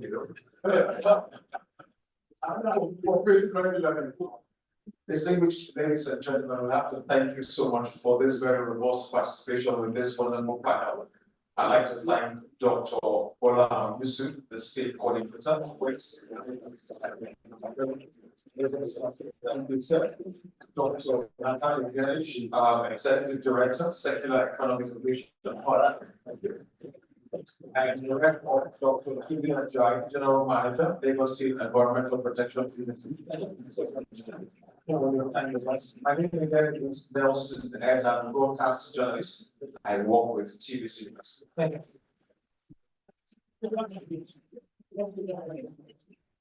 Please, Emmanuel should join us.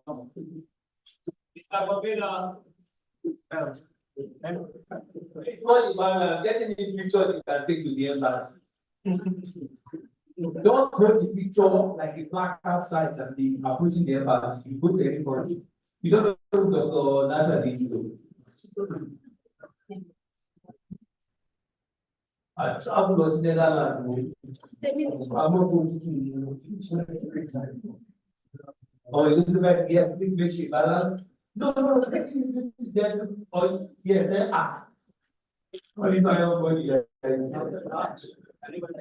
Yeah, like, okay, great, that makes a lot of sense. Dr. Natalie, thank you for making it. Mr. Laika, it's a pleasure to meet you here. And of course, Dr. Bola, I'm gonna be able to deliver the things I was doing it last week. I sure know I'm very good with actually. I would have been in trouble today. So I explained, I just saw the link and I'm like, hey, Dr. Bola is coming here today. Are we good? Are we good? Because we have a little bit of a mix, both from the audience side and our speakers, we'll just do exactly what we did during the first. But if you don't even appear in pictures, don't worry. Okay, here we go. So please, the four of you, please come forward. I mean the panelists and of course the moderator. And bring it forward a little bit. Some of them stand at the back. Excuse me. Thank you. Yes, Dr. Not a big part, Pastor. Thank you. Awesome. Yeah, let's have something we can put up in the nearest future and say yes, we did it. Yeah. Thank you for that.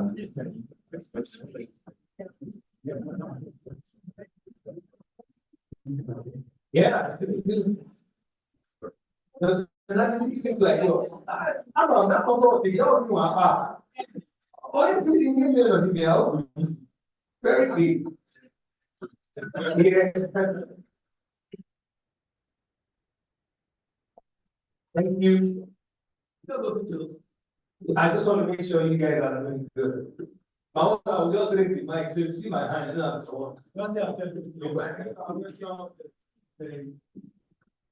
Photograph for our sustainability debut. G. Thank you so much indeed. I appreciate it. Thank you, everyone. Awesome participation. I'm bringing forward next time about to bring the platform as we get into the item 7 part of this event. Ladies and gentlemen, it's been a wonderful one. For those of you online, you might be wondering how you can participate in this photo session. Take a selfie of yourself, send it to the chat box for us. Thank you so much. And use the hashtag when you're posting, please. Can I have on the platform, just before we wrap up, this is the last for 2 minutes. I hope please use the hashtag you have on this your tag.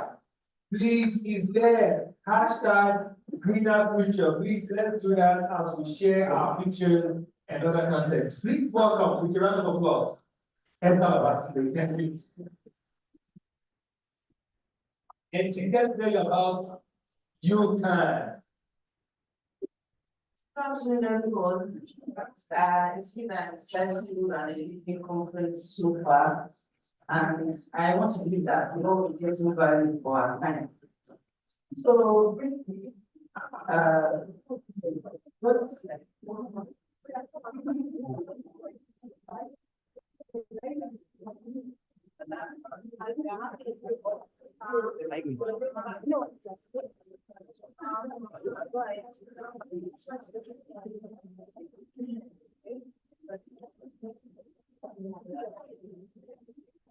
okay, so I am my name is Sefa, and this is a member of the SSN. I mean, feed our community. I think it's that around about those ones.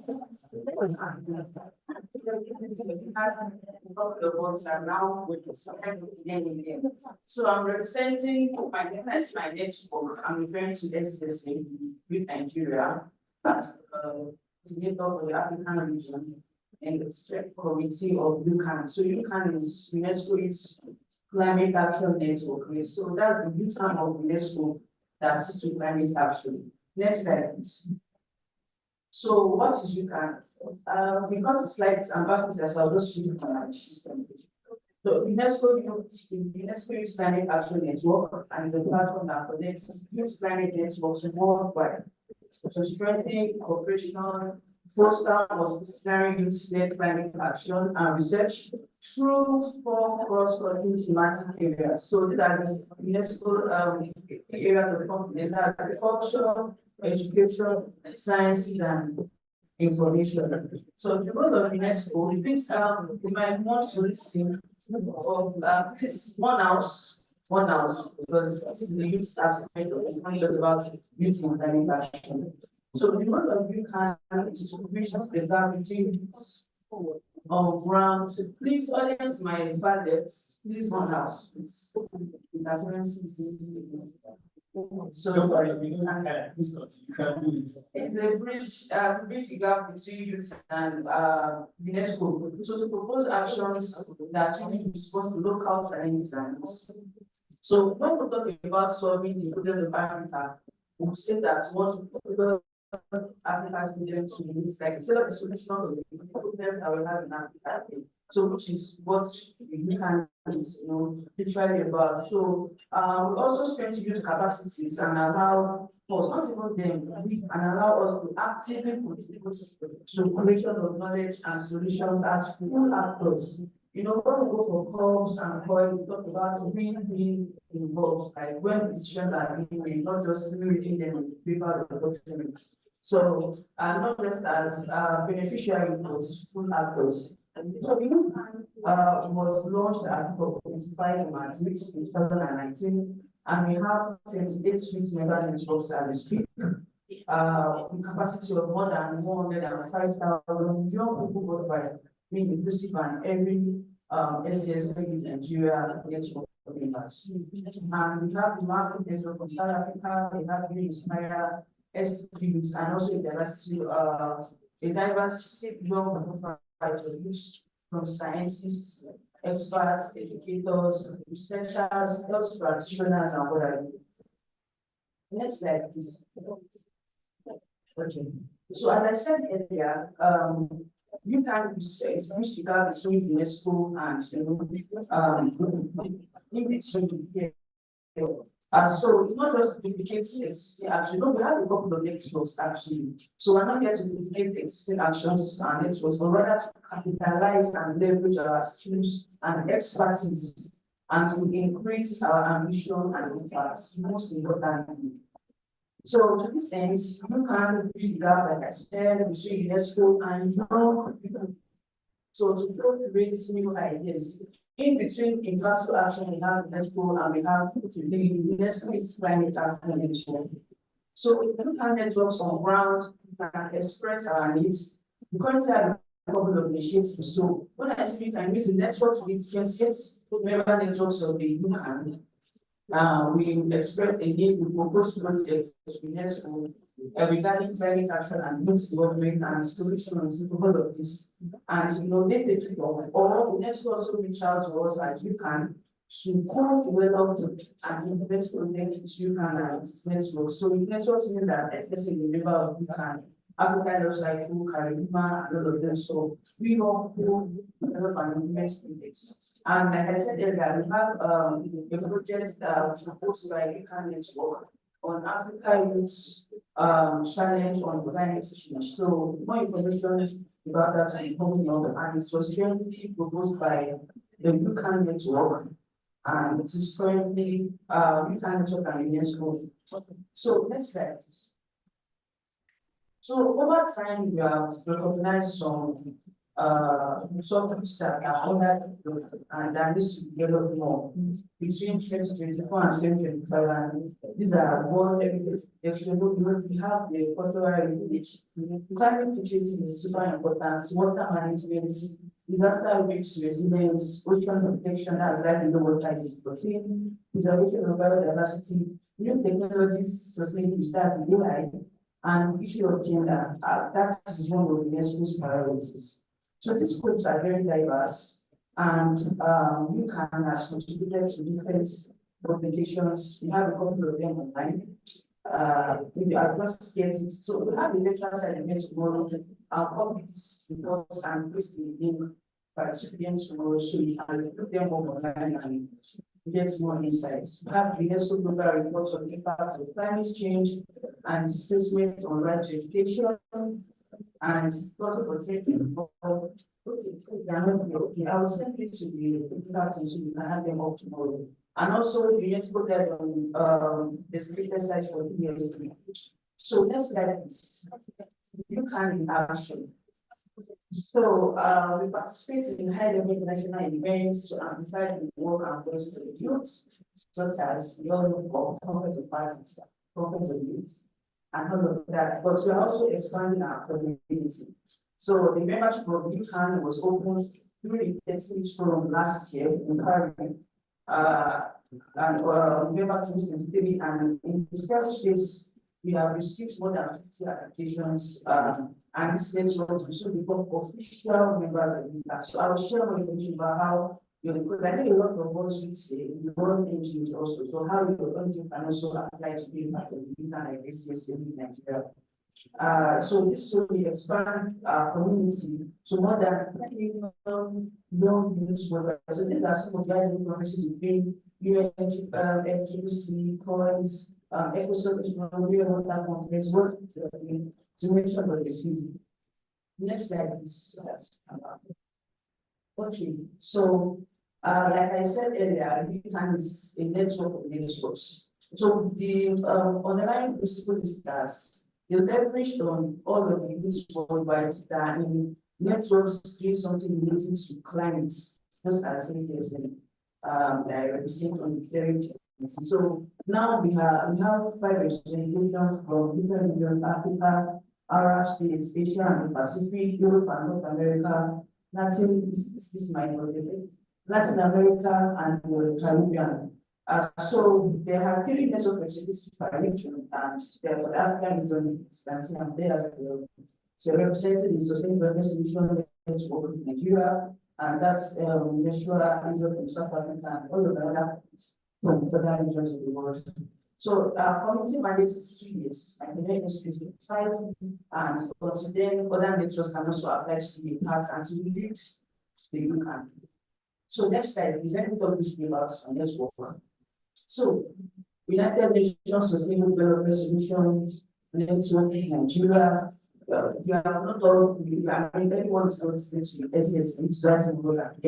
This was created last year in Ibadan at the Center for Sustainable Development.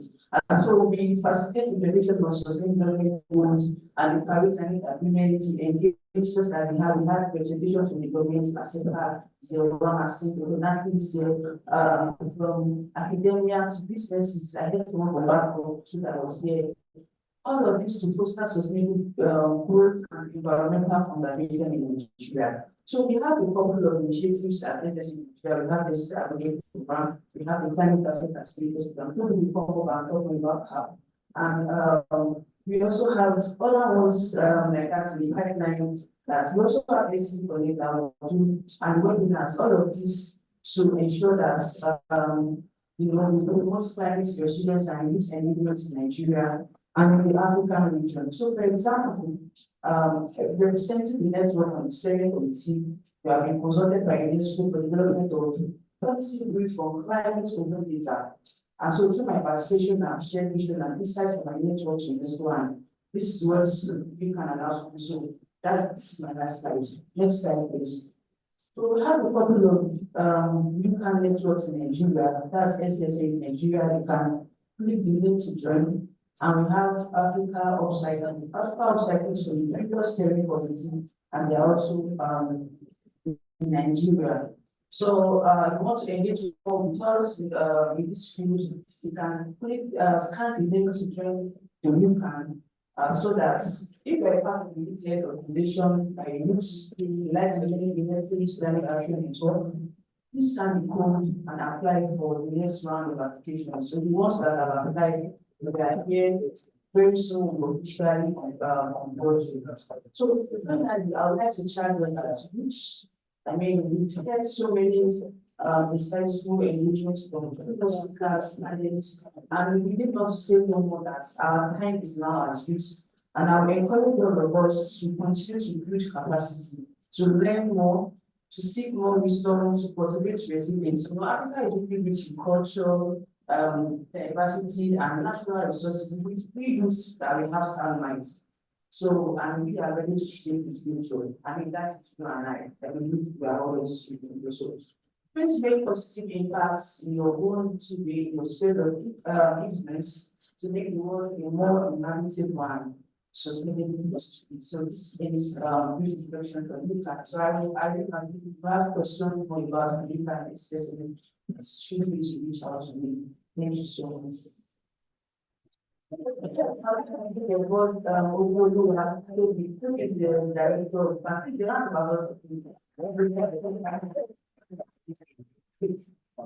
you, sir, and good afternoon, everyone. So, moving on to the session, it's time to take card graduation. So we have a program which is called CAB, it's Climate Actors as an Editor Program. And this program started in the year 2022, and today we are celebrating the 2024 cohorts. And over the years, this program has been able to build climate innovators and has been solving the problem of climate crisis, not just around Southwest, not just around Nigeria, but all over in Africa, all over the region. So we have a lot of them joining us online, and maybe I would read out their names to us, and because they are actually today, we deliberately their graduation for today, and I'd like to call on Desmond Patterson from Niger State. This is a reason as I call their names. We have Ismail Abdurrahman from Lagos State. We have Suleiman Hassan from Jigawa State. We have Peace Atta from Abuja. We have Abdullahi from Yobe State. You can celebrate yourself, declare your name. And we also have Adita Tiusawa from Kaduna State. Sorry if I'm not the name. We have Bola Akinsoya from Ogun State. We have Shobi Sabina from Cross River State. We have Grace Okiki from Abuja. We have Prosper Isaac from Abuja. We have Friday Ejibe from Abuja as well. We have Nura Umar from Kano State. We have Newton Otor from River State. We have Abdullahi Mohammed from Abuja. We have Omishe from Abuja. We have Inako Ison from Anambra State. We have Oluwatife Olabayo from Oyo State. We have Kara Abubakar from Jigawa State. We have Mustafa Musa from Kano State. We have Aliyu Hadiji from Aliyu rather from Sokoto State. We have Paul Joseph from Adamawa State. We have Adiola Adleye from State. We have Ibrahim Gaba from Kaduna State. We have Yalitima Musa from Yobe State. We have Wina Muginos from Abia State. We have Shizoba. We have Shizoba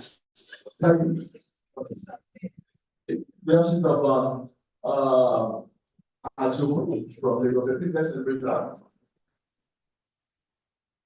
We have Amitu Adibin from Lagos State as well. Are you in? Okay. We have Doris Kabu from Kaduna State. We have Ezekiel Odula from Ogun State. We have Veron Otton from FCT. We have Masa from Plateau State. That's Jos. Usman Rubaka from Jigawa State. We have Khadija Ruru from Kano State. We have Mustafa Abdullahi from Gombe State. We have Saif Umar from Jigawa State. We have Umar Rabibu from Kaduna State. We have Musa Umar from Kano State. We have Akila Tuka from Plateau State. Yeah, next slide. Please make it fast. We have Victoria Unawe from Lagos State. We have Bello Magaji from Sokoto State. We have Musa from Bauchi State. Zion Usman from Kaduna State. Ali Umar from Katsina State as well. We have Ubushin Aram from Kwara State. We have Abdullahi Azan from Kano State. We have Mala Ali from Borno State. We have Saliu Suleiman from Kano State. We have Emmanuel Okweshi from Cross River State. And lastly, we have Surajo Abdullahi from Kano State. Let's celebrate everyone here. And this has been the internal people's program, and they are able to pass out from this intensive program. You should extend still watch and be on the lookout as we roll out applications for the next cohort. Thank you for sending everyone on the panel.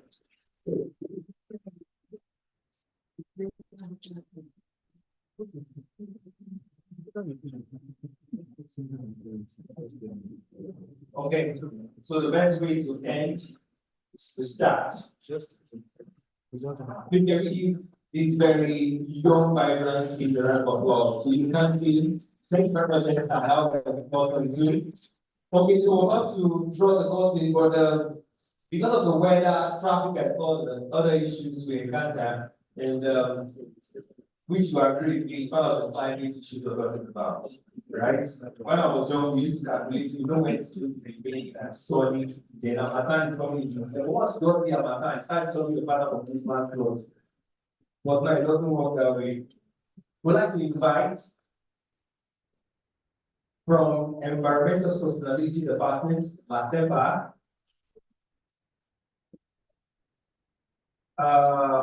Okay, I have here Mrs. Victoria. Please, a round of applause. Thank you. It's going to be spot on, straight to the slides, and she's going to be giving us what we all about lesson before the final session. But we get to be. I'd like to give you that basic challenges. Thank you very much indeed. Please, you're welcome. Please send us the time. If you have ever picked up your phone, you can get it. You know, people are writing letters, and it's not always that easy. Thank you. Good afternoon, everybody. My name is Mika, and I'm happy to do it. Anybody who knows your 70 is so they are already to deal with it. On behalf of our general manager, we are making a presentation of principles transforming the culture and future of waste. And in as much as we are the youth, we are the future of tomorrow. So I'll just go through the slide because of our time. Then there's any question. So what do we mean by green city? We all work with cities. So I won't waste time on that. One talking about greener city, we refer to a sustainable and an urban future opportunity for allowing our next generation, that the generation yet unborn, to have an environmentally sustainable habitat. We're talking about our community.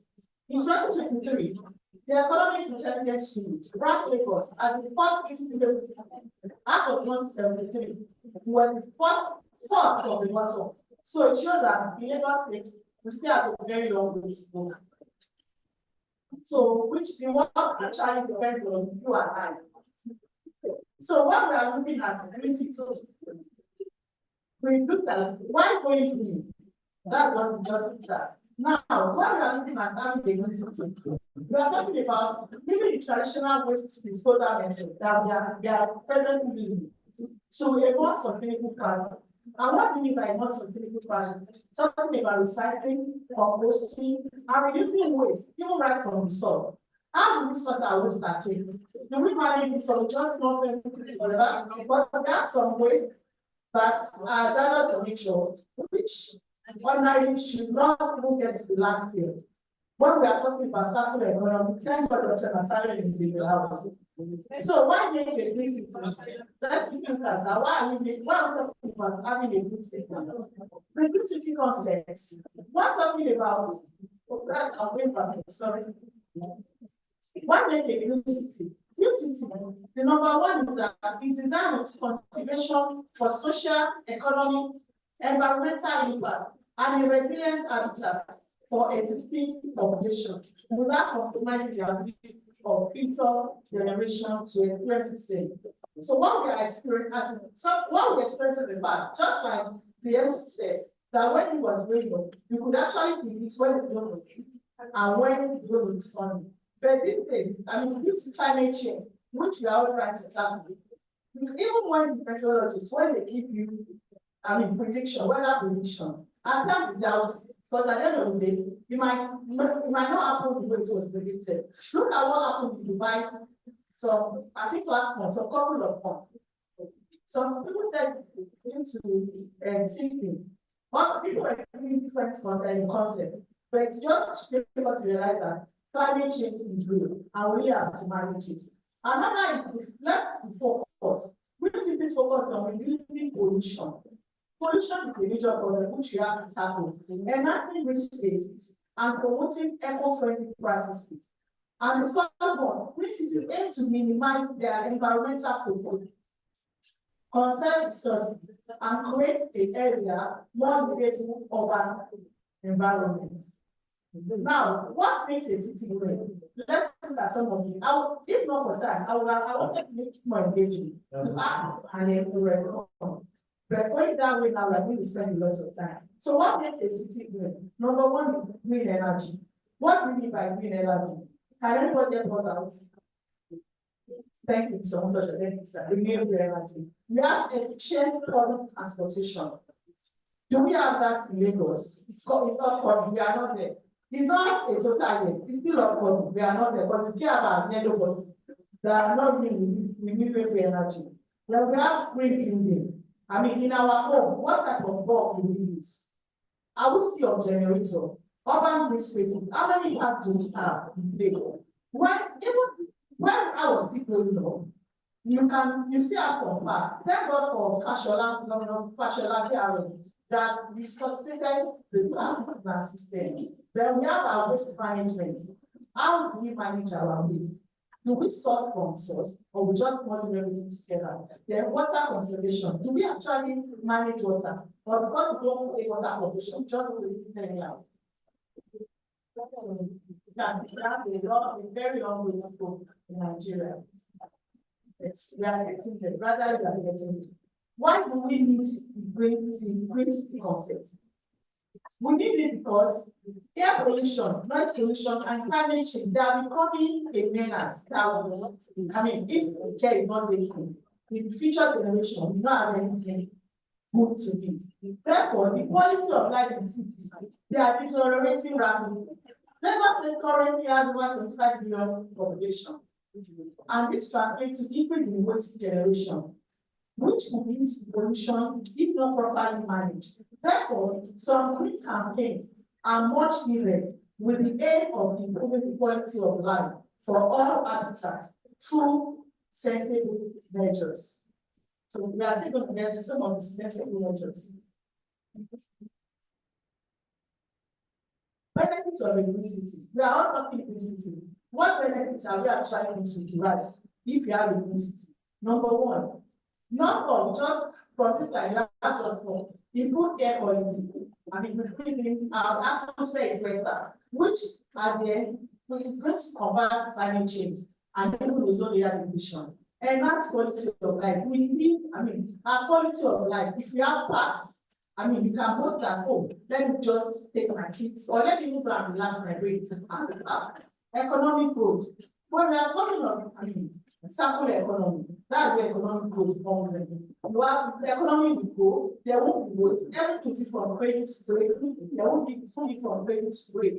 Then climate resilience. Our climate, sustainable environment planning helps cities better withstand and adapt to impact of climate change, which is part of the reason why we're here today. So next topic will be waste management and green cities. And when we are talking of waste management and green cities, what is waste management? Waste management is crucial for maintaining environmental health, public safety, and overall sustainability. Proper waste management, on the other hand, helps to reduce pollution, conserve resources, and mitigate the impacts of climate change. Proper waste management is also essential for several reasons, which include safeguarding of the environment and also safeguarding of our earth. Because if you have a very good waste management product and waste management in place, I'm sure some of these air hazards that we're talking about, we are going to be able to cover them right from the source, and we won't have them at all. And also, by effectively managing it, we protect ecosystem, enhance public health, and ensure a cleaner, healthier planet for future use. I hope we are all going along with it. But I can tell you very distracting already. Thank you very much. The importance of proper waste management, that can definitely not be overlooked. Cannot be overlooked. Number one impact. is environmental protection.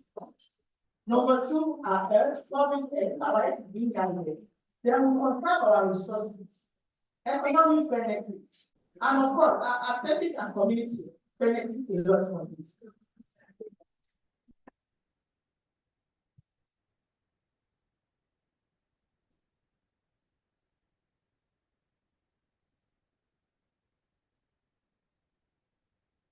Also, public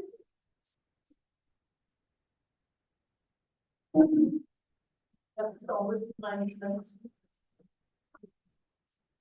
We have looked at the importance of waste management. Now, major challenges that we have with waste management. Number one is our landfill is overused. A typical example is what shows right there. Then plastic waste is a major dominant. Another is lack of adequate recycling infrastructure. Increase in hazardous waste. Ordinarily, hazardous waste should not even carry its way to the landfill if we are sorted our waste from the source. There are regulatory challenges, and also we have an economic factor, which when we implement effective waste management system, it can actually be expensive. If you actually want to have a proper waste management system, it's going to be expensive. But I'm sure if our idea as youth, if you pick up our idea, talking about it especially, the government can handle that. But by the time we as youth, we are not doing the right thing, then the government pumping money into that sector is going to be a waste for something at the end of the day. The principles of green city are related to waste management. Because principles of green city are related to waste management, focusing on creating efficient, sustainable, and environmentally friendly system to handle urban waste. This principle aims to minimize waste generation, promote recycling and reuse, and ensure a safe disposal of waste.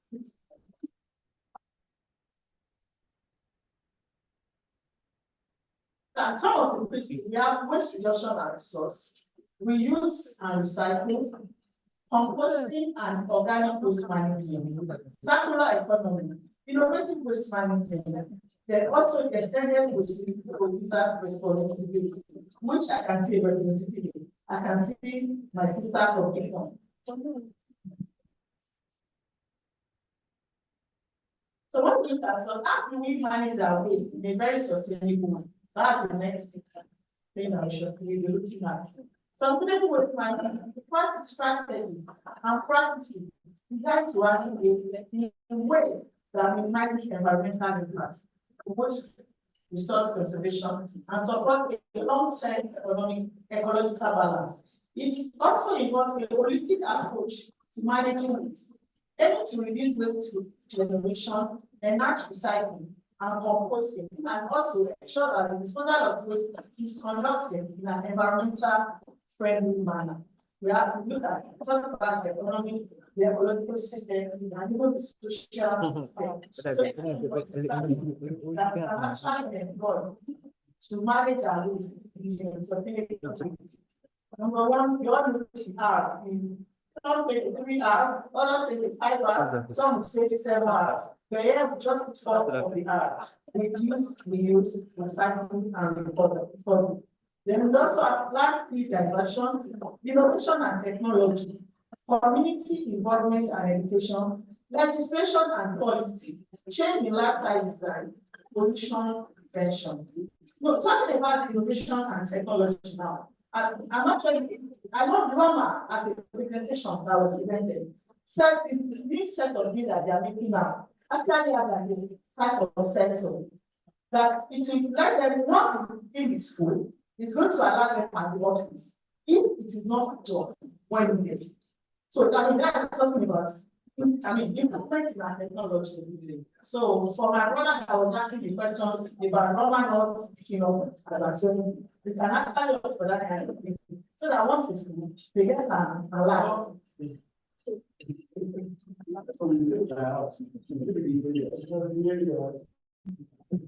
So I want to adopting sustainability waste management practices. That's what we are going to do. There are strategies for changing public perception that if you and I need to change our perception and our behavior toward mineral waste management. What activities to adopt this sustainable waste management, some of which are education and awareness campaign, incentive and reward, recognition program. And that's what we are doing today as part of education and awareness. There might not be a general campaign, but by the time it's done, you put online, people will read it. So through our social media handles, we have targets just like David said. A lot of people are what's happening. Can I also be part of? Can I also be used? Can I also just be used environment and the climate? I mean, with that, we educate ourselves, we encourage ourselves, then we definitely get better. Also, we have the community, the community involvement, and the feedback mechanism. Talking about the feedback mechanism, is that we create platform for community to voice our opinion. And then, when you voice, if you are not satisfied, you cannot go on your exam. After you go, and then, you get results. Even like that, we have an open door for you. Just pay your community, and you get results. But every stakeholder, you and I are the stakeholder. We have a role to play. Talking about stakeholders and engagement. Number one, community participation and education. The importance of educating the community cannot overemphasize, and it's to help achieve the following. Now, the stakeholders engagement is actually going to help us achieve the following. Promoting proper waste disposal, increasing recycling waste, encouraging waste reduction and reuse, fostering a culture of sustainability, creating economic opportunity, with produce design and packaging, circular economic practices, waste minimizing and efficient, recycling and composting program, energy and resource efficiency, innovation and technology adaptation. We all have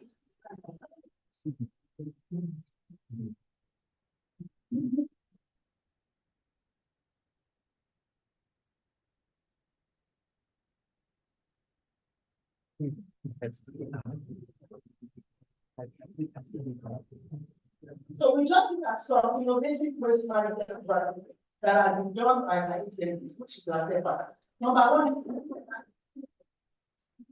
is clean energy for manufacturing sector. That we encourage most of our manufacturing associations. We actually agree that most of the production should be done on gas. So most of them now they move from diesel to gas, which they were able to reduce the cost of production and also increase the rate of production. Because when they are on gas, they spend less, and what they produce in 3 hours, they can actually produce it, manufacture in 1 hour when they are on gas. Then ocean cleanup, that is removing of plastic waste pollution. We built so many beaches. We built land mass. We built on the island. It's like 3 beaches to 2 cleanup activities.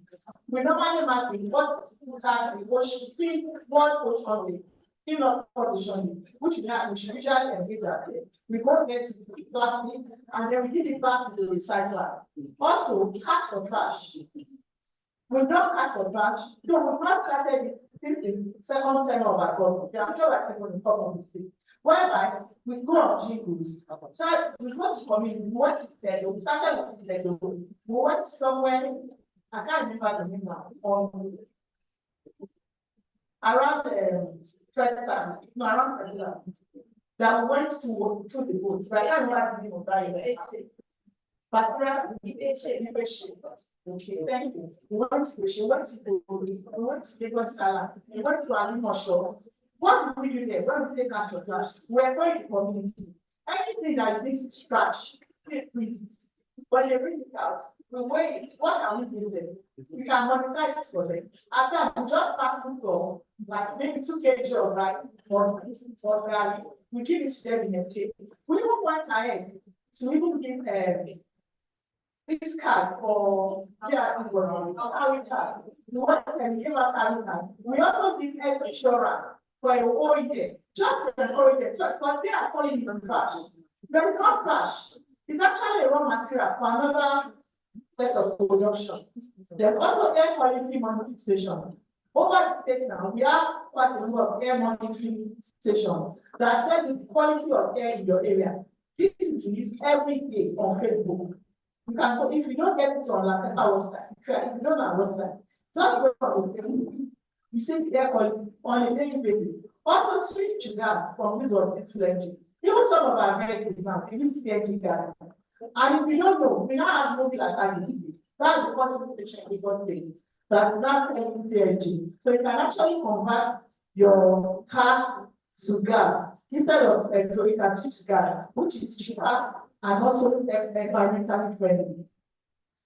Also, we are encouraged circular economy in our e-waste management by establishing 30 recycling and collection centers. So we have 30 registered collection centers in Lagos State for the electronic waste. If you go on our website, you find that. So if you have anything waste that modernity, electricity, and it's no more useful for you, please take it to the collectors. They will pay you a fee. Well, the collector, after gathering a certain number of tonnage, they will not take it to our recycler. And we have to register recycler in Lagos State as we speak. So, not to go on too much. But actually, the game is just 3 minutes. So, what are the way forward? The state government should enforce policies that mandate recycling, composition, and responsible waste program. So by the time the governments are coming up with policies, don't let us think governments are being too harsh. It's for us to have a sustainable environment whereby our youth and even generation yet to come can actually meet a sustainable environment. Then also regulators would promote and encourage EPR. At least right now, we have EPR, we have in the e-waste sector, we have in the food and beverage sector, and we also have in the banking sector. And very soon, EPR for plastic is coming up. In innovation and technology, advanced recycling facility that handle a variety of waste type efficiently. Also, public awareness campaign will educate citizens on the importance of waste generation and recycling. And lastly, on the way forward, we encourage businesses to adopt circular economy. Also, we encourage collaboration and partnership to develop and implement effective waste management resolutions. That is the reverse. Transforming the culture and picture of waste is essential to sustainable urban development. Let that be one of our takeaways. Also, implementing strong policy, just like I said, the government will have a rolling out of policy, which is not the government is not, but they want us to have a sustainable development, a sustainable environment. Investing in technology, that's also inside of the government, and infrastructure, educating the public and promoting community engagement. This can effectively manage waste and reduce environmental impact. And last but not least, collaboration among government, businesses, and community is imperative to achieving the goals, all the goals we mentioned. With a comprehensive approach to waste management, we can create a green area and more identity, ensuring a sustainable future for us. Thank you. Wow. Thank you.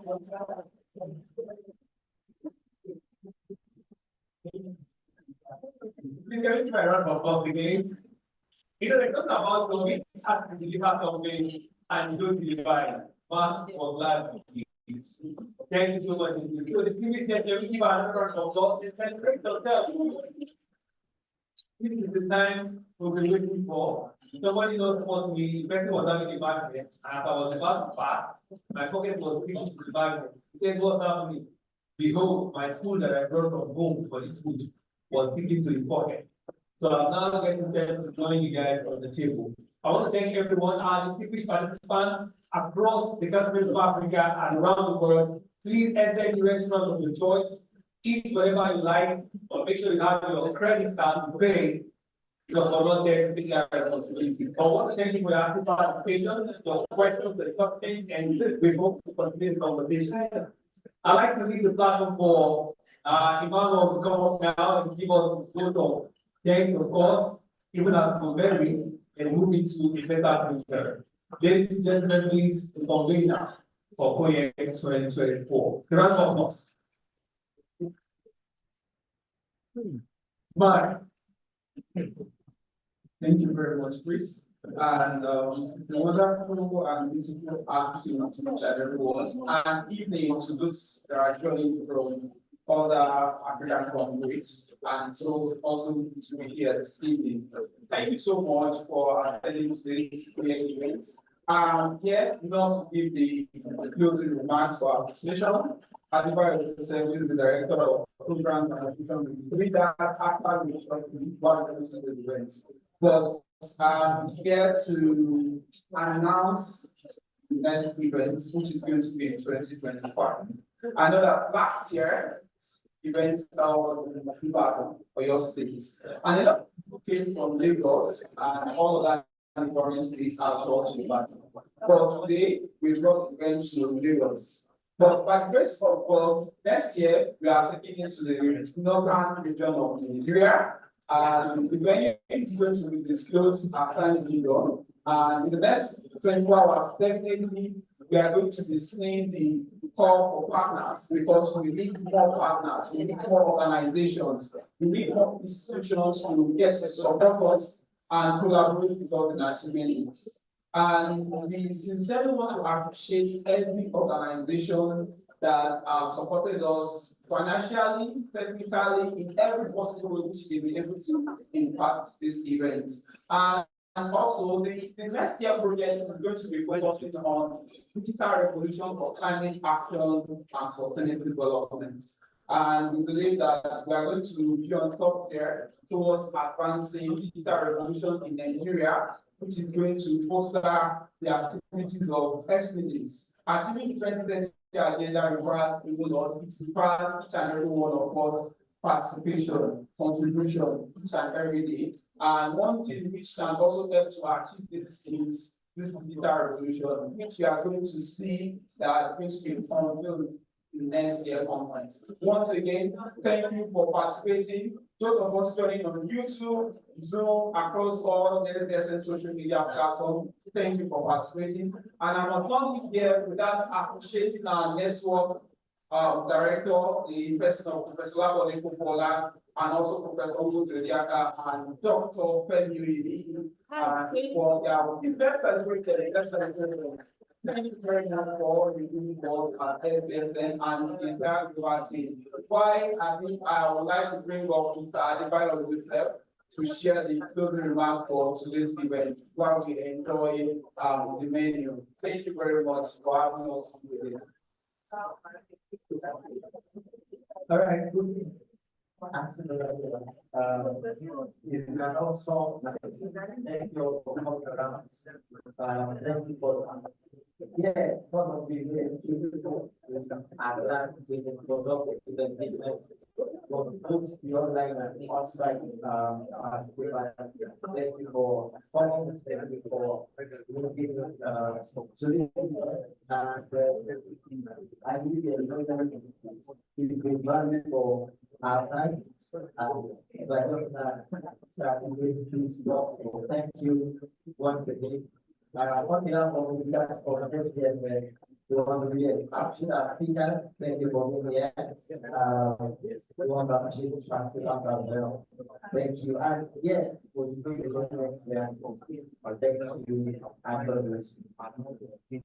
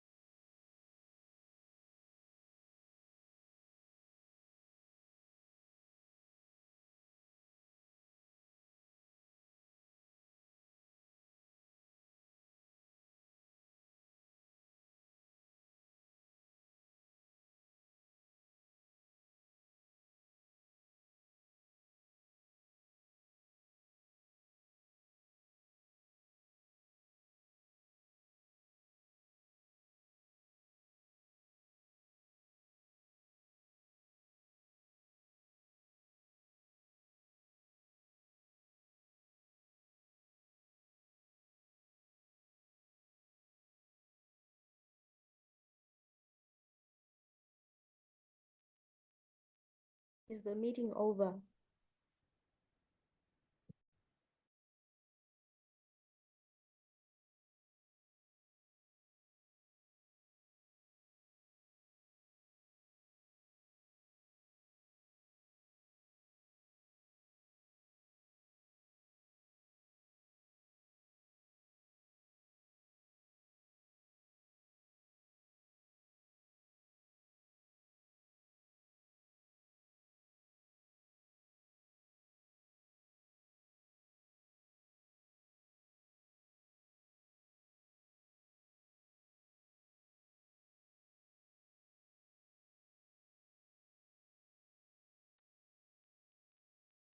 Are we still having any presentations or the event is over?